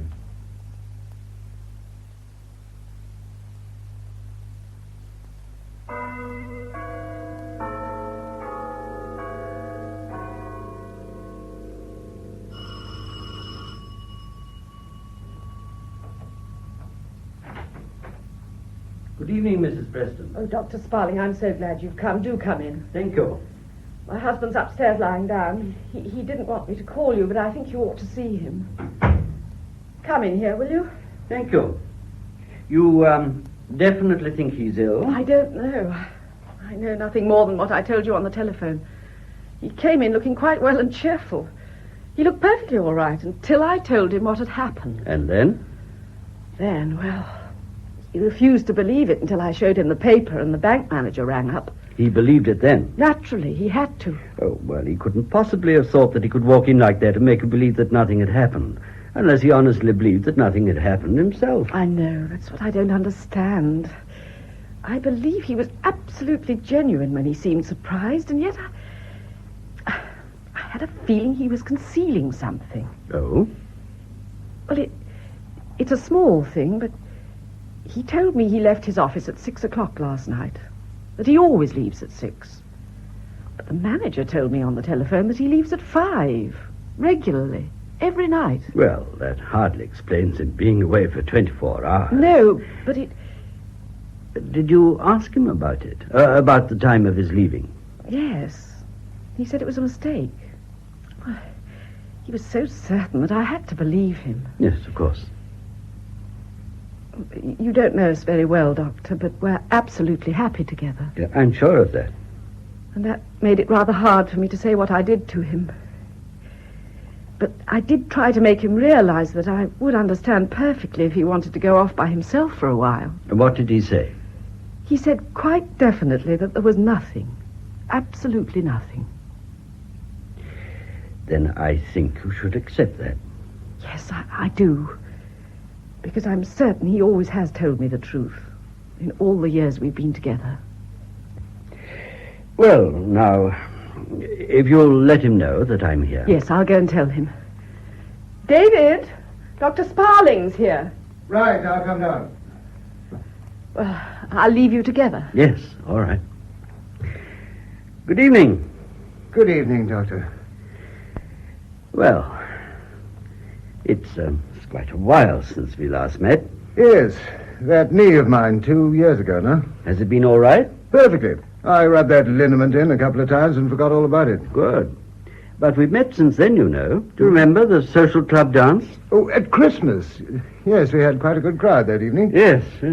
A lot of young people, I noticed. We encourage the young ones all we can. We make a rule to elect at least 3 under-20s to the committee every year. Good idea. It keeps you pretty busy, treasurer of a big club like that. It does, rather. It takes a good deal of time, but I enjoy it. Well, shall we sit down? Right. My wife told you on the phone what happened? Yes, she told me everything you had told her. As a matter of fact, I knew last night that, something had happened. How? Well, the police rang through to the hospital to ask if anyone had been brought in. I was there at the time. They gave your name, of course. I'm sorry my wife did that. Well, I think she did the only thing possible in the circumstances. Oh, quite, I realize that, but, one doesn't want a lot of talk. No, of course not. But I don't think you need worry. Well, I hope not. Now, I understand from your wife that you left for the city in the usual way yesterday morning. Yes. You came home this evening at your usual time, believing it was the same day, when it was actually a day later. Yes. It's all so queer, Doctor. I got home as I always do, just at 7. I was feeling perfectly all right. I found my wife in a terrible state. Well, when she told me what had happened, I thought she must have dreamt it. I couldn't believe it until I saw the date on the newspapers, and the bank manager rang up and said I hadn't been there all day. I still can't believe it. It's like a nightmare. Yes, but do sit down again. Oh, sorry. Look, I don't want you to take this in the wrong way. But you do realize that anything you tell me is in absolute confidence, even from your wife. Yes, of course. Well, it's impossible for me to help you unless I know everything. If there's anything you don't want Mrs. Preston to know... I can tell you nothing more than I told my wife, and I've told her everything I know. Well, we must try and explore and see what we can discover. Now, between the time you left home yesterday morning and the time you got back tonight, there's only one thing that could have happened. There must have been a lapse of memory that apparently lasted for a full 24 hours. But surely, when a man loses his memory, there must be a moment when he recovers it and wonders where he is and what's happened. No, not necessarily. No? You see, the return of the memory isn't always a sudden thing. It's quite possible that it gradually returned, that you gradually noticed familiar things around you and picked up the thread of your normal routine without even being aware of the lapse. But where could I have been for 24 hours? Where could I have washed and shaved? Well, look, there's still a crease in my trousers. My coat and hat were perfectly clean and brushed. Where could I have been? Well, that's what we've got to try and find out. Yes. Have you been quite well recently? Perfectly. Nothing seriously worrying you? Well, nothing to account for this. I see. Was there anything unusual in your journey to London? Nothing at all. I got to the station a few minutes before the train came in. I met Major Watson on the platform, the president of our social club. We travelled up together and talked about club affairs. The new tennis courts we're laying out in the general meeting next month. I remember that perfectly. Nothing happened at the bank because the manager told my wife on the telephone I was there all day. And you left the bank at the usual time? Yes. You said just now that everything I tell you will be in confidence. Oh, absolutely. Well, there is one thing. It's really such a trivial, harmless thing. It couldn't possibly have any connection with all this, but you must understand that my wife and I are perfectly happy together. I'm sure of that. But everybody's got little things they like and dislike. My wife doesn't like alcoholic drinks. Oh, she's not a fanatic or anything like that. I'm perfectly sure that if I wanted beer or sherry or anything else in the house, she wouldn't raise the least objection, but I respect her feelings about this and don't have them. In any case, I drink very little and don't need them in the house at all, but, well, like a lot of other men, I enjoy a glass of sherry in the evening when I finish my day's work. Oh, so do I, very much. It's been a habit of mine for some while to drop in at a little place and have a glass of sherry on the way to the station every evening. Well, why not? It was just after the war. We were short of staff, and I was working until 7 every night. At 6 o'clock, I used to go out and have my drink and go back to finish my work. It's a little pub in a side street near the bank, run by a brother and 2 sisters, very nice people. Joe's around 40, I suppose, and Ellen's about the same age. Peggy's much younger, under 30, I imagine. I know what you're thinking, Doctor. Oh, no, not at all. Why should I? It's all perfectly harmless, I can assure you. We'd pass the time of day, have a joke or two while I sat drinking my sherry, that's all. Well, then a few years ago, this late work finished, and I was free to leave the office at the usual time, at 5 o'clock. I was rather disappointed to think that this little interlude would have to end. They didn't open till 6, of course. I could scarcely hang about for an hour waiting. So you went round to the side door? Yeah. Well, I used to do that at a pub in Winchester during the war. Well, they live over the premises, and Joe said I only had to go round to the private door, knock, and go in. It was against the licensing rules, but it really wasn't a very serious offence. I suppose it was rather silly not to tell my wife, but I just let her think I still worked at the office until 6. Oh, well, I don't think that's very terrible. I imagine a good many other city men do the same. Why didn't you tell your wife? I really don't know why I haven't. Mainly, I think, because I didn't want her to feel that she was depriving me of something I could easily have at home. Oh, she'd have insisted on getting the sherry in, but I didn't want it in. I liked having it where I do at that time of the evening. I understand. If I suddenly told her now I'd been doing this, she might think it was somehow connected with what happened yesterday, but, well, I'm sure it isn't. You went there as usual last night? I arrived just after 5 and left at 6 in good time to catch my train. And nothing unusual happened? Nothing at all. I just sat there in their private room having my sherry. Then, when we all went into the bar and had a game of darts. I remember 6 o'clock striking from St. Paul's as I said good night. Then it all boils down to the next hour. Because normally you'd have been home at 7. Yes. Can you remember how you were feeling on the walk to the station? I was just feeling happy and contented, like I always do, walking to the station after my sherry. Did you have more than usual to drink that evening by any chance? No, I'm certain of that. 2 is my limit, and they never press me. And you arrived at Cannon Street in good time for your train? Yes. There is just one thing. I do remember a curious feeling as I went into the station and looked up at the big clock. Can't exactly describe it, just a vague, uncertain kind of feeling. I remember looking very hard at the clock. So hard that I can see it quite distinctly now. The white face, the big black hands that pointed to 6:15. Ah, now that might be something. Then I remember rather a dazed, uncertain feeling as I went for my train. I had to think before I could recollect the number of the platform, though it's always number 5 every night. Or can you remember the journey home? It's such a routine journey. I don't remember any special incidents. Was there anybody you knew on the train coming down? I don't think so. You're not really very sure about that journey, are you? Not absolutely.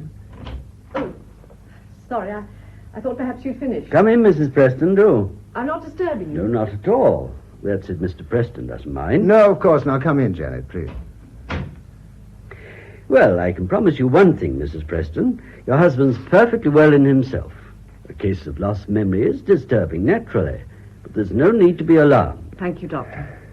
Mr. Preston, have you ever had a serious illness or accident? No, never. I've always kept very well. What were you doing during the war? At the bank, as usual. I was an air raid warden. You went through some pretty bad bombing? Oh, yes, this was Fly Bomb Alley here, you know. Well, can you remember any especially bad incident? Oh, well... There was that one in Elm Tree Road, David. Yes, I had a narrow squeak that night. A fly bomb came down on a piece of wasteland just behind the houses. I wasn't more than 100 yards away. Naturally, the blast was pretty bad.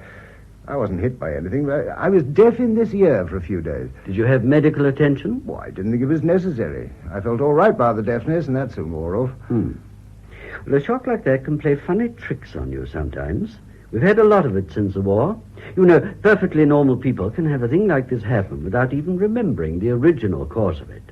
It may come from a severe shock like this one of yours, or it may be the result of a long period of strain. You mean there's permanent injury? Oh, no, not at all. Well, it may be a good thing in a way. It may clear the system of a suppressed nervous condition. Once it's over, you're free of it for good. If only I knew when it happened and what I was doing all those hours. I think we're fairly clear when it happened. Are you? Your husband remembers feeling a bit queer at Cannon Street Station. You mean he lost his memory at Cannon Street last night and stayed there until this evening? It's quite possible. Oh, but surely the station master or somebody would have done something. Or you could stay in a big place like that for hours without attracting any special attention. Yes. You may have gone into the restaurant and had supper. You may have gone out to the station and walked back to the city. This morning you may have gone to a barber's shop and had a shave. This evening you may have returned subconsciously to Cannon Street. The sight of the station clock may have been the thing that brought your memory back. I can't believe that. I know every inch of London, every street. If I walked about all night and all today, why shouldn't one of 1,000 other familiar things help my memory to come back? Familiar things would tend to help, of course. That's why I think it happened the other way. That feeling on the station, your confusion about the platform your train left from, the uncertainty about the people in the carriage, all that sounds to me like the period of losing the memory. You mean it may have happened in the train coming home? But that's something we don't know. Perhaps after a good night's sleep you may think of some little thing that'll piece the rest together. Well, I'll look in at about 10 in the morning. I must leave for the bank at 8. I promised the manager I'd be there early. Well, I wouldn't go to the bank tomorrow if I were you. Oh, but I... Have a quiet day. Don't worry. Do the garden. Go for a walk. As I say, I don't think you'll have any return of this. There's one thing that's worrying me a bit, Doctor, about the bank. Hmm? It's practically certain I shall be manager of the Eastbourne branch next year. Well? It's a good appointment, but it may affect things very much if the directors hear about this. Naturally, I don't expect you to make a false statement, but is there any way of preventing the bank from knowing what happened? But I understand that they do know. Didn't you say that you told the manager on the phone, Mrs. Preston? Well, I had to. What else could I say? Yes, but you only said I hadn't come home. You never mentioned lost memory. Well, of course I didn't. I didn't know. Supposing I said that there was some misunderstanding. If I say I spent the night with friends and my wife had forgotten, or I'd forgotten to tell her. Well, that's entirely up to you. If I'm asked for a certificate, then, of course, I would have to say what happened. Well, I wouldn't need a certificate for 2 days' absence. Could I go to the bank the day after tomorrow? Oh, yes, I think so. I could say I was taken ill at my friends, and by misunderstanding they didn't send the message to the bank or to my wife. Well, it's no affair of mine what you decide to say. I'm only concerned if I'm asked for a certificate. Well, you won't be. I'll ring the manager in the morning and explain. I wonder if that's the police sergeant. Well, did you ring up to say I'd come back? Yes, just before I rang the doctor. It's not a thing the police have to do anything about, is it, Doctor? Oh, no. Well, but I'd see him for a moment if I were you, now that you are home. Oh, then let him in, Janet. Yes, all right. Well, I'll send you some sleeping pills. Oh, I never take things like that. Well, go to bed early, then. Oh. And have a good rest, and I'll come in at about 10 tomorrow morning. It's Major Watson, David. Oh, hello, Major. Come along in. Do you know Major Watson, Doctor? President of our social club. Yes. How are you, Major? Oh, I'm pretty good, thanks. I saw you at that Christmas dance of ours. You came as a guest, didn't you? Yes, I came as a guest. What do you think of the supper? Oh, excellent. You can tell a man by his friends and a club by his food. That's what I always say. You roped him as a member, Preston? No, not yet. I think we ought to. Of course he ought. You propose him and I'll second him. Yeah, right. It's the best club for miles round. Bridge, billiards, everything. Including a monthly brains trust. And we've just been running a sweepstake on Cesarovich to raise funds for a new hard tennis court. Collected over 500 quid. The club takes 20%, so we didn't do too badly. Very well indeed. I'd sell you a ticket if we hadn't closed on Sunday with a draw tomorrow. Well, if I'm a member next year, I'll have a chance of winning it. Good night. Good night. Good night. No, I'll see you out, Doctor. I'd like to have a word with you. All right. Just wanted to ask. Yeah, nice chap. Yes. I was only thinking the other day, we ought to rope in a few doctors. Got a couple of chemists, you know, but no doctors. But what's he here for? Aren't you well? Nothing much, just a bit of tummy trouble, that's all. Oh, I wonder why I went on the train this morning. Been at home all day? No. Matter of fact, I spent last night with friends. Something I had for supper disagreed with me, so I stayed the night with them. I've only just got home. You say you spent last night with friends? Yes. You mean you slept the night there? I just told you. Some old friends on the other side of London. I go there now and then. Oh. Well, I just came to see that you have got the sweepstake money. The sweepstake money? You did take it away from the club last night, didn't you? What? Robinson, the club steward, said you were there in the office at 10 o'clock. You must be pretty late for dinner with those friends of yours on the other side of London who didn't leave the club till after 10. You did go to the club last night and take the money, didn't you? I tell you, I spent the night with friends. You never went to the club at all? No. Oh. What did the club steward tell you? Whatever he told me was a damn lie, and the man's a dirty, low-down thief. What did he tell you? He came round to my house last night to leave the keys, because he's going off on his holidays today. He said he turned out all the lights and spent half an hour in his pantry clearing up. But just as he was going, he saw a light in the office. He thought he left it on by mistake, so he went in to turn it out and found you there at the safe. He found me at the safe? Yes. He said it was open, and he saw the sweepstake money, all those bundles of notes, on a chair. He said you told him you weren't happy about leaving all that money in the safe, and you were going to take care of it until the prizes were paid out. Do you mean that's all a lie? I've told you I wasn't there. That damn thief. He had it all so smooth and pat, I never doubted him. He was artful enough to say that he quite agreed with you, taking it, because he thought himself it was too much to leave in that small safe. And then, just when he was going, he slipped in a bit that I understand now. What was that? He said you acted strange and lost your temper and told him to get out and mind his own business. Well, knowing that you never liked the fellow, I didn't doubt that either. But you see why he said it. Why? To make me wonder about you when we found the money was gone and give him more time to get clear. And now the dirty scoundrel has had a clear day's start. Are you certain the money's gone? Of course I'm certain. I went round this evening. £515 of club money, members' money, with the draw tomorrow night. Oh, Lord. Well, we must get the piece on him at once. If they pick him up quickly, there's a chance he won't have had time to spend it. Can I use your phone? Major Watson, don't do anything tonight. Don't do anything? What do you mean? The scandal it would mean for the club. Scandal? Good heavens, man, it's the dirty, barefaced robbery. He tries to throw it on you, and you say don't do anything. There may be some mistake, some misunderstanding. How can there be a mistake? The money's gone. Well, it may not have been stolen. Well, if it wasn't, where is it? We counted the money ourselves on Sunday night and locked it up. If Robinson didn't take it, who did? I don't know. I only know that I'm club treasurer, and I feel myself responsible. If there is a mistake, then it would be a terrible thing to put the police onto Robinson and accuse him if he's innocent.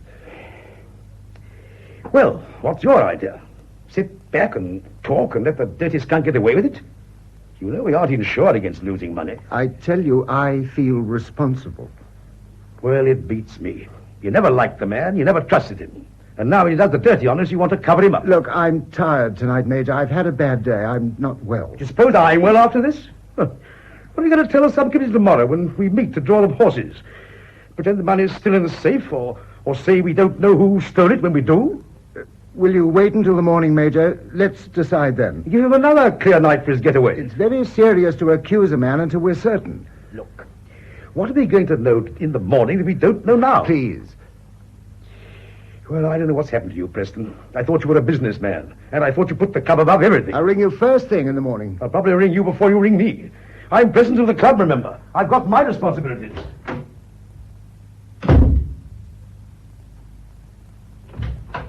David, isn't it terrible? How did you know? I met Mrs. Warren just now when I saw the doctor out. Well, how did she know? It was in the late paper. What was in the paper? But didn't Major Watson come to tell you? Do you mean he hadn't heard? Heard what? They found Robinson, the club steward, this evening in that little wood by the pond on the common.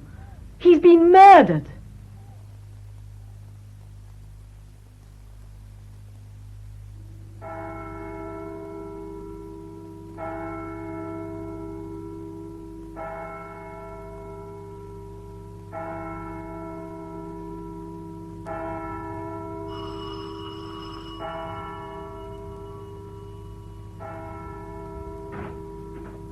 Good morning, Mr. Preston. Good morning. I'm Inspector Hemingway. I spoke to you on the telephone just now. Oh, yes, that's right. Will you come in? Thank you. Oh, what a lovely show of those dwarf chrysanthemums you've got out there. Yes, I go in for those. It's a wonderful touch they give to an autumn garden. Well, how do you get such fine colours? Oh, I managed to get a little good manure from the riding school. Not much of the good old stable stuff about these days. No, I'm afraid there isn't. You know, down my way, the milkman still comes round with a horse and cart. And the people with gardens all wait with pails and shovels, hoping for a bit of luck. Well, that's one way. The trouble is, horses are so regular in their habits that the same man gets it every morning. May I sit here? Yes, of course. Well, it's a bit of a shock for you, this Robinson business. Yes. I never met the chap myself. Stranger around here, wasn't he? Yes, he came from the north, I think. Yes, I got a bit about him from Major Watson this morning. Lonely sort of chap, by all accounts. The landlady says he's got a brother somewhere, but we haven't traced him yet. You're the treasurer of the club, aren't you? Yes, that's right. I suppose you knew him pretty well. Well, only as club steward. He'd bring me the accounts and I'd check them over and pay the money into the bank. Were they always in order? No trouble? No, none at all. He wasn't a good housekeeper. There were small mistakes and additions, but nothing deliberate. Did he do everything in the club? Well, there's a woman who does the cooking, and a little fellow who works in the kitchen at weekends. He works at the hospital the rest of the week, so Robinson was practically on his own. Mm-hmm. What's the name of the cook? Mrs. Pritchett. Miss Pritchett. And the name of the other chap? I don't remember. Oh, I suppose I could contact him at the hospital. Of course. Major Watson told me a queer story. I think he saw you last night. Yes, he came in. From his account, this fellow Robinson had some idea of involving you, Mr. Preston. Yes, so Major Watson told me. Of course, we've no proof yet that he took the money at all. He hadn't got it on him when he was found. He hadn't? No. I don't imagine he really thought he could involve a man like you, but it was the time he wanted.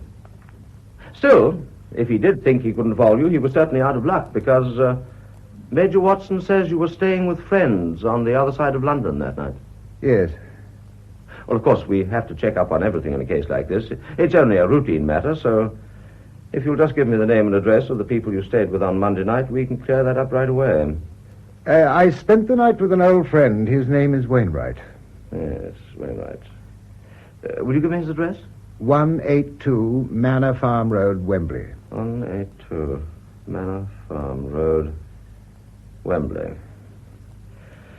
I was over at Wembley for a day at the Olympic Games in the summer of '48. Did you see them? No. It was the day of the marathon race. I'll never forget that finish. Terrific. It's pathetic in a way. Hmm? That poor Belgian fellow losing in the last few yards after all those miles, remember? Yes.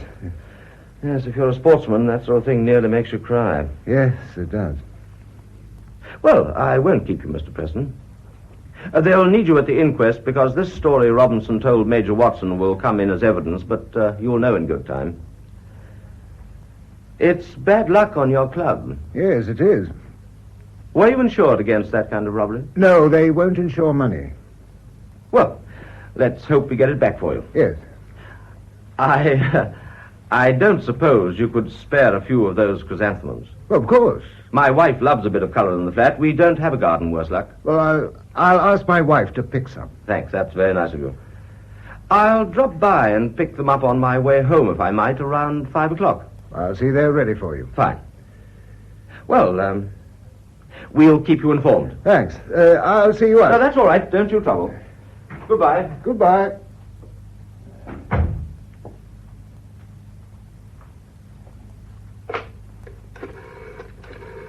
What did the inspector say? I'll tell you in a minute.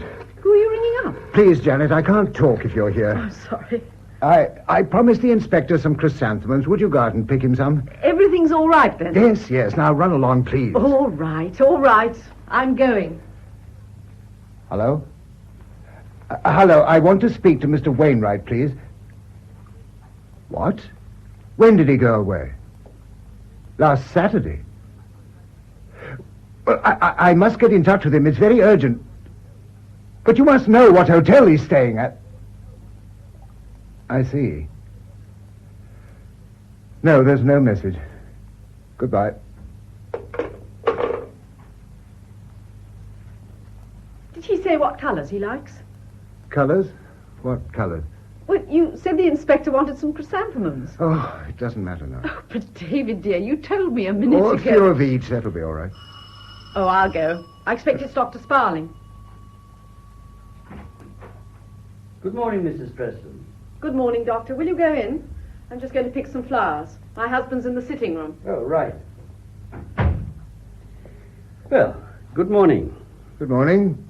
How are you feeling? All right, thanks. Did you have a good night? No, I couldn't sleep. I didn't think you would. That's why I wanted to give you something. You heard what's happened? No. It was in the paper. Oh, you mean that club steward? Yes. Yes, I have heard. Well, now, have you been able to piece things together at all? No. No small thoughts or memory that might help us? No, there's nothing. Well, shall we try running through things again, quietly and slowly, to see whether perhaps... Oh, well, for heaven's sake, no, I did all that in the night for hours. I began to think I was going mad. It was too horrible. Oh, you mustn't think like that. You don't suppose I can close my mind to it and not think at all? No, but you... Why don't you say what's in your mind and have done with it? I know exactly what you're thinking. Every imaginative person suffering a lapse of memory fills the blank periods with all kinds of things that might have happened. But, my dear chap, if you connect this matter of the club steward with yourself, well, it's just absurd. Why is it absurd? Because a person suffering from lost memory still retains his own character. If a criminal lunatic lost his memory, he probably continued to behave like a criminal lunatic. But a normal, honest man would continue to behave normally and honestly. Suppose a normal, honest man hated somebody. Wouldn't he go on hating that person subconsciously when his memory had gone? Yes, I imagine he would. But you didn't hate this man, Robinson. I did hate him. You did? How can I explain it? From the day he came to the club, I disliked him. I opposed his appointment because of that, and I'm sure he found out I opposed him. What made you do that? Well, how can I say? I've never had any bad feelings for any man in my life except for him. Partly, I think it was because I enjoy the club so much. I helped to found it, and I liked its pleasant, friendly atmosphere. Directly I set eyes on this fellow, I knew he was wrong for a club like ours. I disliked his type, his big, fat body and his pale, flabby face. Most of all, I disliked his eyes, the way he looked at me. I don't suppose I had any proper grounds for opposing his appointment. He brought a good character from the army. He'd been in some kind of catering job. Oh, the committee overruled me. Naturally, I was hurt at being overruled in a club that I'd helped to found. Did he prove himself to be the wrong man? Oh, he did his work well enough. He didn't drink or anything like that. But the more I saw of him, the more I loathed him. I used to look forward to going to the club, but after he came, I began to hate it. I felt his eyes on me every time he came into the room.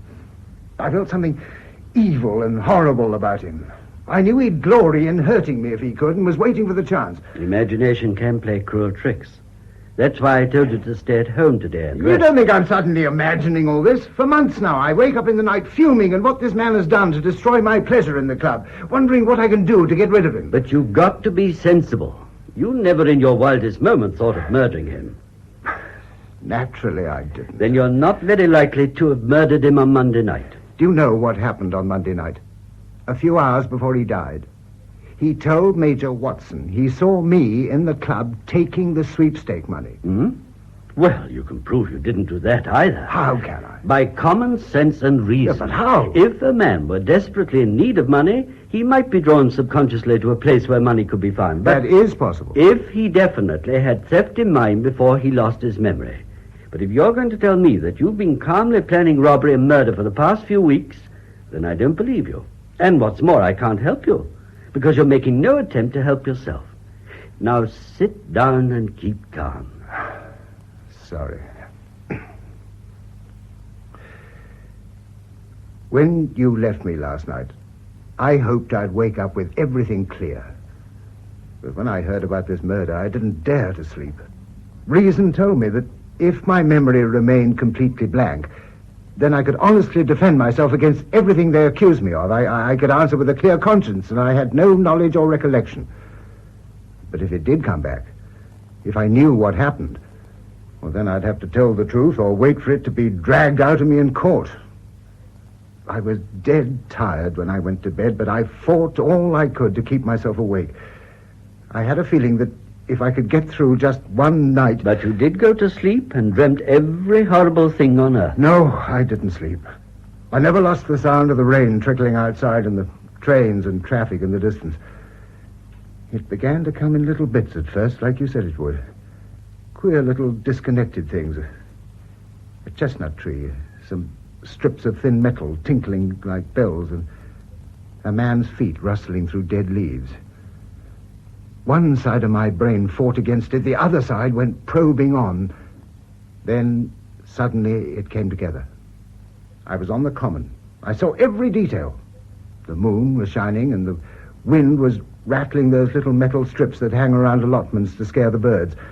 I saw the pond and the line of chestnut trees with the dry leaves coming down, and the 2 old dugouts under the mound. I was walking along the path beside the pond in a desperate kind of fear, and this man Robinson was following, creeping along in the dark like a fat grey slug. I went between the trees and down the steps to one of those dugouts. There was a heap of old sacking in one corner. I put the money under it and covered it over with sand, and all the time I could hear him up there roaming about in the dead leaves. Then I went up the steps and looked out. I could just see him going into the wood, and I followed him. When did you know that he'd been murdered? Well, last night when somebody told my wife. Did this person tell your wife how it was committed? I didn't ask her. How was it committed when he came back to you last night? I followed him into the wood and... Well, then I tore my mind away from it. It was too horrible. You see, perfect auto-suggestion. Doesn't that make you see reason? You dreamed what you were told by your wife. If only I could believe that. And you added to the dream what Major Watson told you about the stolen money. And you woke up when your information about the details came to an end. You said my memory might return, so how can you be really certain? I can only weigh the two things together and go for the one that's more probable.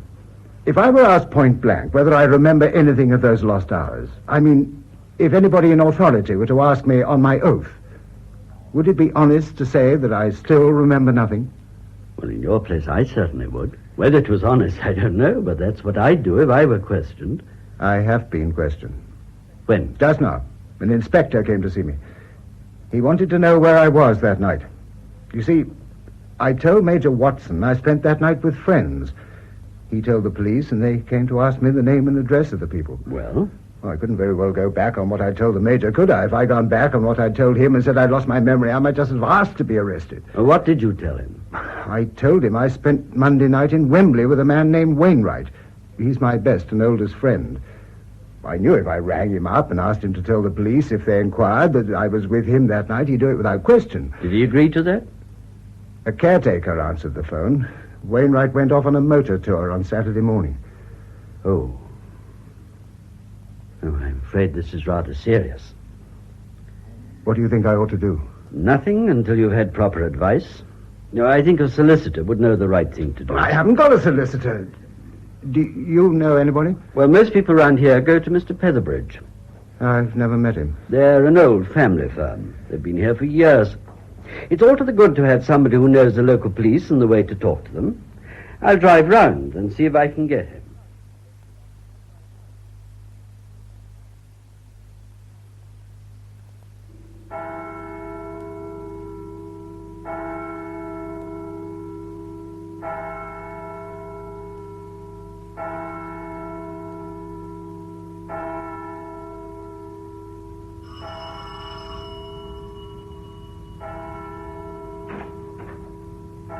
Oh, Mrs. Preston, this is Mr. Petherbridge. How do you do? How do you do? It was good of you to come so quickly. Well, not at all. Luckily, I was in my office. Will you please come in? Thank you. This is my husband, Mr. Petherbridge. How do you do? How do you do? Won't you sit down? Thank you. Well, Dr. Sparling gave me a brief outline of the facts on the way here, Mr. Preston. I see. It's 1,000 pities that you felt it necessary to mislead the police with an untrue statement. It makes it very difficult. Yes, I know. I shall be obliged to ask you some questions that may seem unpleasant, but a legal advisor must be in possession of the entire truth before he can decide upon the best means of defense. If Dr. Sparling told you everything I told him, then you have the entire truth. My husband lost his memory, Mr. Petherbridge. Yes, quite. But you said something about defense, as though he'd done something wrong. You surely don't have to defend yourself simply because you lose your memory. No, but you have to realize that your husband made a grave misstatement to an official inquiry into his movements on Monday night. I'm afraid that in itself would constitute an offense in the eyes of the police. He made that statement at a time of stress and anxiety. I think the police should be told that. I understand this statement involved another person, a close friend of yours who was in fact in no way connected with your movements on Monday night. That's perfectly true.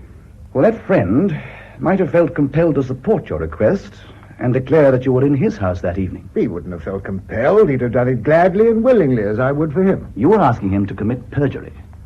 If he'd been at home, and if he'd agreed, then he might easily have found himself committed as an accessory after the fact. Are you for me or against me in this, Mr. Featherbridge? I warned you I'd have to ask some unpleasant questions, Mr. Preston. I should also have warned you that I'd have to remind you of some unpleasant facts. Then, will you make one point quite clear to me? If I can. If a man committed a crime in a period of lost memory, would it be judged like a crime committed by a man in a normal condition? Well, that's extremely difficult to answer. We should have to search for precedents and examine them. I'd no knowledge of any acquittal upon the plea that the accused had lost his memory at the time when he committed it, although I've no doubt that the plea has often been made. You don't believe I did lose my memory? No, I didn't say that. If you tell me upon your honor that you did in fact lose your memory, then I accept it without question. Thank you. Our task will be to convince the police. But I'm afraid you've given them a tremendous advantage in making a false statement of your whereabouts on Monday night.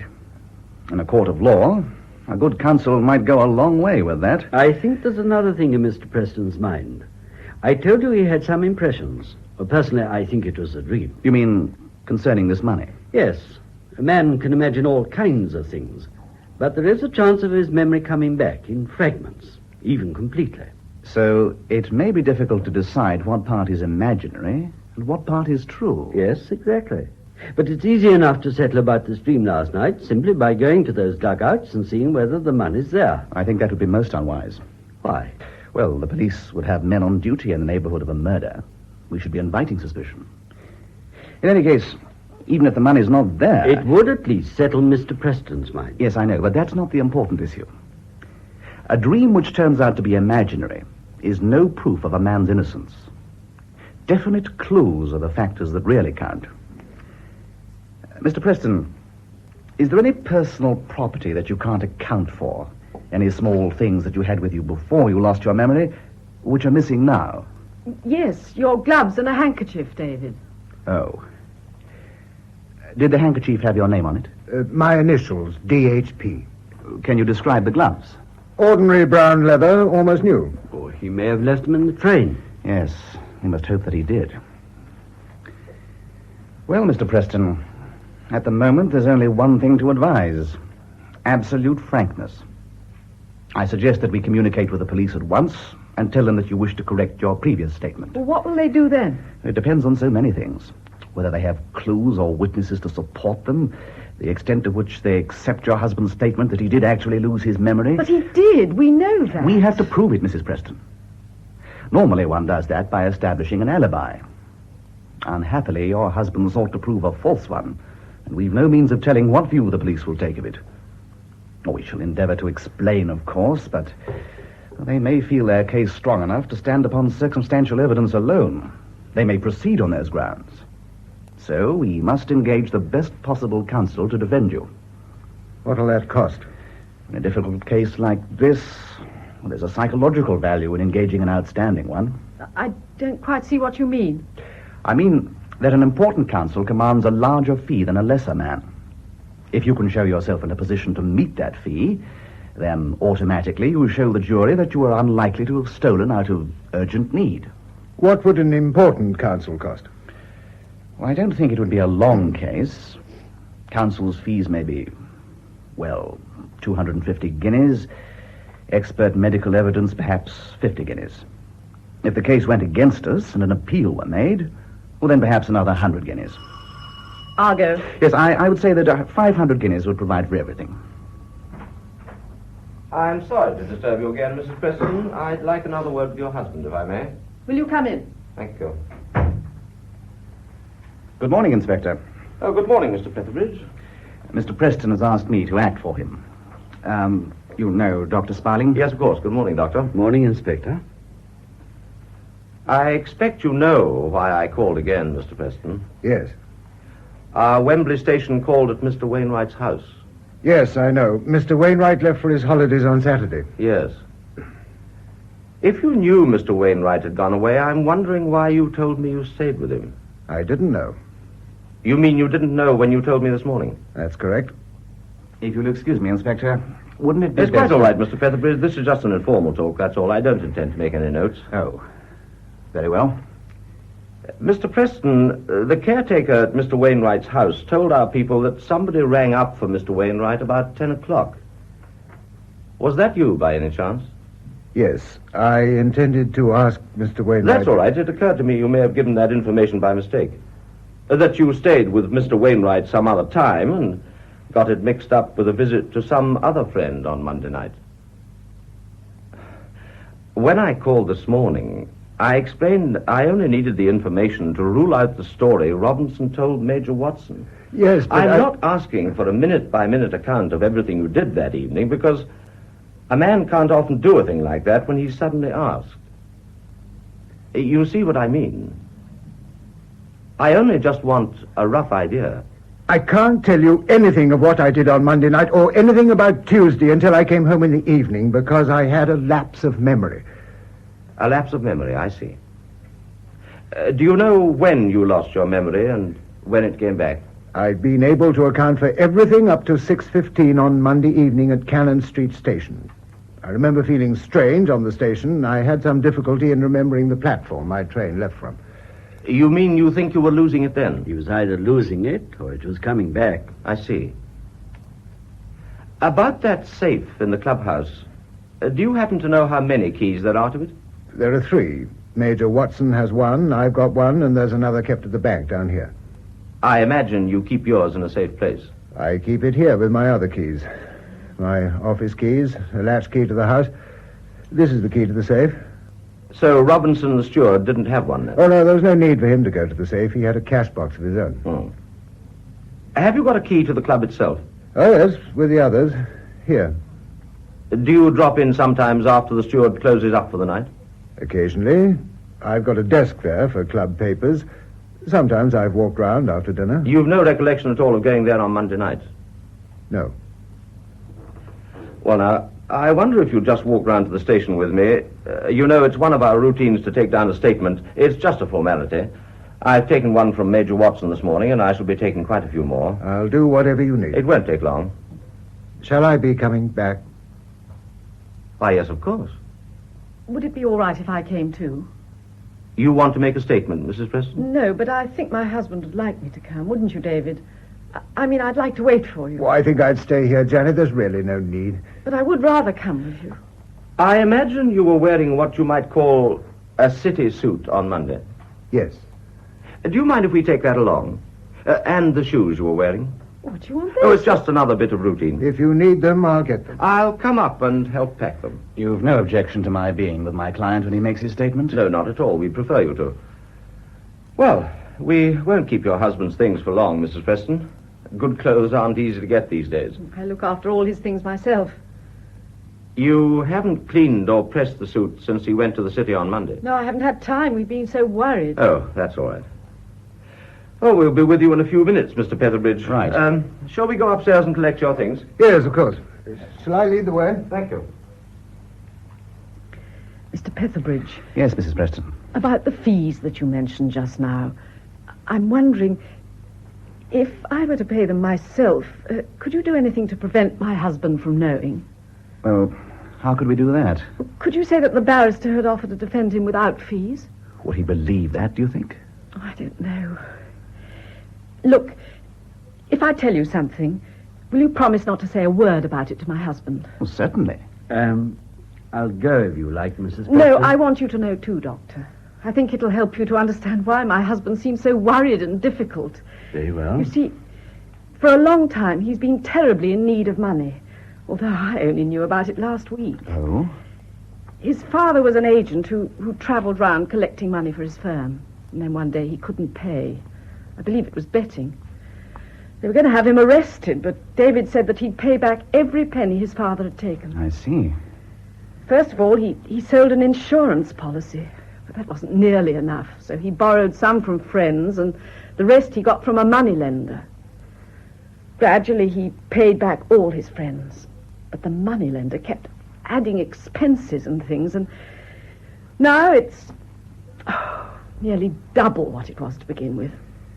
You say your husband only told you of this last week. No, he never told me. But you said that... Yes, I saw a letter.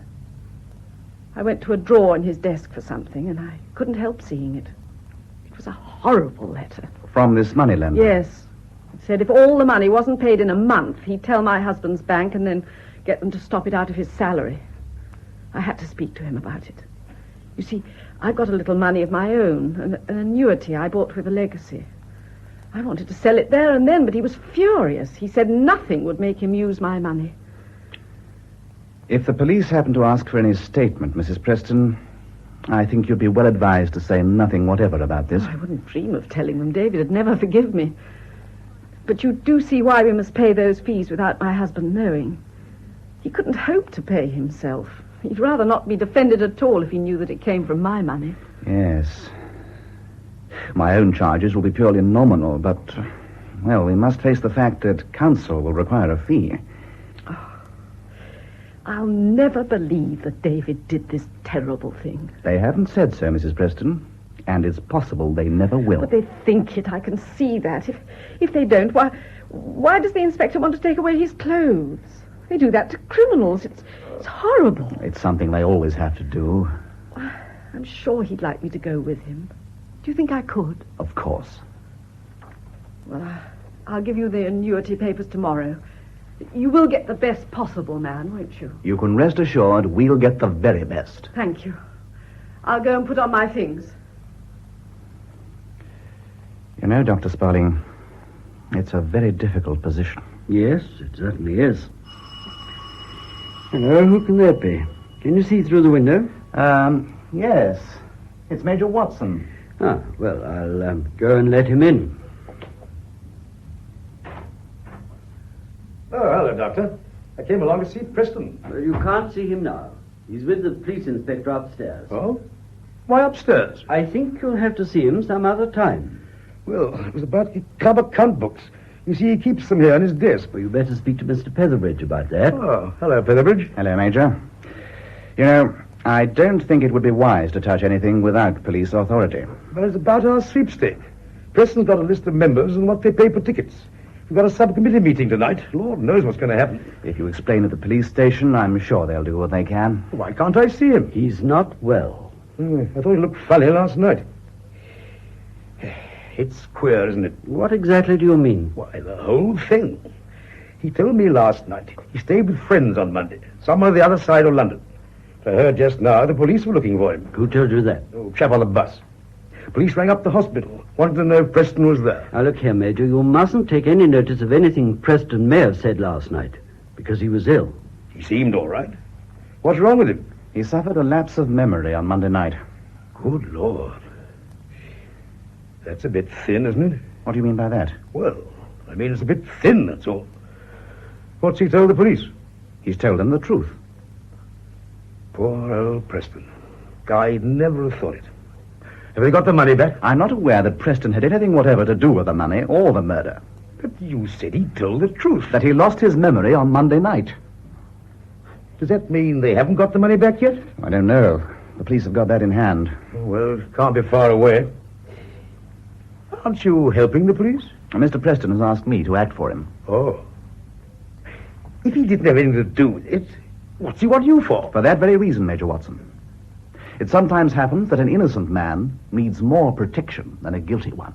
Oh, good morning, Major Watson. Good morning. Mr. Petherbridge, the inspector said, would you mind coming up for a minute? Yes, of course. My husband's given him permission to look round his room, and he'd like you to be there. Yes, I'll come. Oh, and, Major, if you go to the police station and explain why you want to see the books, I've no doubt they'll help you. Oh, thanks. Do you think they'll swallow this loss of memory idea, Doctor? Oh, why not, if it's true? Do you believe it? Certainly I do. Why? Because I talked to Preston last night and again this morning, and I'm certain he's not the kind of man who would plan a careful robbery, then carry out a cold-blooded murder. I've been a doctor for nearly 20 years, Watson. I've had a good deal of experience in judging people, and I'll stake my reputation on Preston. You mean he really did lose his memory? I told you so. But could a fellow do all this when his memory was gone? It's possible, but I don't believe he did. What would they call it? Insane or something like that? Look here, you're an old friend of his, aren't you? I've known him 10 years or more. I pulled him in when I started my club. Then I should have thought that you would want to help him all you can. I don't want to make it worse for him any more than you do. But I'm president of the club, and I've got to see that money back. Why are you so convinced that he took the money? Well, it's bound to come out, so why shouldn't I tell you? First of all, Preston was hard up. He'd borrowed money all round the club. I lent him 50 quid myself. Yes, but he paid you all back. Oh, he paid us back. In time. Well, then. I never knew a fellow get clean out of debt once he started borrowing. You're a man of the world, Doctor, you know that. Another thing, he hated the club steward. Yes, I know that. You do? Yes. Do you know why? No, I don't know. But Preston was always bringing up piddly little complaints and trying to get him sacked. And here's another thing. That safe of ours wasn't opened with a key. It was broken open. If Preston had his own key, why do that? Well, you don't have to be Sherlock Holmes to work that out. He broke it open because he had a key and Robinson hadn't. Oh, really? It was a smart job, too. I never suspected anything, but he hadn't touched the lock. He'd taken away a side panel. The side panel of a safe? Well, it's more strong box than a safe. It only needed a screwdriver and a bit of patience. The police showed me this morning how it was done. I wasn't too happy myself about putting all that money in it, but Preston disagreed, said it was okay. And he knew that Robbins was off on his holidays on Monday night.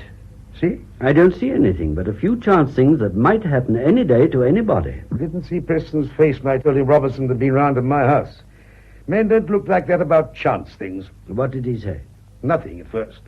And then he pulled out that story about staying Monday night with friends. When I thought I was going to the police about the robbery, he pretty nearly went down on his knees to stop me. But, my dear man, if he was at the safe and Robinson caught him there, then why let Robinson come round and tell you about it before doing anything? He didn't know Robinson was coming round. That's why. Now, put yourself in his place and see what you'd do. You arrange to plant a robbery on somebody else, and the very man you're going to plant it on catches you red-handed. You tell him a yarn about taking care of the money yourself. He goes off. But you don't know whether you convinced him or not. Then you remember you've broken the damn safe open to make it look as if he'd done it. All right so far? Perfectly. Okay. You're in a hell of a jam. You know Robinson's going home to get his bag and take the train to London. You know where he lives, and you know the path he'll take to the station across the common. How is the murder done? Knocked on the head from behind. Battered in. Why are you saying all this against Preston? I'm not saying a word against him. I'm giving you plain facts. Yes, it looks bad for Preston. But then if you tie a lot of chance things together and throw in a bit of imagination, it might look just as bad for others. Even for you. For me? That's rich. Oh, why not? Supposing you wanted money. Well, you knew where it was just as well as Preston did. What proof have you got that Robinson ever came round to your house that night at all? Was there a witness? My wife was there. In the room? She'd gone to bed, but she would have heard the bell. Well, that's easy. You could have gone outside and rung the bell yourself if necessary. You see, we've only got your word that Robinson ever came round and accused Preston. Supposing you broke open the safe because you have a key. You said yourself it only needed a screwdriver and a bit of patience. At first, you mean it to look like an outside burglary, but Robinson catches you red-handed. Anything wrong with that so far? Quite a bit. I was at the pictures all Monday evening. Only got in a few minutes before Robinson called. Can you prove it? Did you go with anyone? My wife doesn't like the pictures. I always go alone. You see? No proof you were at the pictures. No proof that Robinson ever called. You kill Robinson to keep him quiet. Then you think of Preston. You know it's common knowledge in the club that he disliked Robinson, and you knew he borrowed money. You also know that he's a quiet man who spends most evenings at home. His wife might say that he was in that evening, but the police don't trust the word of a devoted wife.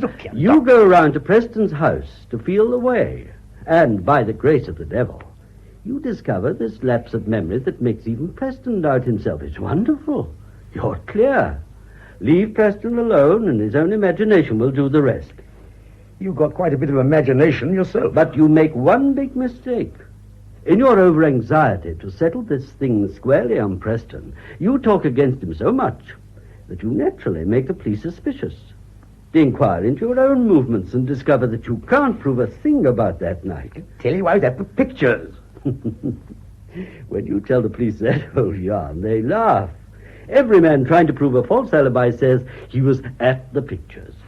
No, Preston's in a far stronger position than you.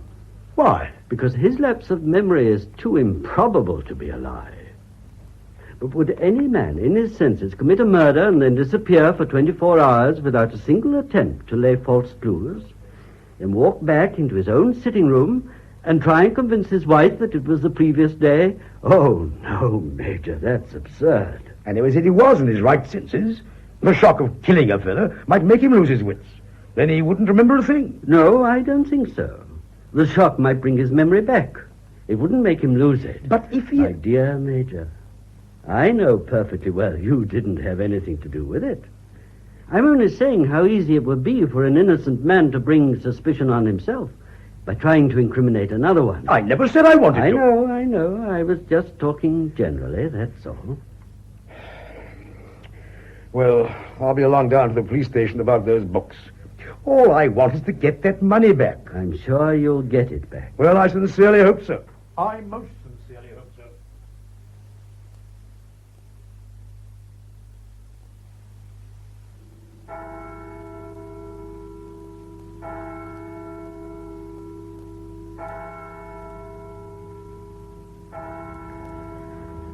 Tea, David?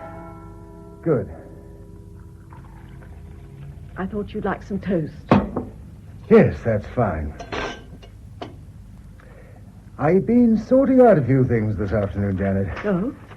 There's only the gas bill and the laundry and a small account from Rogers for the tulips. I've written checks for those.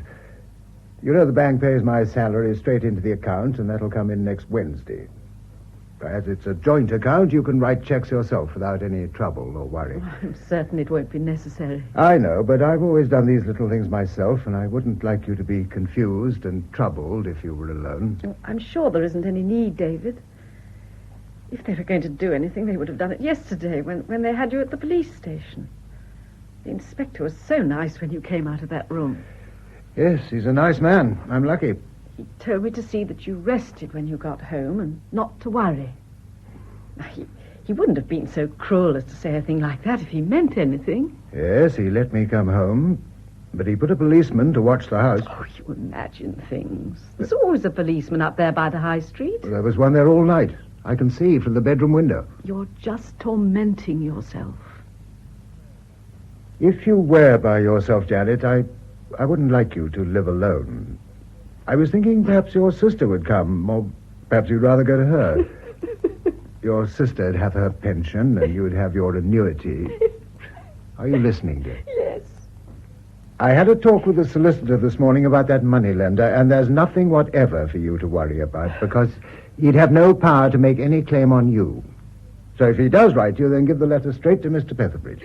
And don't do anything silly like raising money on that little annuity of yours and sending it to him. You promised me that, Janet. Yes. I've written this letter to the bank. I want you to post this if they take me away. I've explained everything, and I'm sure they'll do something for you after all the years I've been there. You mustn't talk like this, David. I can't bear it. I know, dear, but I couldn't bear it if I had to go away without feeling we'd arranged everything we possibly could. But even if they did take you away, they couldn't treat you like a criminal. It wouldn't be human to blame you for something that happened when you weren't yourself. We're not certain they'll believe I lost my memory at all. But it's true. It is true, isn't it? I swear that, dear. Whatever happened that night, I knew nothing about it. I did nothing deliberately. I really don't mind now what happens, so long as you promise to carry on and be happy. Oh, how could I be happy? By believing in me, dear. It's going to help me so much if you do that. Still think it won't happen. It's just your imagination all the time. Oh, you haven't slept or even rested properly since you came home. Why don't you lie down and try to get some sleep? Yes, I think that's a good idea. At 7 o'clock we'll have supper. Then why not go to the pictures? It's our night, isn't it? Yes, I forgot that. Thursday. They didn't say you got to stay in. We'll say good evening to that policeman at the corner, and he'll say good evening back, and not take a bit of notice. And you wonder why you've been so silly. I don't know why you're so good to me. Oh, darling. You will try and rest, won't you? Yes, I'll go up now, straight away. And I'll get the supper ready.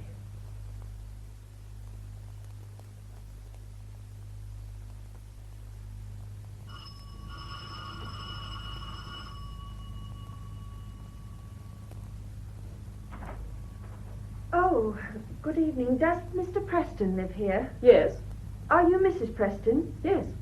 Well, could I speak to Mr. Preston, please? Well, he's resting. I can't disturb him now. But it's about this trouble, this murder. Oh. Are you from the papers? No, I'm not. I'm a friend of Mr. Preston's. Oh. Well, you better come in. Thank you.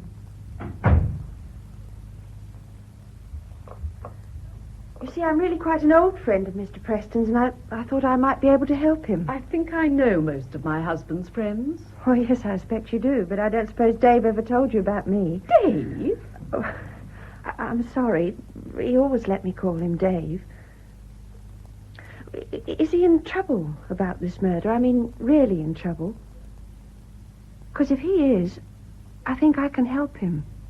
You haven't told me your name. Oh, Peggy Dobson. I work with my brother and sister at the Feathers in River Lane. In the city, you know. The Feathers? It's a public house. Our own place. Oh. Well, won't you sit down? Yes, thanks. What is it that you want to say? Well, I came down as quickly as I could. I only heard about this trouble at lunchtime. My husband's name hasn't been in the papers. How did you know he was in trouble? Well, a young man who has lunch at our place comes from down here, and he told us how they took Mr. Preston round to the police station yesterday. Oh. Well, of course, we'd read about this murder in the papers, but well, even if they had mentioned him, we might never have known it was our Mr. Preston. And we only realised it when this young man said, you know that fellow Preston who comes here in the evening? They're after him for that Bromley murder. Oh, I saw at once. I've got to come. Well, what have you come about? Well, everything. Last Monday night. What? Well, you see, Mr. Preston's been coming to our place ever since the war. He just drops in of an evening on his way home. I see. Now, look, if you think there's anything in this, you're wrong, because there isn't.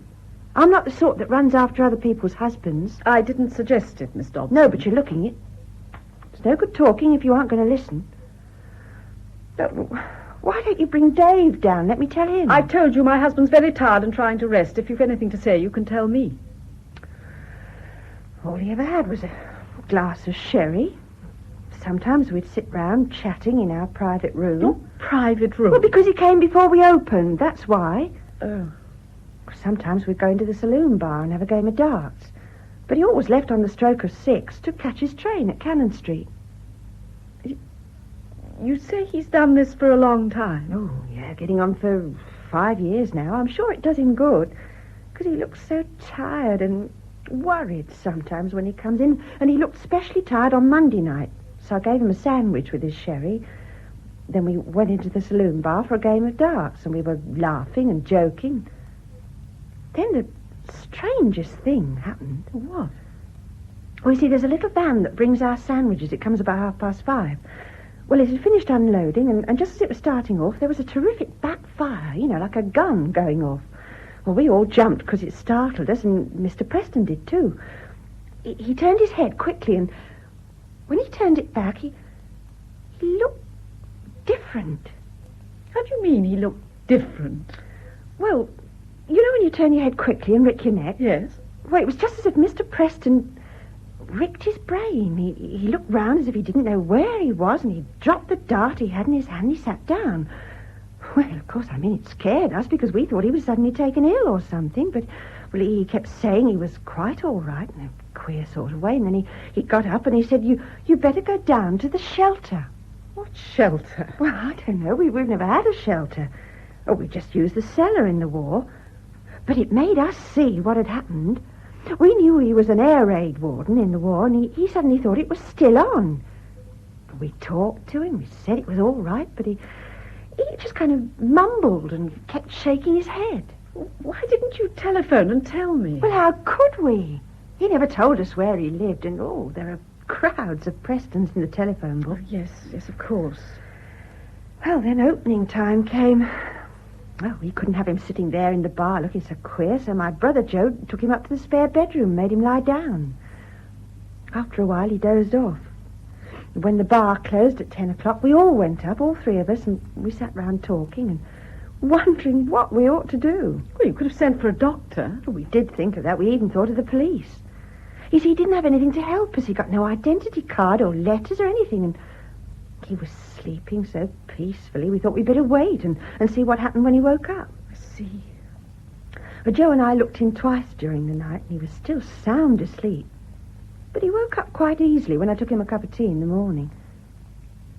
Still very funny, though.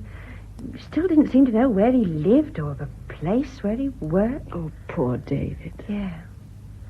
He washed and shaved himself with Joe's razor quite naturally, but his mind was still all mixed up in the war. He kept saying it was a quiet day with no alarms, and then he'd say, "Listen, here's one coming." You see, he was thinking of the fly bombs all the time. Yes, of course. We gave him some breakfast and we made him stay quietly in his room, but Joe said if he wasn't any better by the evening, we'd have to tell the police. Well, you knew that his bank was quite close. Why didn't you tell them? We didn't know. But surely... Oh, of course we knew he worked in a bank, yes, but we didn't know where. Yes, the doctor said something like that might be possible. What did he do the whole day? Oh, we just sat about up there in the bedroom. Soon after 5, Joe said the only thing to do was to get him quietly round to the police station and tell them what had happened. So I gave him a sherry, just to set him at ease, and we sat in the saloon bar. We all had a sherry. And suddenly, he began to change. He looked puzzled and restless, and then he sort of braced himself up, and he said, "Aren't we going to finish our game of darts?" Now, you see, we were sitting round in the same place at the same time of evening, drinking sherry just like we did the night before. Yes, I see. Well, he stood up and he took one of the darts and he said, "Come on, what are we waiting for?" Oh, we didn't know quite what to do at first. And then St. Paul's began to strike 6 and he said, "Good Lord, 6 o'clock, it's time I went." Well, of course, we hated the idea of him going off like that alone. But he looked so ordinary and natural when he got his coat off the peg that we almost thought, well, he was a queer one. I just remembered something, Janet. Hello, Dave. Peggy. Why did you come here? Well, I heard you were in trouble. How did you know? A young man who comes from down here said the police had you round yesterday. Janet, Miss Dobson works with her brother and sister at a place where I drink a glass of Well, sherry. of course, we read about this murder and... I we should thought... have told you, Janet. Don't worry about that, David. Listen to what Miss Dobson has to tell you. So once I've got to find out where you lived and come down and help you. How can you help me? Miss Dobson says you spent the whole of Monday night with them. You stayed the whole night at the Feathers, Dave. Now, directly I tell them that, they can't go after you anymore. But I left your place at 6 o'clock when St. Paul's was striking 6. But that's it. You didn't. I mean, not on the same day as you came in. You didn't come out until the murder was all over. I came into the Feathers just after 5 on Monday evening. I left at 6 o'clock while the clock was striking. The police know that. No, the police never came near our place. How can they know? Because I told them. Everything I remember just as it happened. Janet, I came down to tell you something. I'm sure it must have happened in the train coming home. No, Dave. Up in my room just now, I suddenly remembered quite clearly the people in the compartment when the train left Canterbury Look, Street. Dave, I know what I'm talking about, and you've got the whole thing mixed But up. later on, they were different. There was a soldier with a haversack and a boy with a parcel. It seemed to be a different train.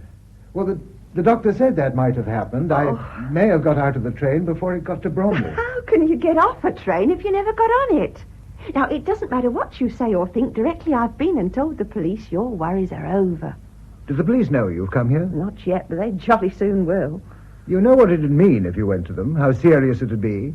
You're not a child, Peggy. You realize the consequences. Look, you don't understand what happened to you, and you're not trying to understand. I want you to go home now. Oh, Dave, don't can't think you I'm not grateful. You came to help me, and you have helped me. More than I can ever say. I shall always... Oh, that'll probably be the inspector. I'll go. I think I better go upstairs again. Well, Dave, surely you... Peggy, do please go home. Good evening, Mrs. Preston. Is your husband at home? He's just gone upstairs. But I want you to hear what this young lady has to say. Oh, I expect you're Miss Dobson. That's right.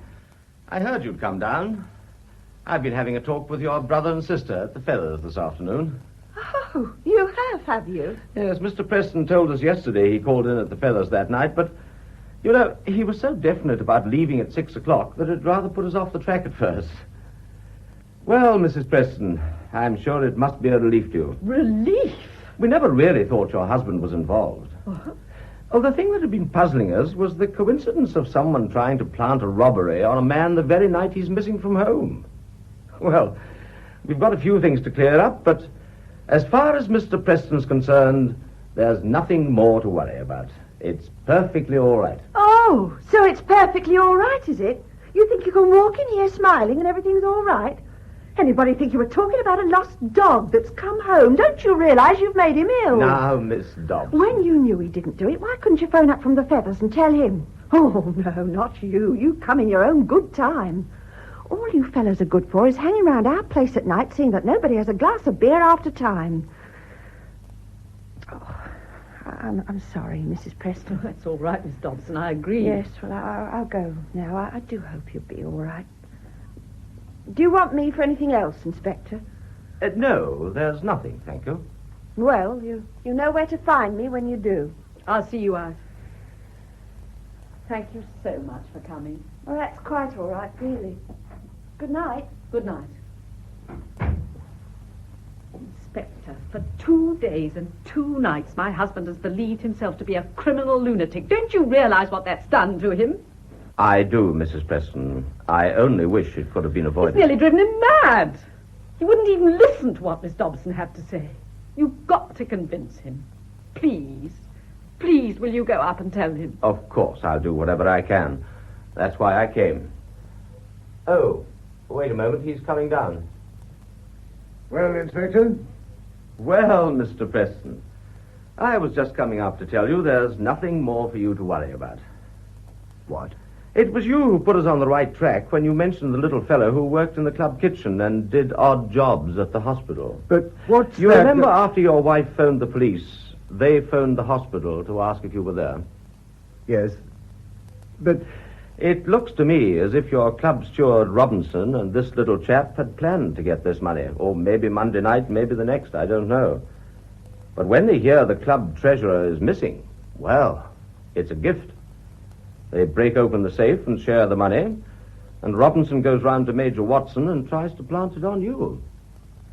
And after that, it looks like the old story of thieves falling out. Robinson gets a knock over the head, and the other chap takes the lot. Oh, they picked him up this evening over in Croydon. The money as well, all but a few pounds. Thank goodness for that. I'm afraid it's given you a lot of trouble and anxiety, Mr. Preston. Anxiety? But, you know, it's one of these things that might happen to anybody. Oh, here's a handkerchief and a pair of gloves you left in the spare bedroom at the Feathers. Thank you. I think your solicitor was a bit worried about those. Well, I'll say good night. I'll see you out. No, don't bother. Good night, Mrs. Preston. Good night, Inspector.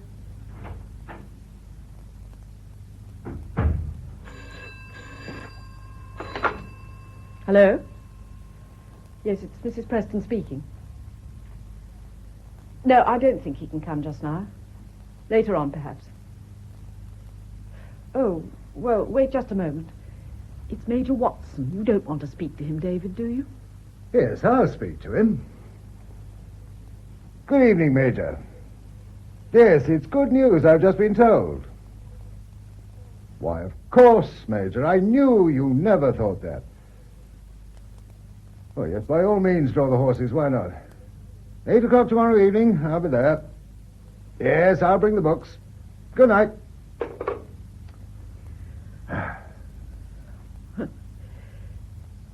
You didn't drink your tea, dear. It's cold.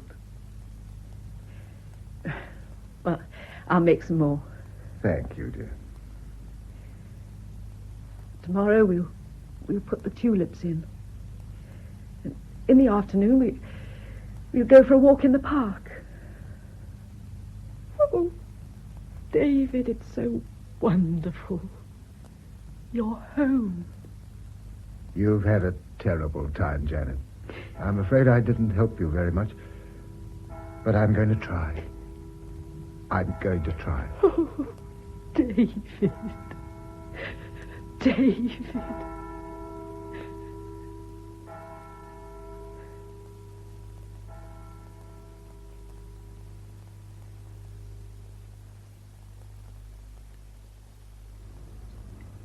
In Home at 7 by R.C. Sherriff, the part of David Preston was played by Patrick Barr, Janet Preston by Isabel Dean, Dr. Sparding by James Thomason, Major Watson, Geoffrey Wincott, Mr. Petherbridge, Michael McLean, Inspector Hemingway, Simon Lack, and Peggy Dobson, Barbara Mitchell. The play was produced by Martin C. Webster.